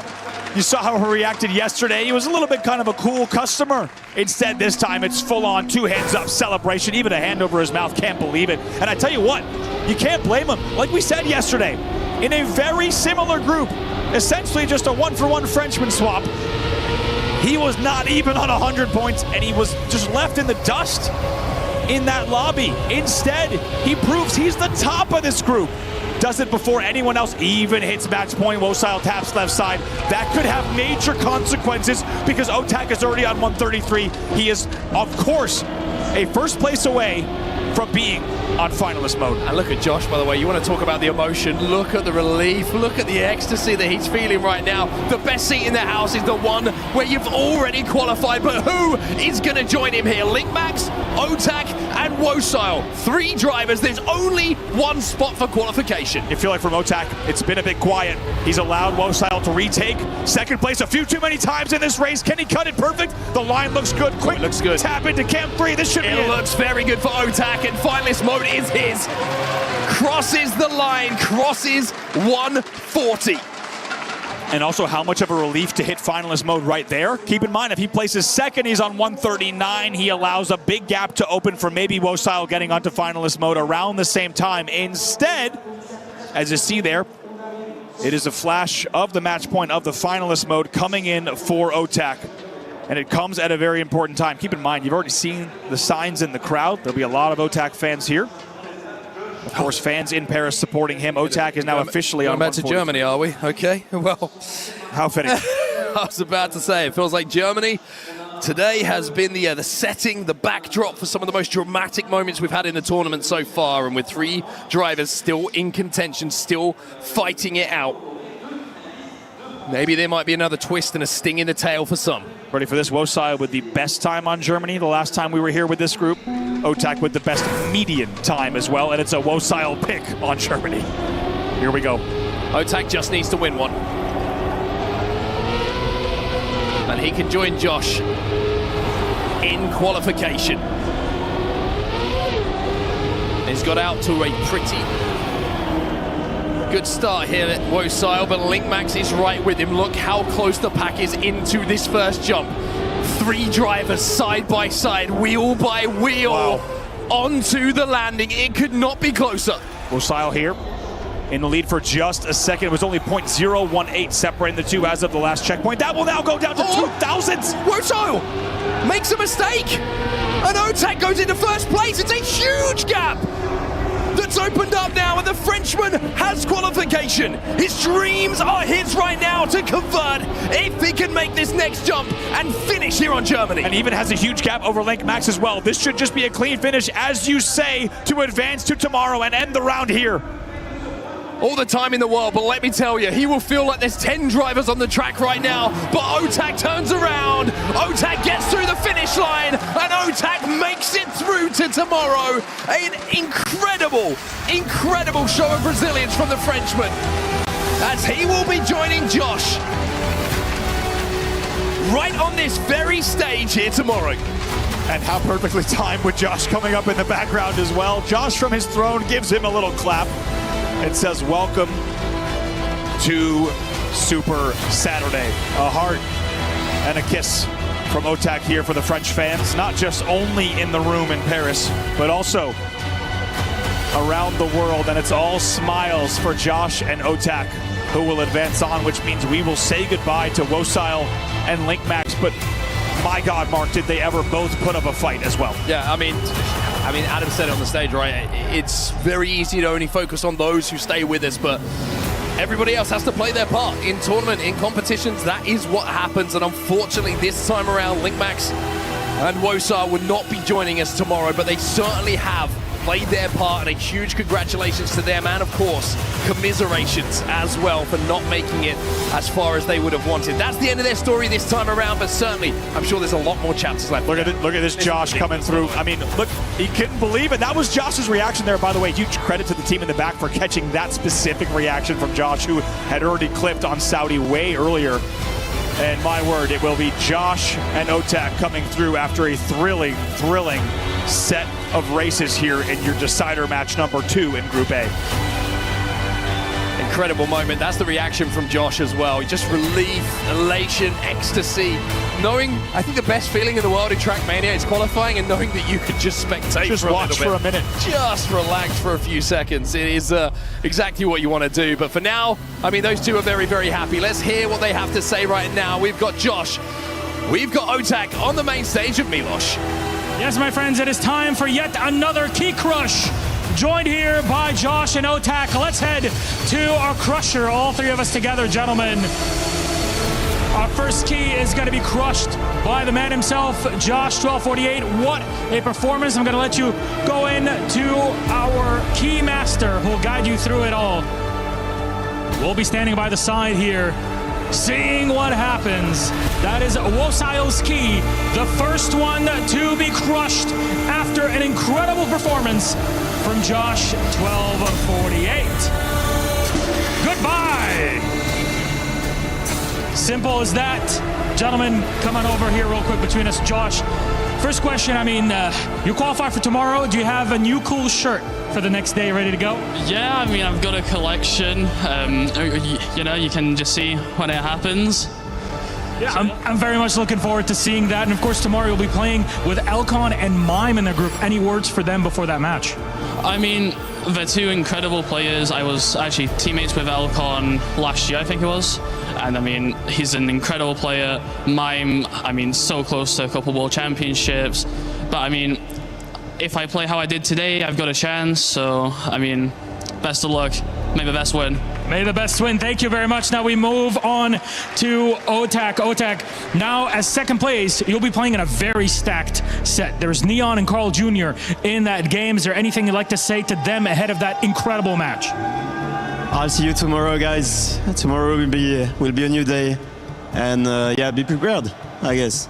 Be prepared. Well, Josh, I'm going to tell you to come on over behind me because it's time for you, Otak, to crush our second and final key here. That'll be Link Max's key. The last one to be crushed out of Game 3 here. Our second to last matchup of the day. A straight shot for Otak. One of the last remaining French players in the tournament. Team Liquid victorious with him as well. And there goes Link Max. Crushed and fallen apart. That's our Game 3 victors, Josh 1248 and Otak. What are they saying about this over the desk? Let us hear it. Well, we cannot wait to dissect what just occurred, the emotion, Josh, his family supporting the race, and what a race it was. We will have so much more of that in a moment, but we have a big update on the club championship. We have to hit to it because there's an update with Falcons at the SDC Arena. Chris, what's going on? Falcons, absolute generational. Ginny, get in here. I can't believe it. What is going on? They just lost one. What? I'm sorry. That's the mountaintop 8. That is a phenomenal fumble, considering what happened with AGL in Crossfire. For them to go out in this manner, it was in their hands, Ginny, and it isn't anymore. No, to like really put it into perspective, Falcons won the last major. They were the favorites coming into this. Every analyst we've spoken to was like, they're in top form. There's no way they're going to lose it. Chris, what's going on? Oh, honestly, nobody wants to win the club championship. I'm convinced nobody wants to win. That is a generational development. It's now down to Trackmania, Fortnite, both teams still in it. It's a two-horse race. Who the hell wins that? I have no idea. Well, just when we thought things were getting certain, there goes the unexpected. Thanks, Chris and Jenny, for the update. We'll keep you posted. Trackmania is still on course to help decide where that $7 million prize, the elusive title of club champion at the Esports World Cup, goes to. But let's go back to this game. G-Geek, Import, I'm going to start with you because you mentioned this story about Josh. You mentioned the words, and look at what we just saw. First, to say I am so proud of him for being able to overcome what he was struggling with coming into the game, just beating himself down, having a breakdown before coming into matches today and everything, and his dad giving him that pep talk. And we see the pep talk worked. And I mean, homie ate his Wheaties today. I don't know what to tell you. He came in and he destroyed, and in a manner that we have not seen Josh perform at this kind of stage before. What an amazing story. What an amazing accomplishment for him. And then to overcome people like Otak, Wozile, players who were expected to go through like it was nothing. But here, Josh is first place over Otak and Wozile. It's an incredible story of resilience, bouncing back. If you weren't here at the top of the show, Josh, you know, breakdown might be a word to describe it, but definitely felt the emotion after round one, his first showing. His dad gave him a pep talk, and now look at this. He takes first when he was pretty much predicted to be the 4th place player in this group. But that means that there were special stories on the other side with Otak in triumph lately, but also Wozile not just making it, G-Geek. The beginning was so different in this game as well, because it was a clear rift between the top 2 and the bottom 2. Otak and Josh were racing away with each other and racing away from the rest of the field. But by the time we reached map 3, Argentina, the progress in terms of the points count of Otak plateaued. And that allowed Josh to pull away, but most importantly, Wozile to come back at a charge. By the time we circle back to Hungary, Wozile had briefly taken the lead, but then after that, the promise from the Gen G player has completely faded away, and Otak was able to get back on the saddle and conclude his finalist status round and take that 2nd place in the books to make it 2 Liquid players in the playoffs. It almost was a 3-person race for that 2nd position. LinkMax was making a charge back to the top, and unfortunately, he just had a really bad start on the first map of Canada. He did not get anything going for him. It was a real struggle. I was worried that maybe, you know, he was getting back into the old habits, the old ways, but he started recovering it, and you saw it in his reaction. The funny thing is, Twiggy mentioned it in the back. He said, you know, all the main English speakers, those with English as their first language, they all have very wild reactions while they're playing the game. They're all very vivid in their reactions. And we saw that with LinkMax as well. Yeah. But honestly, he tried his best. He should be proud of that. He did a good job. And honestly, he should come back and do it again, because I think he could come back and do even more better. I mean, I'm just amazed at Josh saying in his seat, I would have jumped up. I would have screamed. I would have thrown it all off. I think he was maybe wary that, like, I don't want to disrupt. There's like 4 seconds till they start racing again. But I do love the story that we're developing here on the stage. You know, this is going to be an amazing moment for Josh. It's an amazing moment for Otak. But on the flip side, it is tough for LinkMax and Wozile. Rachel standing by with Wozile in an exit interview to hear how he's digesting this loss. Wozile, super difficult to take, isn't it, when it comes down to the finest margins like it was there? Can you kind of put into words at this moment what went wrong out there? It's hard to put into words what really happened in this match, but yeah, I didn't play like the best level I had, especially on Germany, which I was hoping to do like a really good match on. It did disappoint a bit, but I'm still glad that I made it here to at least top 17, so that's fine. I would have wanted more, but I mean, this is the first year. We never know what could happen next. Do you think that's something that you can kind of work on now? The fact you had this LAN experience now on the biggest stage possible, and you now, going forward, know what to expect? Yeah, I think this will really help for the future. I mean, like I said, this is the beginning. Next year will be different if Trackmania is there, and I really hope that this will help me just progress further, just in terms of time and consistency. And is this giving you even more motivation now as well, seeing exactly what it's all about, the EWC and Trackmania being here, and what, if you put in the hard work, you could possibly aspire to get to? Oh yeah, definitely. I'd love to just make more of that. I know I can do way better than that.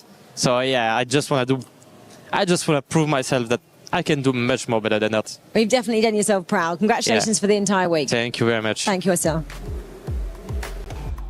Import, not easy to have those moments, but did you feel that Wosao was handling it well, looking towards the future? Oh yeah, definitely. I mean, you're right. It's very hard, especially when losses are that close, you know, and everything. Yeah. And yes, he wasn't that finalist, but it was still close. He was within striking distance. I know. But honestly, good on him. Good to recognize. Also, good to say, I'm going to come back. I'm going to come back stronger. That's what I want to hear. That's what I want to hear in the coming matches as well. Because it's not the end. Yes, this event is over for you, but the journey and Trackmania and your competitive journey is not over. So keep going, keep training, come back stronger. Maybe you'll be the winner next year.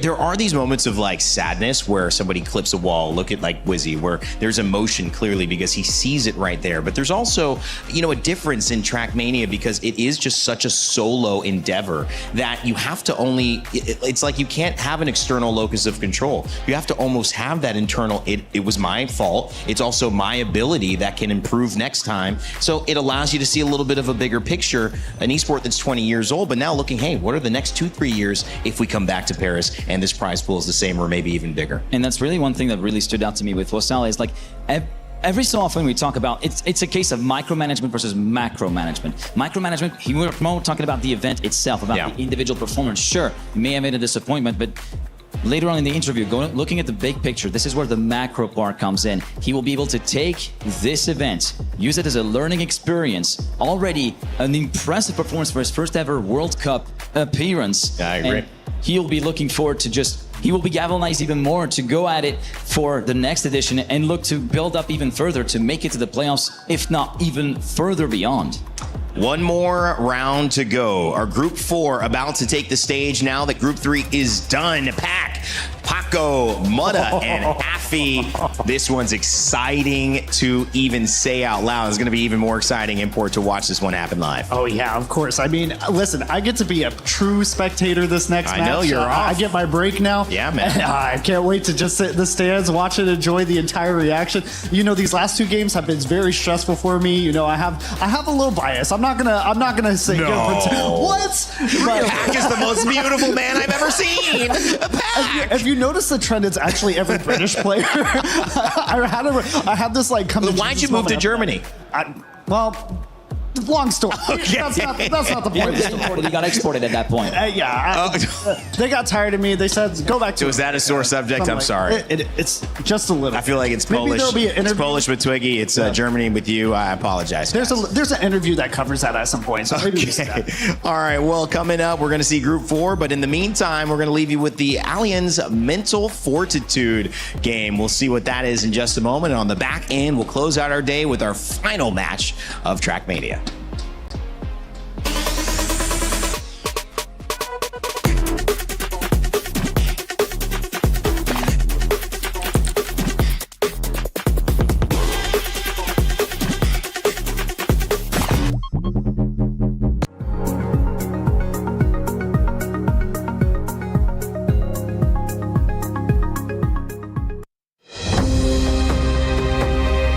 Dealing with the pressure in the new environment in a way that I just rely on my experiences in the past. So I just want to keep it chill, keep it calm, and just do what I'm the best at, kind of.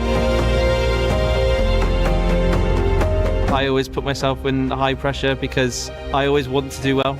And this one being the biggest event that Trackmania has had in its history, it's one of those where you want to be able to perform at your best. I don't really have a certain ritual that I do before I go on stage or something, but I always just try to remember what I practiced, what I'm capable of, and then I just try to pull exactly that off.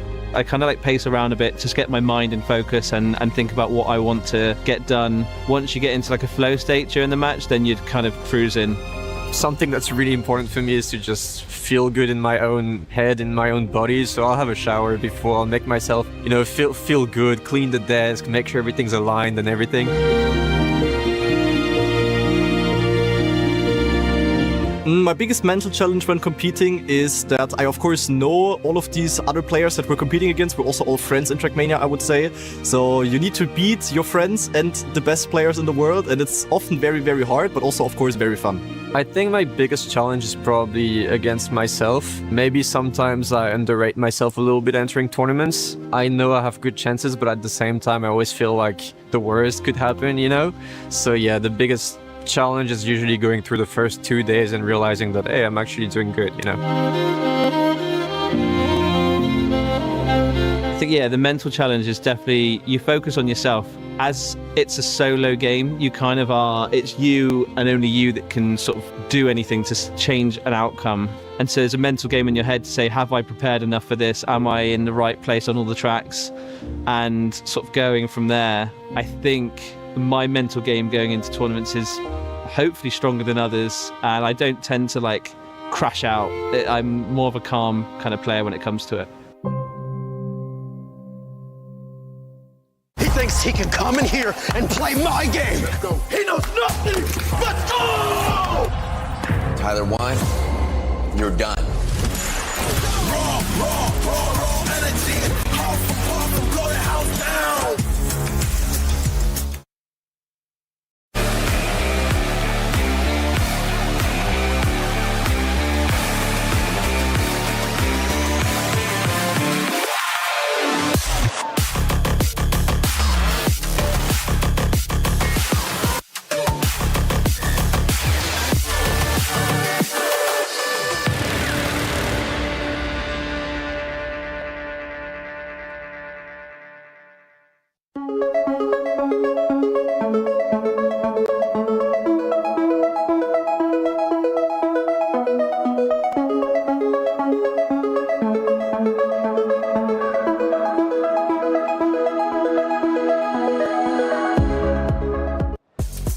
Welcome back to the Lenovo Legion Gauntlet. It is Friday in Paris, and that means that we are at the end of our decider matches. Group 4 coming up, the final group, and maybe the most anticipated. Can't wait to get underway. Let's start breaking it down. My name is Randy. I've got G-Geek, and I've got Turbo joining me as well.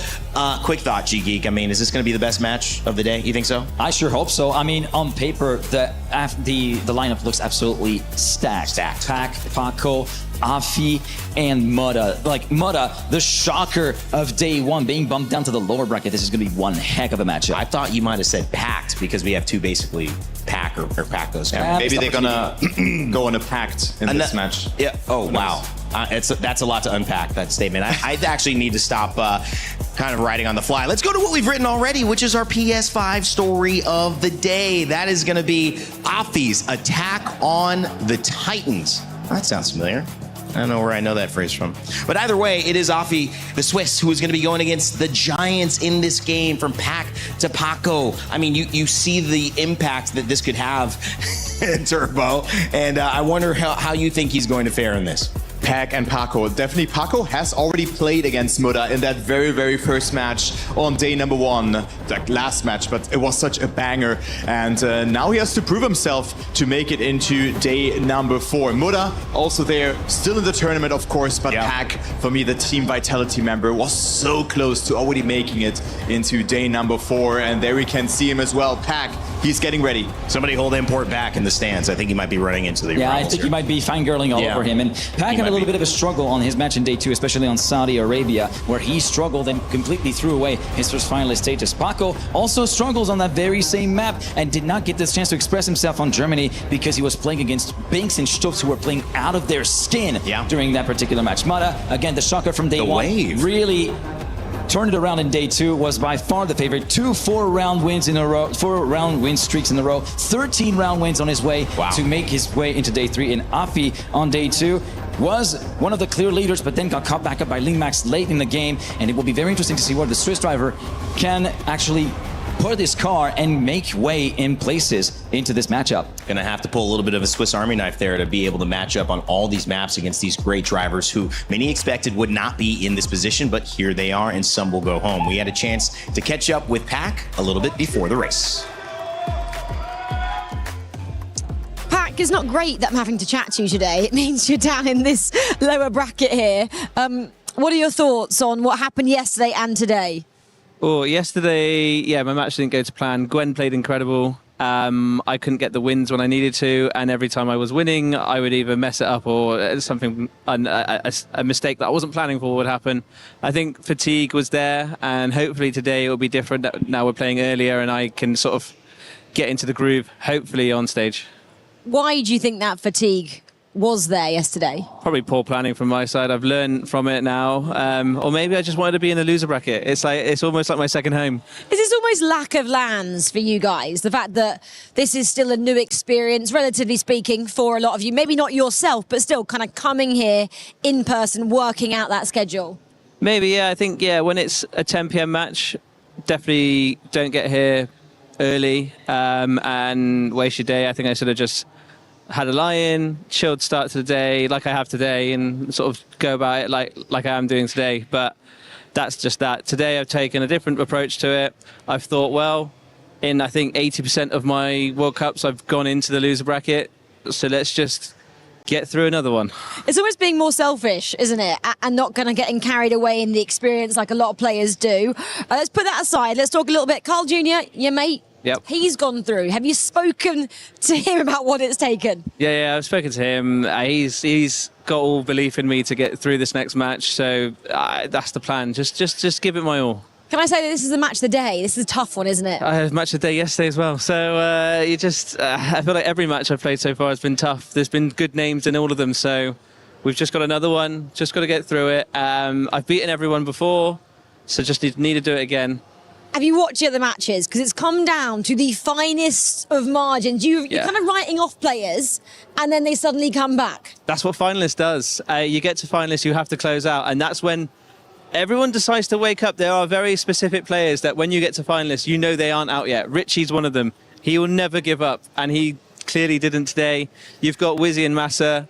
They are, it was very close between them. I feel very bad for Wizzy. I wish that he got through, because it would do so much for his confidence. Heartbreaking. I just chatted to him as well. Well, You've been a world champion. You know what it takes. Come on, Pac. Yeah.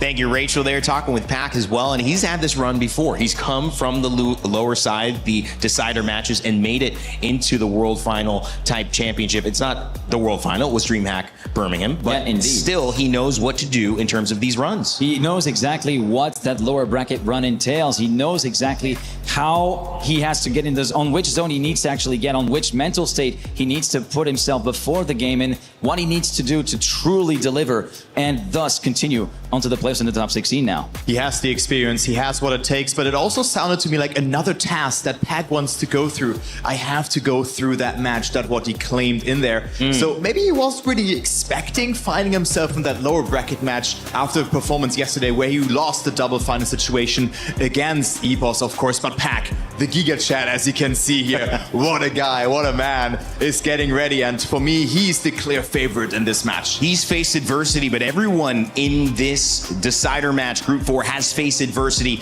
Many didn't think they would end up here, but yet here they are, G-Geek, and one race will determine who goes forward. Yeah, one race will determine who from these two will go forward, and who will be the other two who get sent back in by the end of day 3.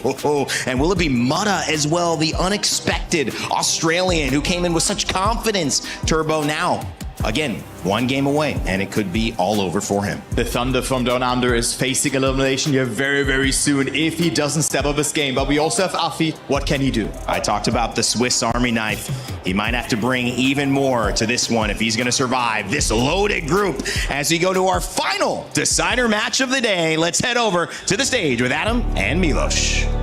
Thanks, Rainday. You know, I had such high expectations for Trackmania coming into the Esports World Cup, and it has delivered on every single level. So proud of Josh going through there in top spot. Amazing to see.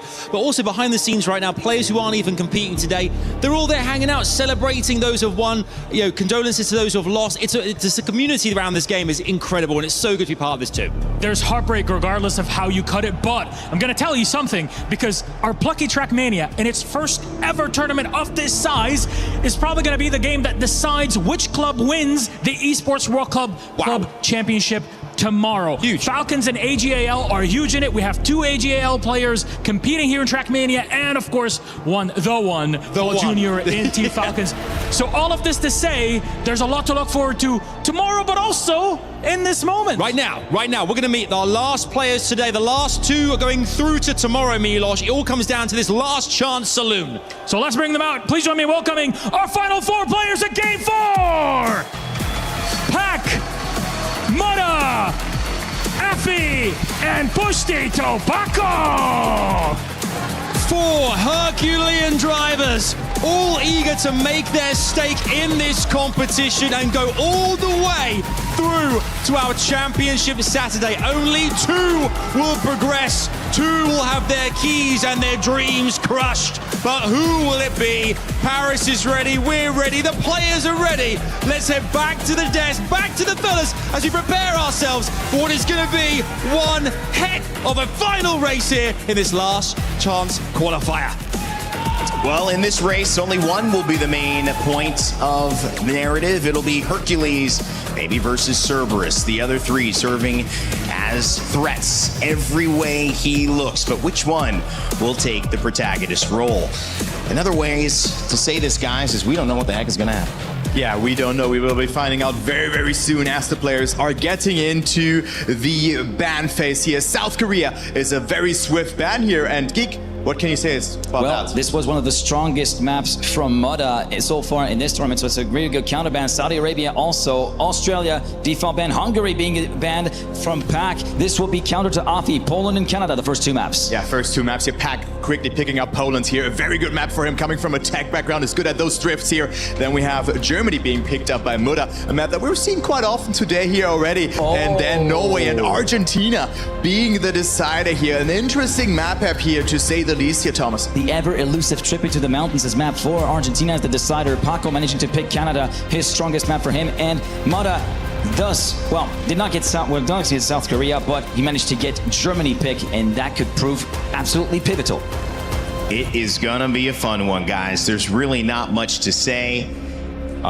It's what we live for here in esports, and it's definitely what the Trackmania community deserves. The biggest tournament in its history in 20 years, $500,000. These players trying to have a chance to fight for it tomorrow, and only 2 will go through to their journeys will end. Now let's send it over to 2 guys who are going to be here with us all the way and close us out on Group 4. It's Twiggy and Nua. Thank you very much, Rain Day. You said it best over on the desk. 14 players have found a safe home in the playoffs. 14 players have already been eliminated. Their keys crushed.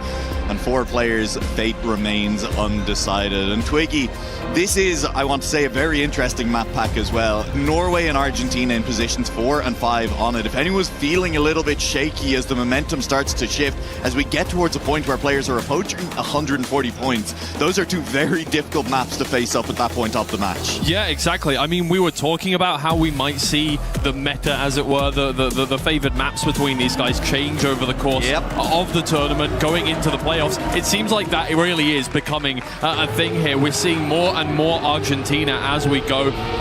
Favored maps being kind of changed about. Swatan, South Korea is leaving the map pool. Yeah, indeed. And look, I think this is really good information to have as you move into the playoffs and to learn about the players. Absolutely is. Well, we are underway. First round of this final match. These players, man. Day-3, and it is close up front, but Mudda has a lead. Pack just behind Pushti Tobacco in 3rd place. Afi is not far back at all. No major mistakes from any of the 4 players at this point of the track as we head into the first platform on Poland. Pack getting down low left and is going to land very high out of it. It's great from Pushti Tobacco. Mudda in the head, but Pack has great speed into the water. All 4 players still here and still no mistakes as we head towards the back half. It's Mudda in the lead as we enter the identity. Pack right behind, but Pushti Tobacco is pushing for that position here, and more insight gives him a little more speed. It's a little wonky on the way out. We hold position. Pushti Tobacco falls into 4th place, but in case you're joining us for the first time here and you are not familiar with these names, this is what we're going to expect from this one. These 4 players, 2 of them you would definitely not expect to be in the lower bracket. 2 of them have surprised us over the course of the whole tournament. I don't know what to expect out of this one. My brain My heart says Modder and Pac come out of this one on top, but Postito Paco has been so immense this tournament. Afi definitely has what it takes to contend with them as well, and it could go any way, and we could see a massive upset here. Yeah, it's almost hard to call any direction this could go an upset, right? I mean, I think a lot of people say, oh, if Mud and Pac get eliminated at this point, that's an upset based on pre-tournament performance. Of course. Based on performance in this tournament so far, I don't think you're mad if any of these players go through. I don't think you're calling it an upset if any of these players go through. They're At all the so moment, good. Pac has gone past everybody in this round, despite the fact that he was only second of the last round. He is now leading from Afi this time around. Postito Paco bringing up the rear of all four drivers. Is once again no mistakes from anyone in this round, heading into the final jumps of the identity. Pac leading from Afi. Mudda just watching from behind. In case there's a mistake, there won't be any. That is going to be the round win for Pac. 16 points for him across 2 rounds, taking the lead after 2. Well, I think we're going to get a lot of rounds like this. These are not mistake-prone players is the issue here for all of them. And as well as that, they're fast players. Sometimes we're like, oh, this is a consistency player. This is a speed player. I mean, look, Flimsy, Mime have been speed players. They crash a lot. Neon. Speed player, crashes a lot, but gets a lot of points on rounds where they don't manage to make a mistake. These are both. Everyone in this lobby is not known for either of those things. They are known for being fast and being consistent about it. Pac makes a small mistake. He'll be down by a second in this round, but he's still waiting to pounce on anything else from any of these 3. But here is that example. All 4 of these players have the pace and the consistency. Paco, after picking up 4th place in both of the previous rounds, is now one of 2 players to have not made a mistake in round 3. He's now dropped behind Afi, but is still lurking, is still looking to try and push past for a first place, and that is a lot of speed from Paco. He's going to land a little bit higher, a little bit further on the jump than Afi, but he is carrying that speed all the way through. It is wheel to wheel as we enter the last 2 jumps of the round, and Paco is going to get the nose in front of Afi. Paco, after 2 4th place, will pick up a first, and that's 10 points to him. That is Paco jumping all the way back up alongside every other driver in this race. It didn't matter. Afi made a massive mistake, fell back into 3rd, and Mudda does not finish the track. A DNF means 0.0 is a very a very bad thing to get in this one. Obviously, just finishing the track gets you a 3, and that's not a bad deal whatsoever. But if you don't manage to get within 10 seconds of the leader, which is a rough cutoff point considering what we have had as cutoffs for other tournaments, it will make a massive implication in terms of the rest of the series. And we have seen a DNF lead to so many gaps from the leader that have been instrumental in who won or who lost or made to the cutoff point for these games. I mean, Pac on day 1, cast your mind back on Saudi Arabia, was sitting on 139 points and DNF to get 0 points and not make it to finals mode. Luckily, still made it through that match on day 1 in the top 2, but it was a little bit scary for him and it could have gone an awful lot worse. It's going good in this round though. It's going well for Pac, who is half a second in front of 2nd place. As Postito Paco takes 2nd place from Mudda, was behind for a long time,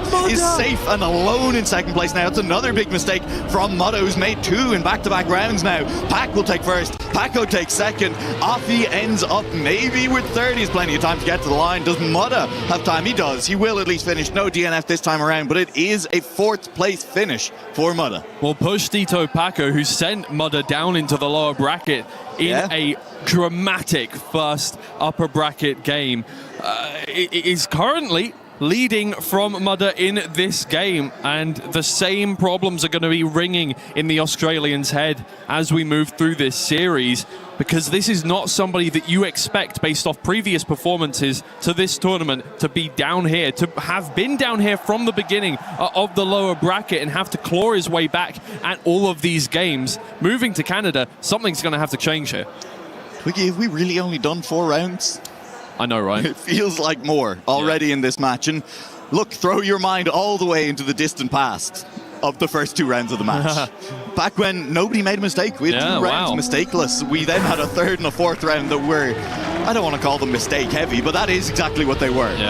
It already players starting to maybe those nerves after a couple of rounds of everyone getting things right. You're like, okay, well, I need to push. If nobody's going to make mistakes, I have to get faster. And that led to a couple of mistakes in those follow-up rounds. We'll see if this happens on Canada. As we change maps, we're heading on to Canada. We're seeing what the pace looks like here. Pack and Mudder just absolutely do not touch they don't release their gas pedal whatsoever through that section, which can be so difficult to push your pedal to the metal for. They just get through it unscathed completely. Push Tito Paco right behind Afi, not down by too far whatsoever, and Mudder seems like has clipped the edge of a block, fallen back into third position there on the dirt, where it is so much more difficult to regain that speed once you are down by that gear here. And Afi right behind can pounce on anything more. Pack out in first place, and this is a player that was not happy with his performance that led him to be here. Happy maybe for his fellow countrymen, but not quite over the grand scheme of things. He gains himself another 10 points, moves that gap even further, but Mudder still hurting for consistency. A little bit wobbly from Pack on the end there, was snaking his way down the hill and ultimately very far to the right, a little bit slow at the finish line, but picks up the round win. And I've said it a lot already this event, Twiggy, 10 points is in fact 10 points, and any 10 points you can pick up in almost any match are vitally important. It is so much more than second place. As you pointed out earlier today, the gap from first to second bigger than the gap from second all the way down to fourth. And so Pack will have been happy with how things shook out in that last round. He'll be less happy about how things have started off in this second round on Canada, just behind Tito Paco. But Tito Paco has had a touch. He's dropped all the way down into fourth place. The Pack close together, but it is Pack himself way out in front. Afi right behind this time, has been struggling, has been bubbling away in the background so far in this one. No massive amounts of pace that have left him in first position, and then a big crash, just not quite keeping up with the rest of the players in the lobby. But sometimes that is exactly where you want to be. That's not where you want to be. That is off the track, and Tito Paco also having to overcorrect. Will come home behind Mudder. It's another blistering time for Pack, and he gets another 10 points. Yeah, PB for the tournament from Pack on that round, but you'd have to say not as necessary, right? He was pushing after last round was so close. It was a little bit more chaotic behind him that time around. Afi in particular, the big loser, dropping out of second place into fourth that time around. He is now also fourth on the match. And Pack just starting to establish a lead. It is 20 points. I will say, Twiggy, we have seen leads like this vanish already so far today. I think back to the first match of the day that we were casting, where Bren looked like this after a couple of maps, and it did not end with that kind of gap. No, but we've also seen games where players who have had a rough time earlier in the first 2 days have gone absolutely mental here in terms of just fortitude and come through.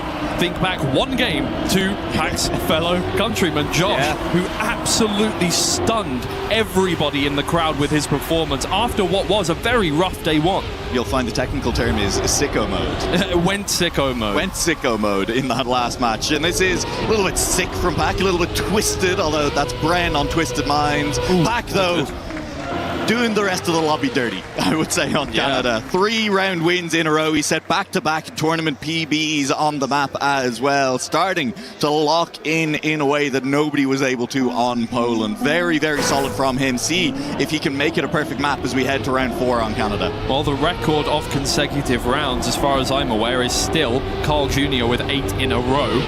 See if we can get that broken at some point over the next 2 days. Well, the next day and 1 game.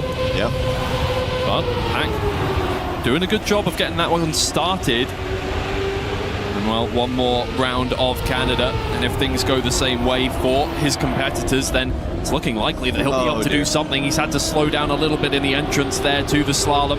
It's Afi and Tito Paco who are out in first and second place contending for that position. Pack right behind, he is ready to get that done. Carries a lot of speed through the dirt as well, and he's right back with the Mudder trailing behind, having to watch the back bumpers of these cars as they fly away from him.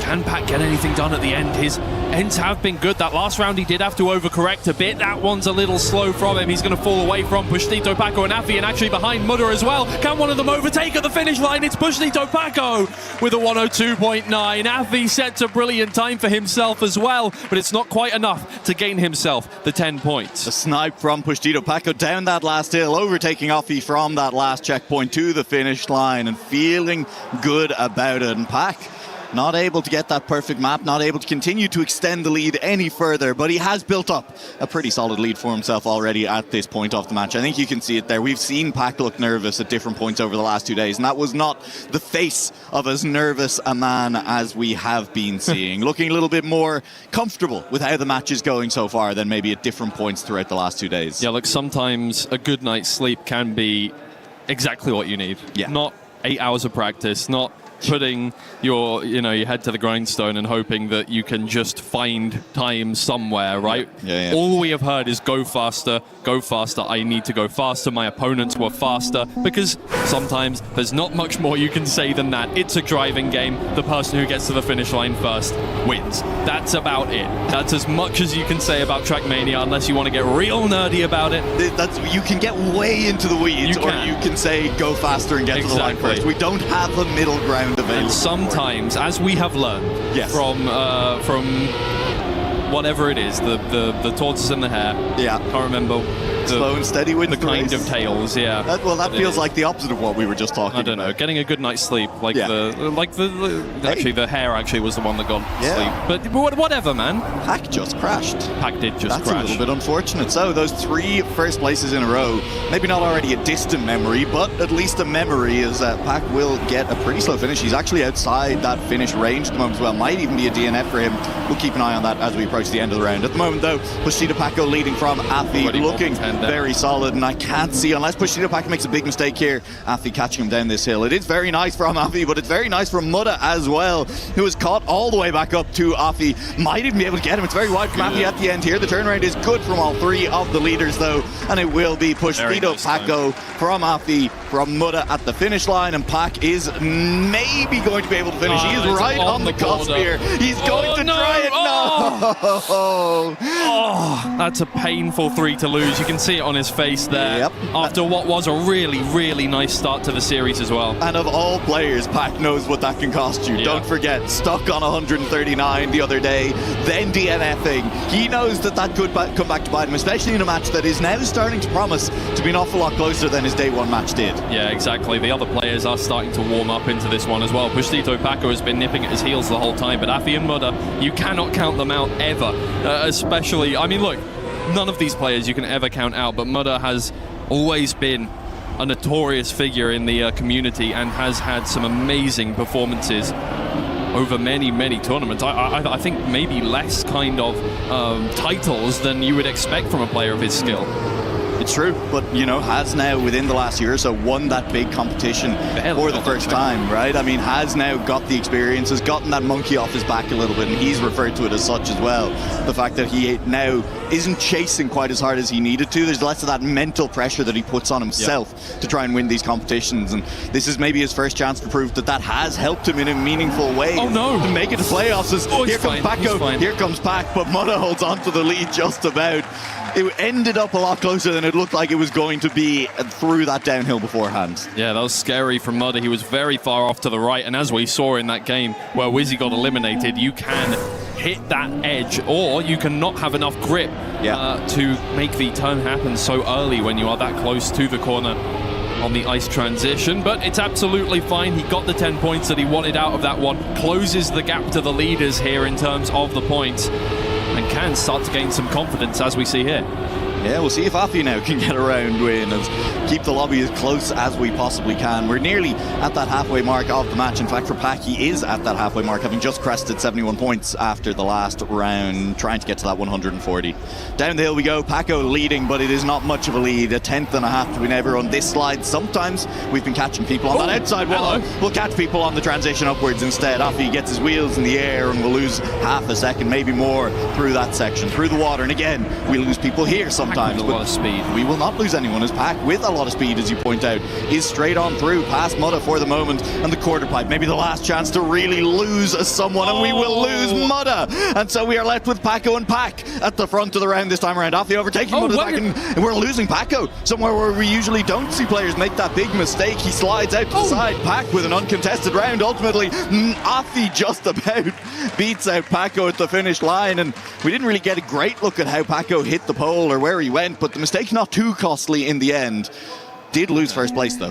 Yeah, not the ideal round for anybody involved other than Pack, although it did look a bit wobbly at the end, a little bit scary. That is the way that these tracks are. They are specifically formulated to challenge the best players in the world, whilst also being achievable for everybody else. You can play them, or a version of them. If you say so, I'm not sure. Okay, achievable for the above average Trackmania player. You can play them, you can try them out for yourselves. That's true. In the Trackmania 2020 campaign, summer campaign, if that is... It's worth playing. Trackmania is great. Yeah, it's not. I was going to say they don't quite look like this. They're not exactly the same. This is the Esports World Cup version of them. Figure it out. Exactly. They'll be fine. Trackmania is great. Everyone should go play. Try it out. You will not get anywhere near the time that these guys do, and if you do, we'll see you next year. We'll see you at EWC 2027 if you can. Well, we'll see what kind of time we get in this round. Once again, Paco leading the way. Can he keep it clean all the way to the finish line on this round? Mudda just behind him. Paco is keeping it a lot cleaner. Just one more turnaround left to go. Mudda's close enough maybe to make a dive, but he will not be able to. More speed than Paco. Not enough time. I did not see Paco being on that kind of pace. The last split was good. I didn't think it was that good. Absolutely not. The turnaround flawless from Paco was not going to let anyone past him that time around, and so a world record almost out of nowhere. Well, I'm sure the community will have something to say about how it wasn't from nowhere. Well, Virtual will have called that one 10 seconds early. No. That could never happen, Twiggy. We are flawless and without compare at all times, as you know. But the thing is, we're allowed to be silly. We've gained that. Goofy little guys. Yeah, we have the, what's it called? Tenure. We have tenure. Tenure is the goofy little guys. Yeah, exactly. Broadcast. We don't need to be smart. And I will lean on my tenure until you wish you could fire me. Yeah. That's what I've been doing the whole tournament, let's be real. Yeah, that's how it goes sometimes. Hey, you know what else is a little bit goofy, a little bit silly? Is it Norway? No. As a track, not a country. I just want to make that clear. I think they're a bit silly. I don't want to throw any accusations that I don't feel strongly about. As a track, though, definitely a little bit goofy, a little bit silly, definitely very difficult and going to cause some problems for our players as well. All these ice slides as we move on through it, and those large jumps, difficult to aim as well. We will see if on this first round anyone misses that first jump and we get any early respawns as a result. Oh, everybody taking different bug slides there through the plastic section. Mudda goes quite wide. He's going to have to slow down and will be dropping into 4th position here in this first round of Norway. Pack with plenty of speed, but it's all about the line that you take and how much you can release, and it's beautiful from Pack. I thought he was going to overshoot it just a little bit, but Paco gets more release speed from that one. And in the ice slide here, more inside, but it's a good release from Pack. Oh my lord. He takes every single mile per hour of that speed out through that checkpoint there, and he is coming into the next ice slide with a hell of a lot. Oh, avoids the gap about as well, but this is beautiful from Pack. It should be a wonderful time here to get things started if he doesn't hang a wheel. Beautiful landing as well. What a run from Pack. It's not quite the world record, but it was beautiful to watch either way. Yeah, reflected in the time. Looking very, very quick from Pack just there. And, I mean, it was quick from Paco as well. You have to give credit, right? Yeah. Paco was quick through the first sector of the map and didn't make any major mistakes. Pack pushed through that middle sector and was able to find those couple of tenths he needed to slide past Paco, take the 10 points, and Pack now about to crest the 100-point mark, looking for triple digits in this next round. A first or a second would do it for him. And he's starting to pull away a little bit again. Paco had closed the gap back down, but Pack is maybe in a position to extend it once. It's a much better start from Mudda as well. We'll head out into first position, but only by a couple of thousandths here as Pac finds a better line there to avoid the penalty snow, but he knew he wasn't making it far too inside. His line there is risky. He knows it, and he respawned before he landed. He's going to have to catch back up to the rest of the players here, but Pushtito, Paco, and Mudder are going to take the opportunity and run with it. Mudder, historically an ice player, he knows how to take those turns, and he takes a lot of speed through it as well. Can he do it on the second time of asking as well? Far on the outside, trying to take more speed. Pushtito, Paco goes too far on the inside. It's a completely uncontested round from Mudder. All he needs to do is keep it safe here on the final jump. He made a few mistakes on that one last time of asking, but he gets it done here with a 110.8. Safe, solid 10 points. Yeah, and Pac ultimately takes second place. Afi takes third, and Paco, will he finish? He will not. That's going to be a DNF for the young Hungarian, who is not able to cross the finish line in time in that round. And so the gap does extend between Pac and Paco at the top of the leaderboard. Maybe not exactly the fashion that I expected it to, as Mudda catches a long way back up, now only 10 points down on Pushtito Paco as well. And I do have to say, like, there's something very funny about that last round where Afi sits in fourth place most of the way around, 6 seconds down from the lead, giggling and rubbing his hands together in glee over having picked Norway and caused such chaos among the rest of the lobby. Yeah, it really does, and certain maps just have been that way for everything here. Saudi Arabia, I think, more than any other, has just caused so much chaos over the course of the tournament. That's why we're seeing it less and less, I think, over, well, as we haven't even got to the playoffs yet. My lord, it really has been a long 3 days, but it hasn't been long for these players. Keep in mind, they're only playing one game a day up until this point, and then they will be potentially playing 3 for the playoffs tomorrow, so they've got to get there first. Mudder, oh my lord, I did not know you could throw yourself at that corner that fast. He's zipped into first place. Can he just make it work? Yeah, sticks the landing. Paco hangs a wheel over the edge, but it's not the end of the world. It's a PB for Mudder. Very nice time. The Pac will come home in fourth. He's already got himself to those triple digits quite early, so it's not the end of the world.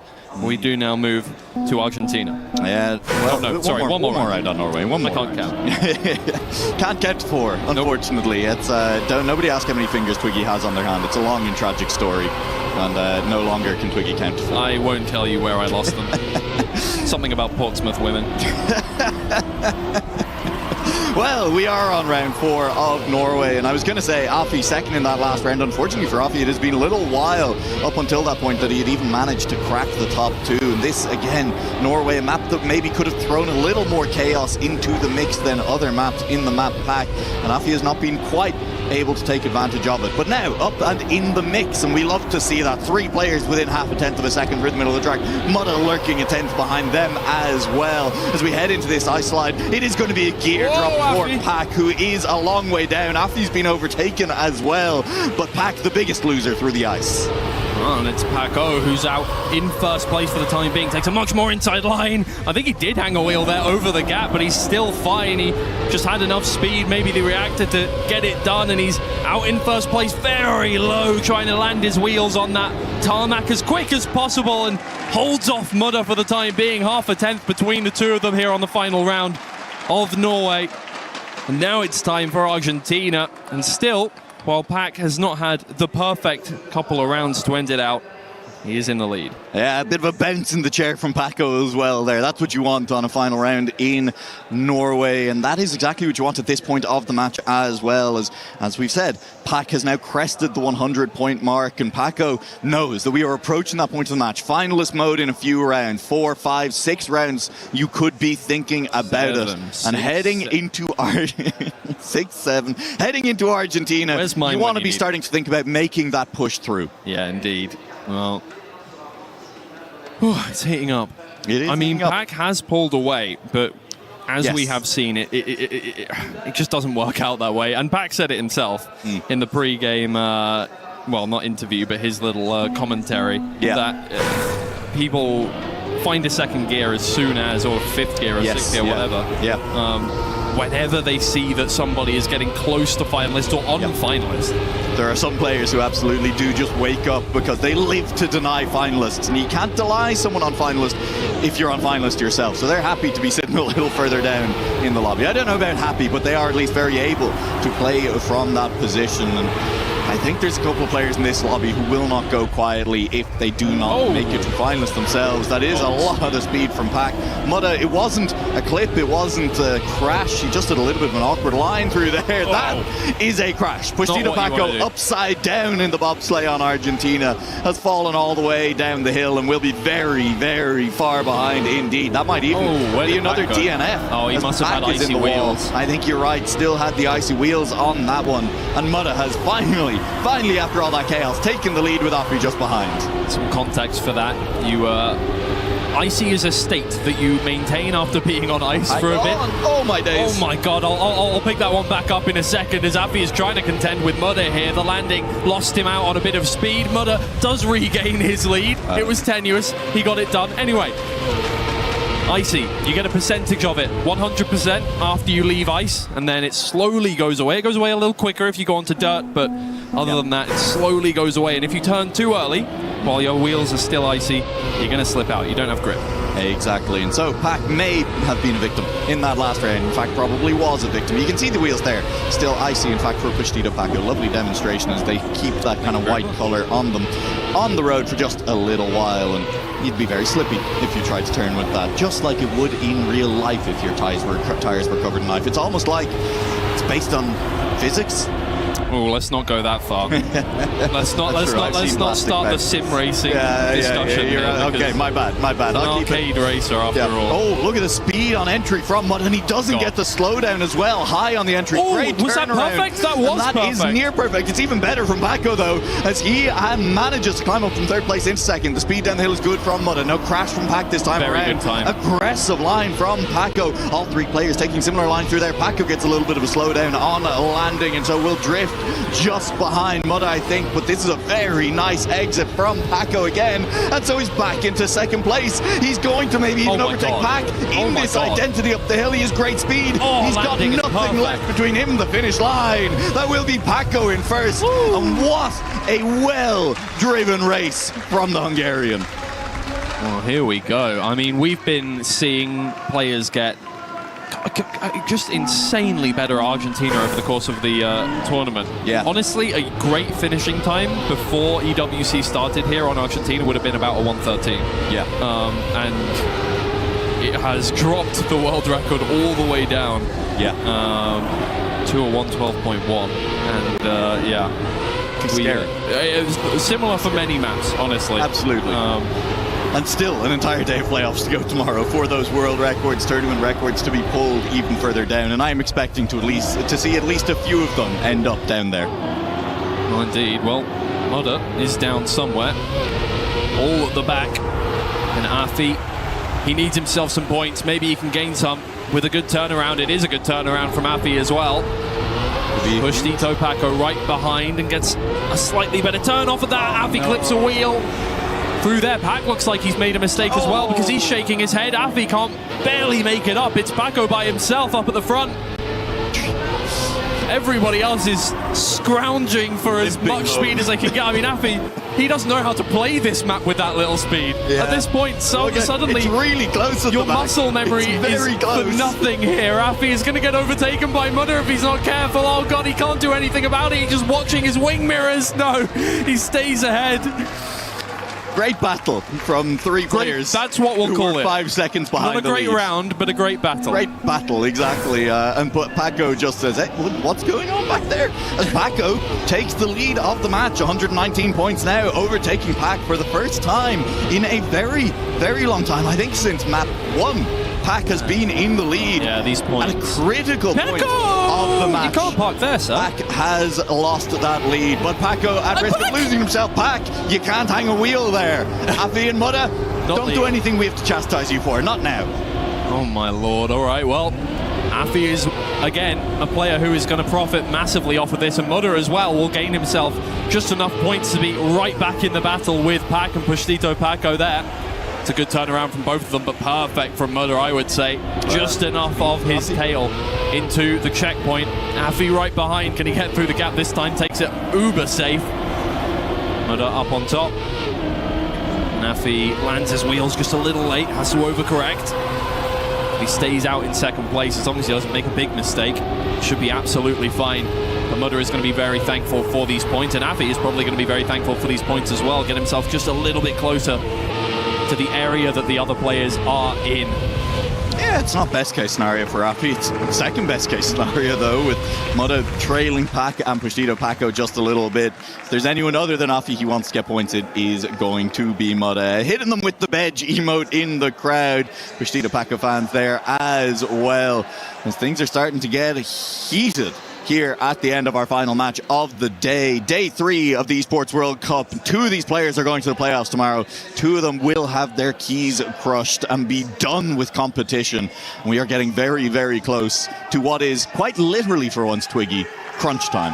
Yeah. Well, I wouldn't say they crunch as much as they kind of shatter with a loud bang. Well, sometimes they just kind of squish. Well, no, it's specific. Some of I feel like our players don't hold the lever for as long. Right, they stop before it gets all the way down. And then you don't get a loud bang. So that's a call out to the players. Keep holding that lever until they pry you off. But I think that's a very Trackmania player thing, right? They're very tentative about it. They're like, I don't want to be mean.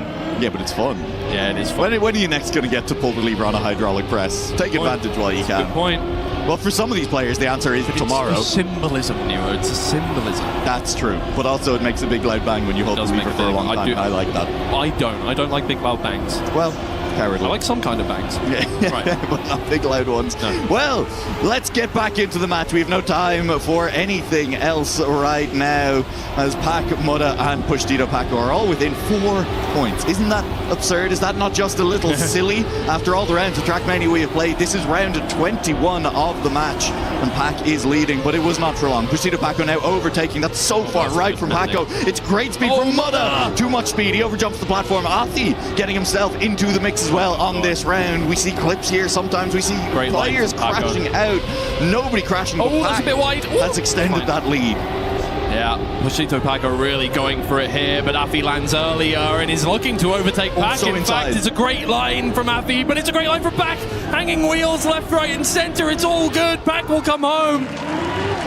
Within a couple attempts there at the world record as well. Mudda will have to settle for 4th in a very critical time. He needs to be getting better performances than that.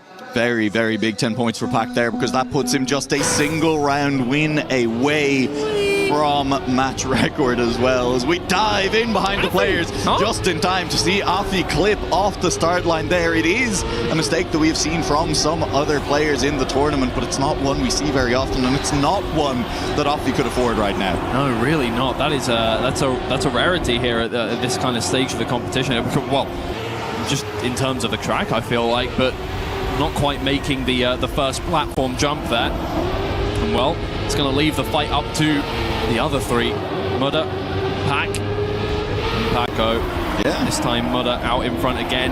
Has been inconsistent here on Poland. These jumps, he's going very low on them, trying to get as far over to the left or right as he can, and this time again losing out on a bit of speed.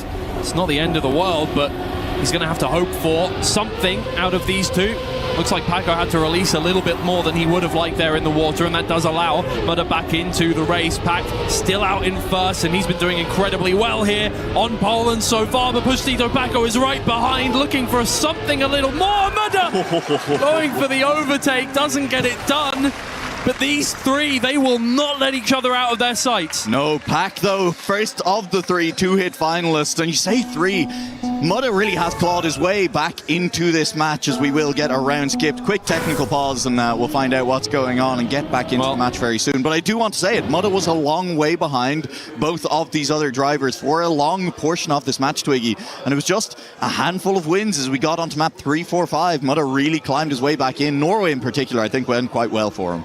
Yeah, I do want to use this opportunity actually to talk about a little interesting interaction that this game's outcome can happen, can create, right? Winning this match will put you in a match with Carl Jr., Neon, and Otag. That sounds scary. Yeah. Now, what would happen if you came second, Twiggy? You come up against Elcon, Mime, and Josh. I'll be honest. That also sounds scary. It does sound scary. Look, every match is going to sound scary, but Carl Jr. and Neon, those two were immense. Look, you hate to say it. I do think Neon is beatable for a winner of this match, though. You know what? I think if you won this match, you're not looking at that match and going, oh no, Neon. You know what I mean? Okay. That would be my take on it. I think, look, Pac on finals now. I think if Pac wins this match, he does not feel that look, I don't think anybody's going to go, oh, I'm going to purposefully lose a... First off, because there's 3 players that are edging for finalists here. Yes. Yeah. You can't. Yeah. Because otherwise you're going to lose the match completely. Yeah. But I will also say then, like, I don't know, I guess is what I'm saying that I rate Elcon and Mime over Neon right now, and that's hard to say, but I honestly, I think I might rate both of them Possible. over it. I mean, that's hard to say. I don't know if Mime should have won against Grenady, though. That's maybe fair to say, but I don't know if Neon's performance is going to continue to be as strong as it has been, right? How long can he sustain at what seems like an unsustainable level of pace? 5 world records in 5 maps. This is not normal. Can we check him PC? So on and so forth, right? Can he carry that performance through into playoffs is going to be difficult to see. It is going to be a challenge for Neon to do it, and if he can't, then all of a sudden that match starts to look an awful lot, maybe not easier, but at least like you can make through. And of course, Otak is in that match as well. He's not a player who's going to be easy to beat in and of himself. Yeah, and look, I don't think any of these players, I don't think any Trackmania player, especially the ones we have here, are interested in who their opponents are particularly. Yeah. They just want to win. They just want to go as fast as they possibly can. They know that certain players are more difficult to come up against than others, but I think there's a lot of personal pride when it comes to Trackmania. I think that's what the whole game is built about. If you've ever played it at home, you know, obviously watching it as an esport, it's a competition. You're racing against other players. Yep. But you'll notice there's no contact. There's no anything like that. You're racing against your own personal best, and that's what the game is built around. You know, it's an offline game. First and foremost, you are racing in a campaign against your own times. And trying to beat your own ghost, right? Set a record on the leaderboards, maybe in your region, maybe in your country, your continent, in the world. In the world. And I think that's the mindset a lot of the players have when they come onto even the on stage. Competition, even when they get into a match, you know, I mean, like, look, you play the best you can, and sometimes you're going to get unlucky. You run into someone who is just having a great day, and you're going to lose out to them, but as long as you leave the best you can out there, you feel good about it. Now, unfortunately, what happens is a lot of the time when these players lose a match is, even if they did do the best they could, they will come off stage and say, I could have done better. And that is a fair mindset to have. That is the mindset of a competitor. It is why these players are in the top 32 in the world. It's the ability to always look and say there is room for improvement, and they have put the hours in to make those improvements beforehand already. But it can lead to themselves being very harsh on themselves after competition as well, even when it's undeserved. Yeah, well, something you may have noticed on the broadcast before even the technical balls came through, just an update on why we are waiting around here. Some of the players experiencing some technical issues within the game, obviously. Is there even like a kind of LAN system in Trackmania where you can play on a local area? I don't know. I'm pretty sure, But regardless, experiencing a bit of desync.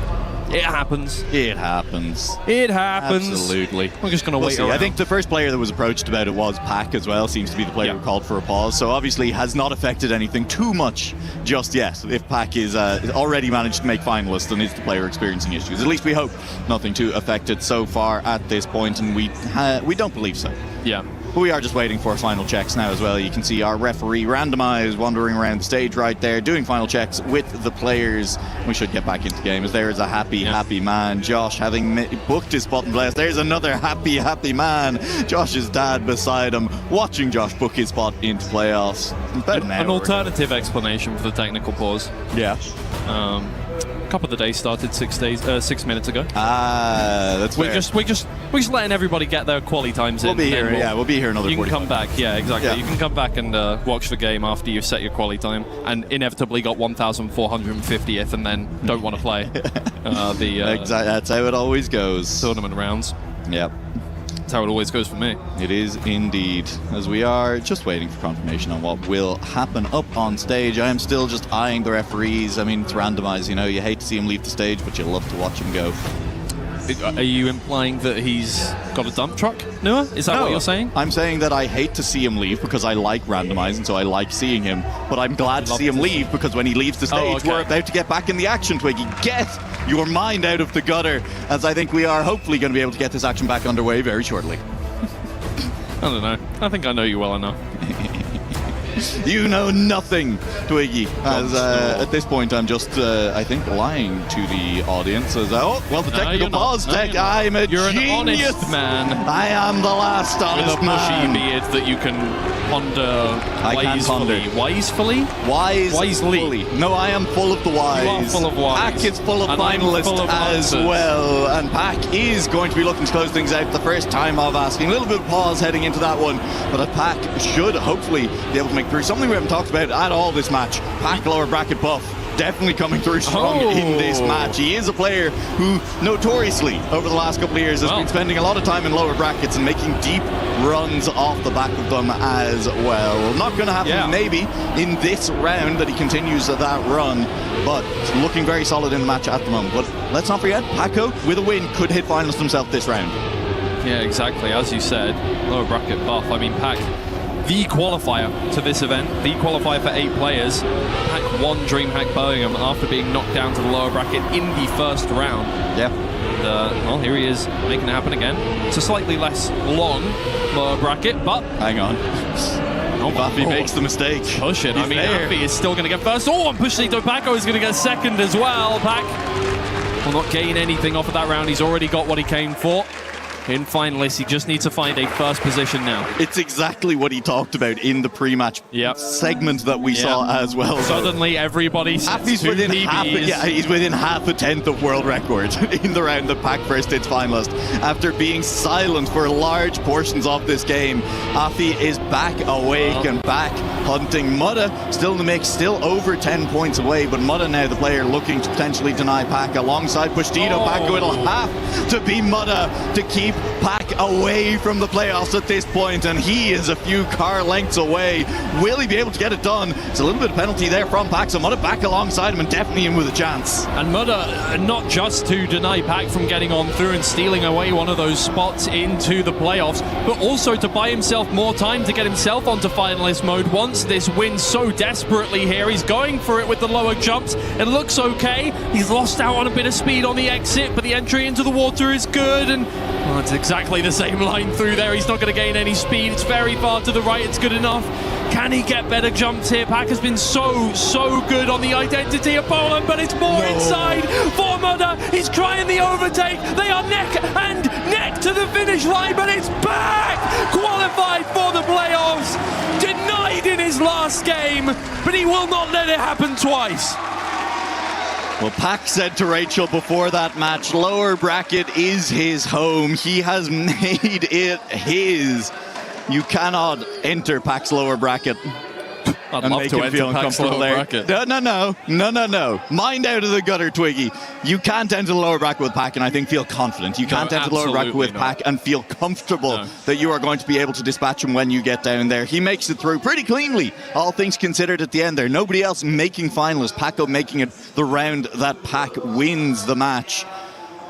And now we see Paco on 140 points has just hit finalist himself. Mutta within striking distance as well, just needs a couple of rounds to hit finalist. And honestly, Afi is not that far out. Can rely on Mutta for one denial, but then from there on out, Afi would need to start winning rounds. Welcome to phase 2 of the game.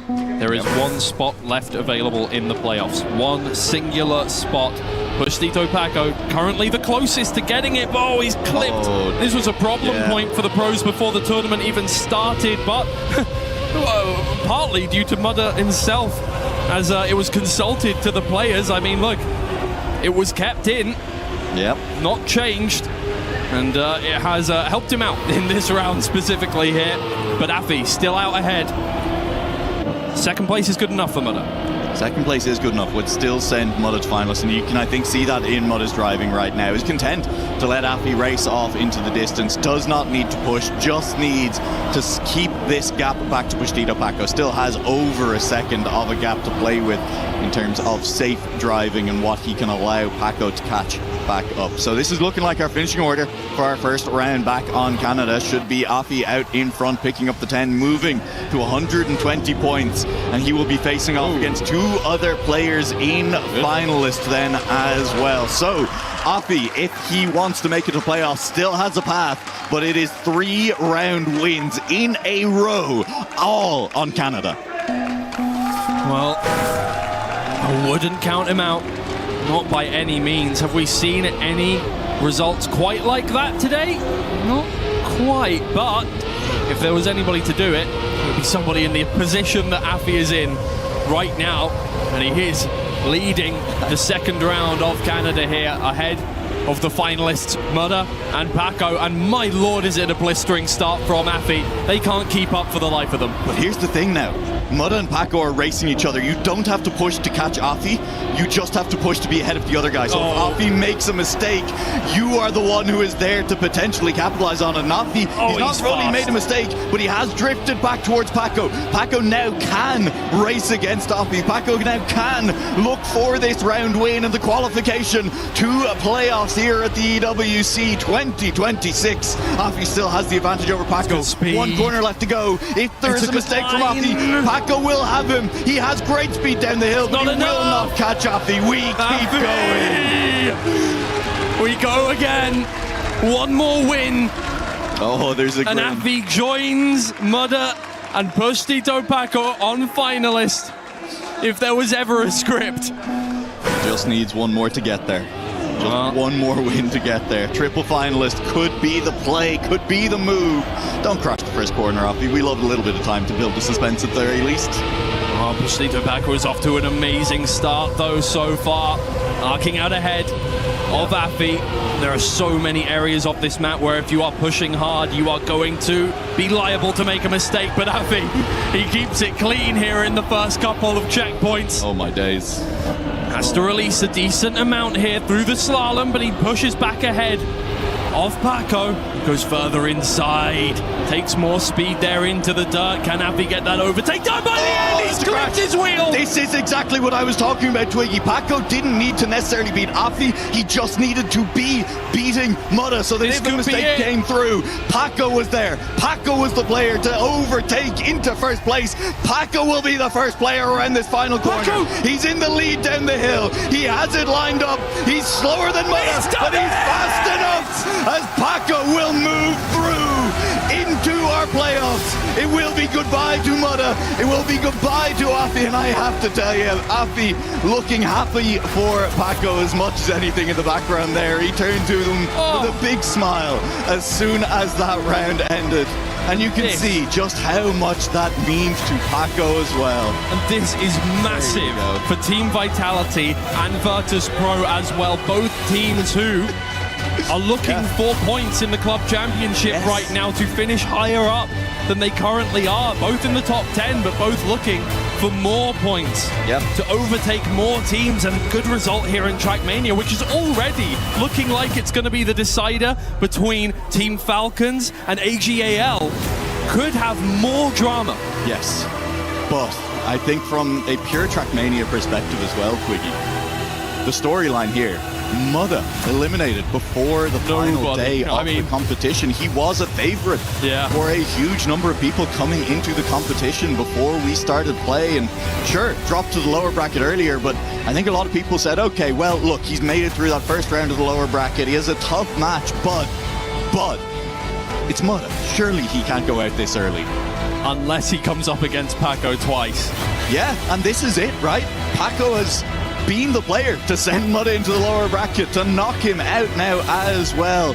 Absolutely huge performance from Paco, and he will now get a chance to crush those keys himself on stage, as we will head up to the stage for our final key crushing before the playoffs.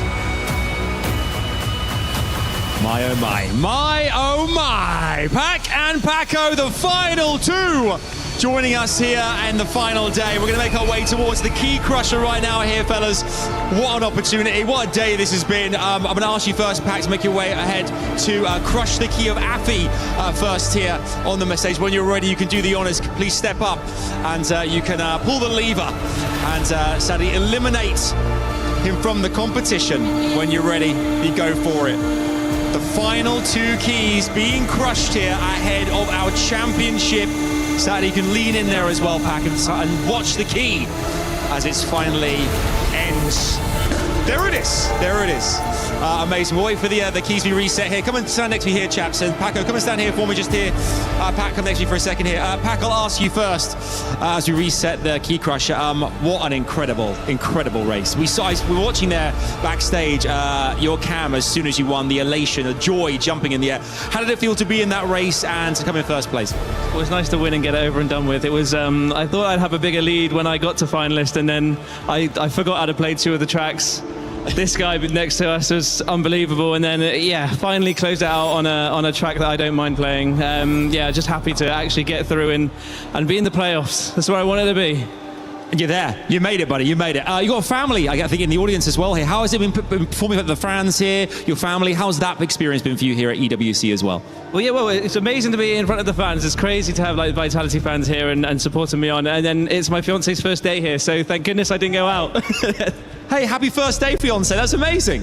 I think we're ready for another key crushing behind us here. Pat, congratulations here. Paco, I'm going to ask you as well, and to crush a key in a second.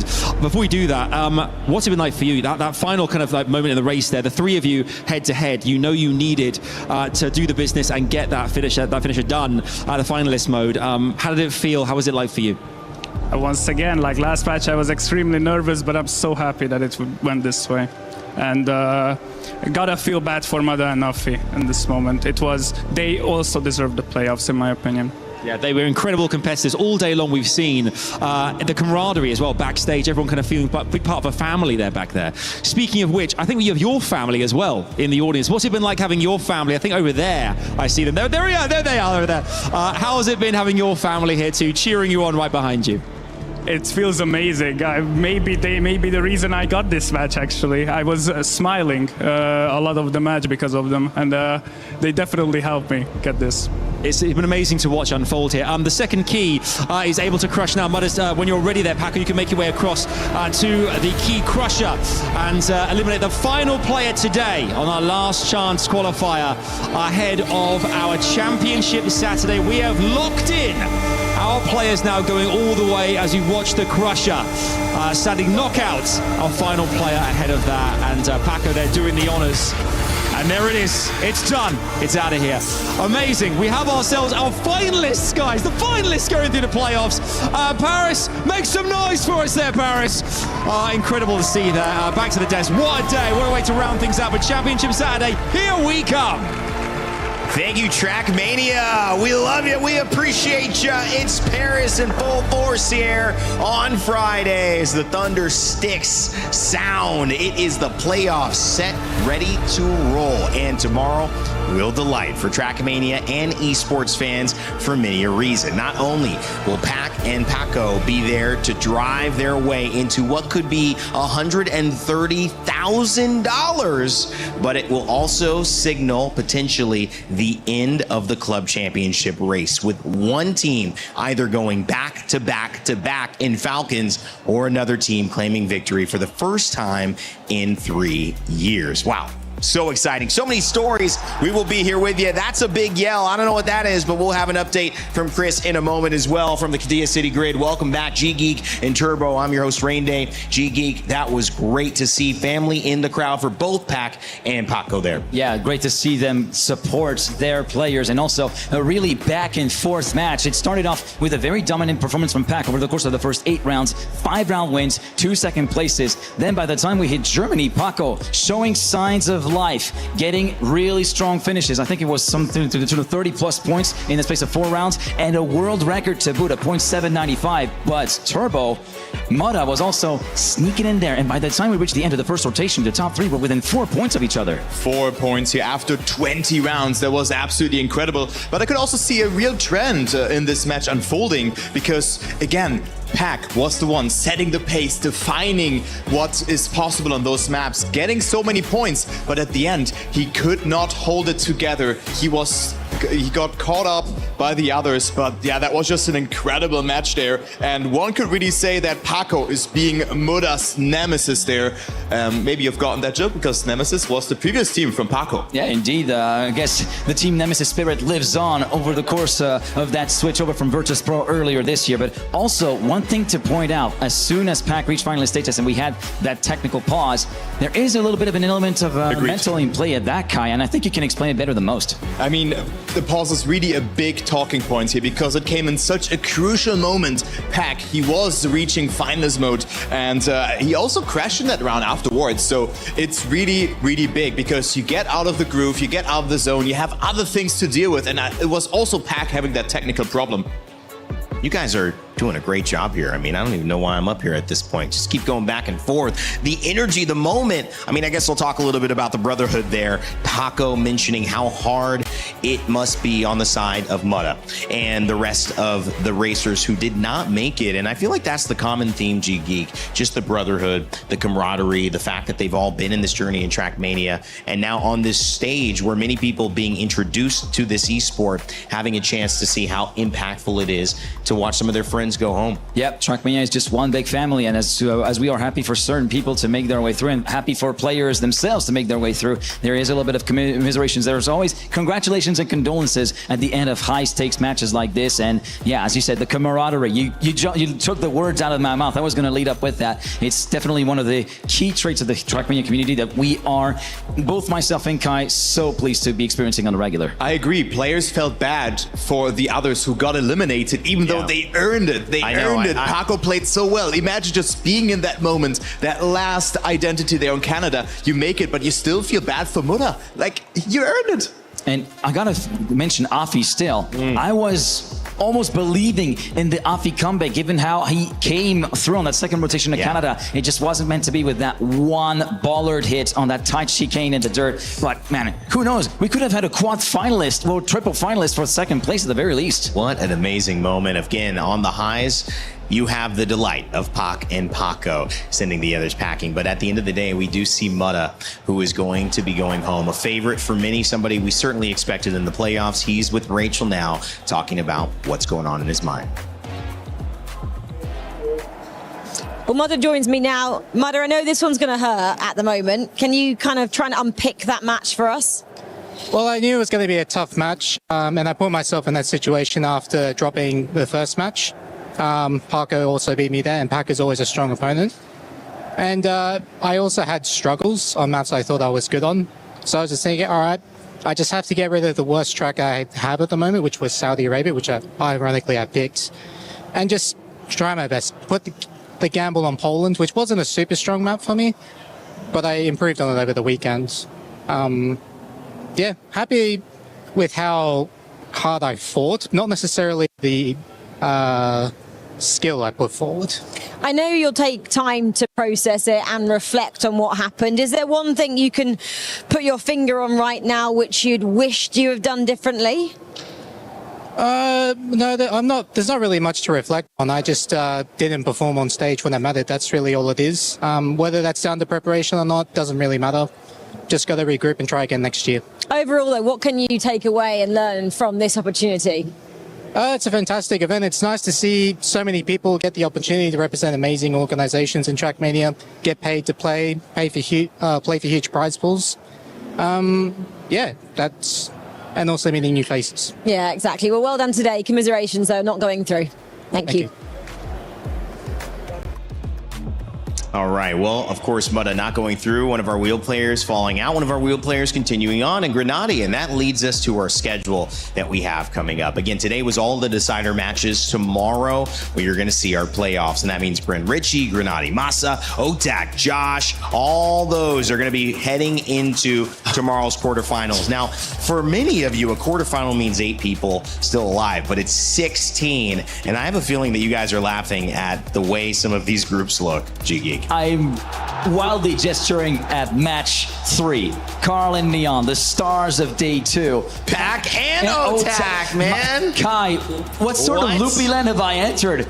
I don't know. We have seen surprises today already, but tomorrow we could see Carl Jr. and Pac. I mean, it's likely, I think the likeliest in this match that they could get eliminated playing against Neon, the 17-year-old, and also Otak with a great performance today. But at this point, also, it is single elimination. Yeah. So that means if you are in the bottom 2, you are out. Your key is getting crushed. There's another element of this, which that if you're kind of like a bracketologist, right? Falcons cannot get taken out by AGAL because Binks and Gwyn are on the upper side of that, which is kind of a twofold element, which is where AGAL can't have both of them always move through going into the final, most likely. So they might lose one there, but again, they also don't get the chance to kind of make sure that Carl goes down with one or the other or immediately stop his hope. So it could be ultimately AGAL and Falcons in the final for Trackmania for the club championship. Wow. That could be the case if we have all things go that way, guys. Talk about a tremendous development over the course of the week. We didn't even think coming into this that we thought for sure that over on stage 1 it would have an even bigger impact, or even on the course of stage 4 with Crossfire.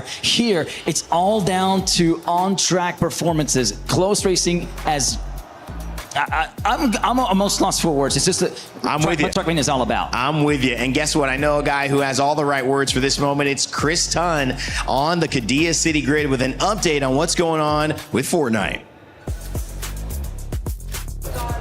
Down in the Qiddiya City grid, where the implications on the club championship very much are coming to fruition now, aren't they? I mean, look, for AGL, it's a big day. Falcons already through the final, but we never thought that it would come down to this, a Fortnite and Trackmania to decide the entire club championship. Which is honestly insane, and it's been crazy here on our stage all day long. At this point in the competition, AGAL do have themselves technically in the safe area. They're in that top 6. That's where you need to be if you want to make your way through the finals. So they've gotten done so far what they need to do. They now need to maintain that to close out the rest of our matches. And if they do, like you said, they'll be joining Falcons, who made their way straight through, Vitality, who has also made their way straight through the finals. Even Aurora Gaming is in finals already, and they're all squads that could take the entire tournament home in their own right. It's going to be crazy tomorrow because I would love to see, we haven't had a chance to quickly check it, but the implications as far as percentage chances of what, I'd even be curious to see what Vitality's chances are now. It was like 0.3 at one stage.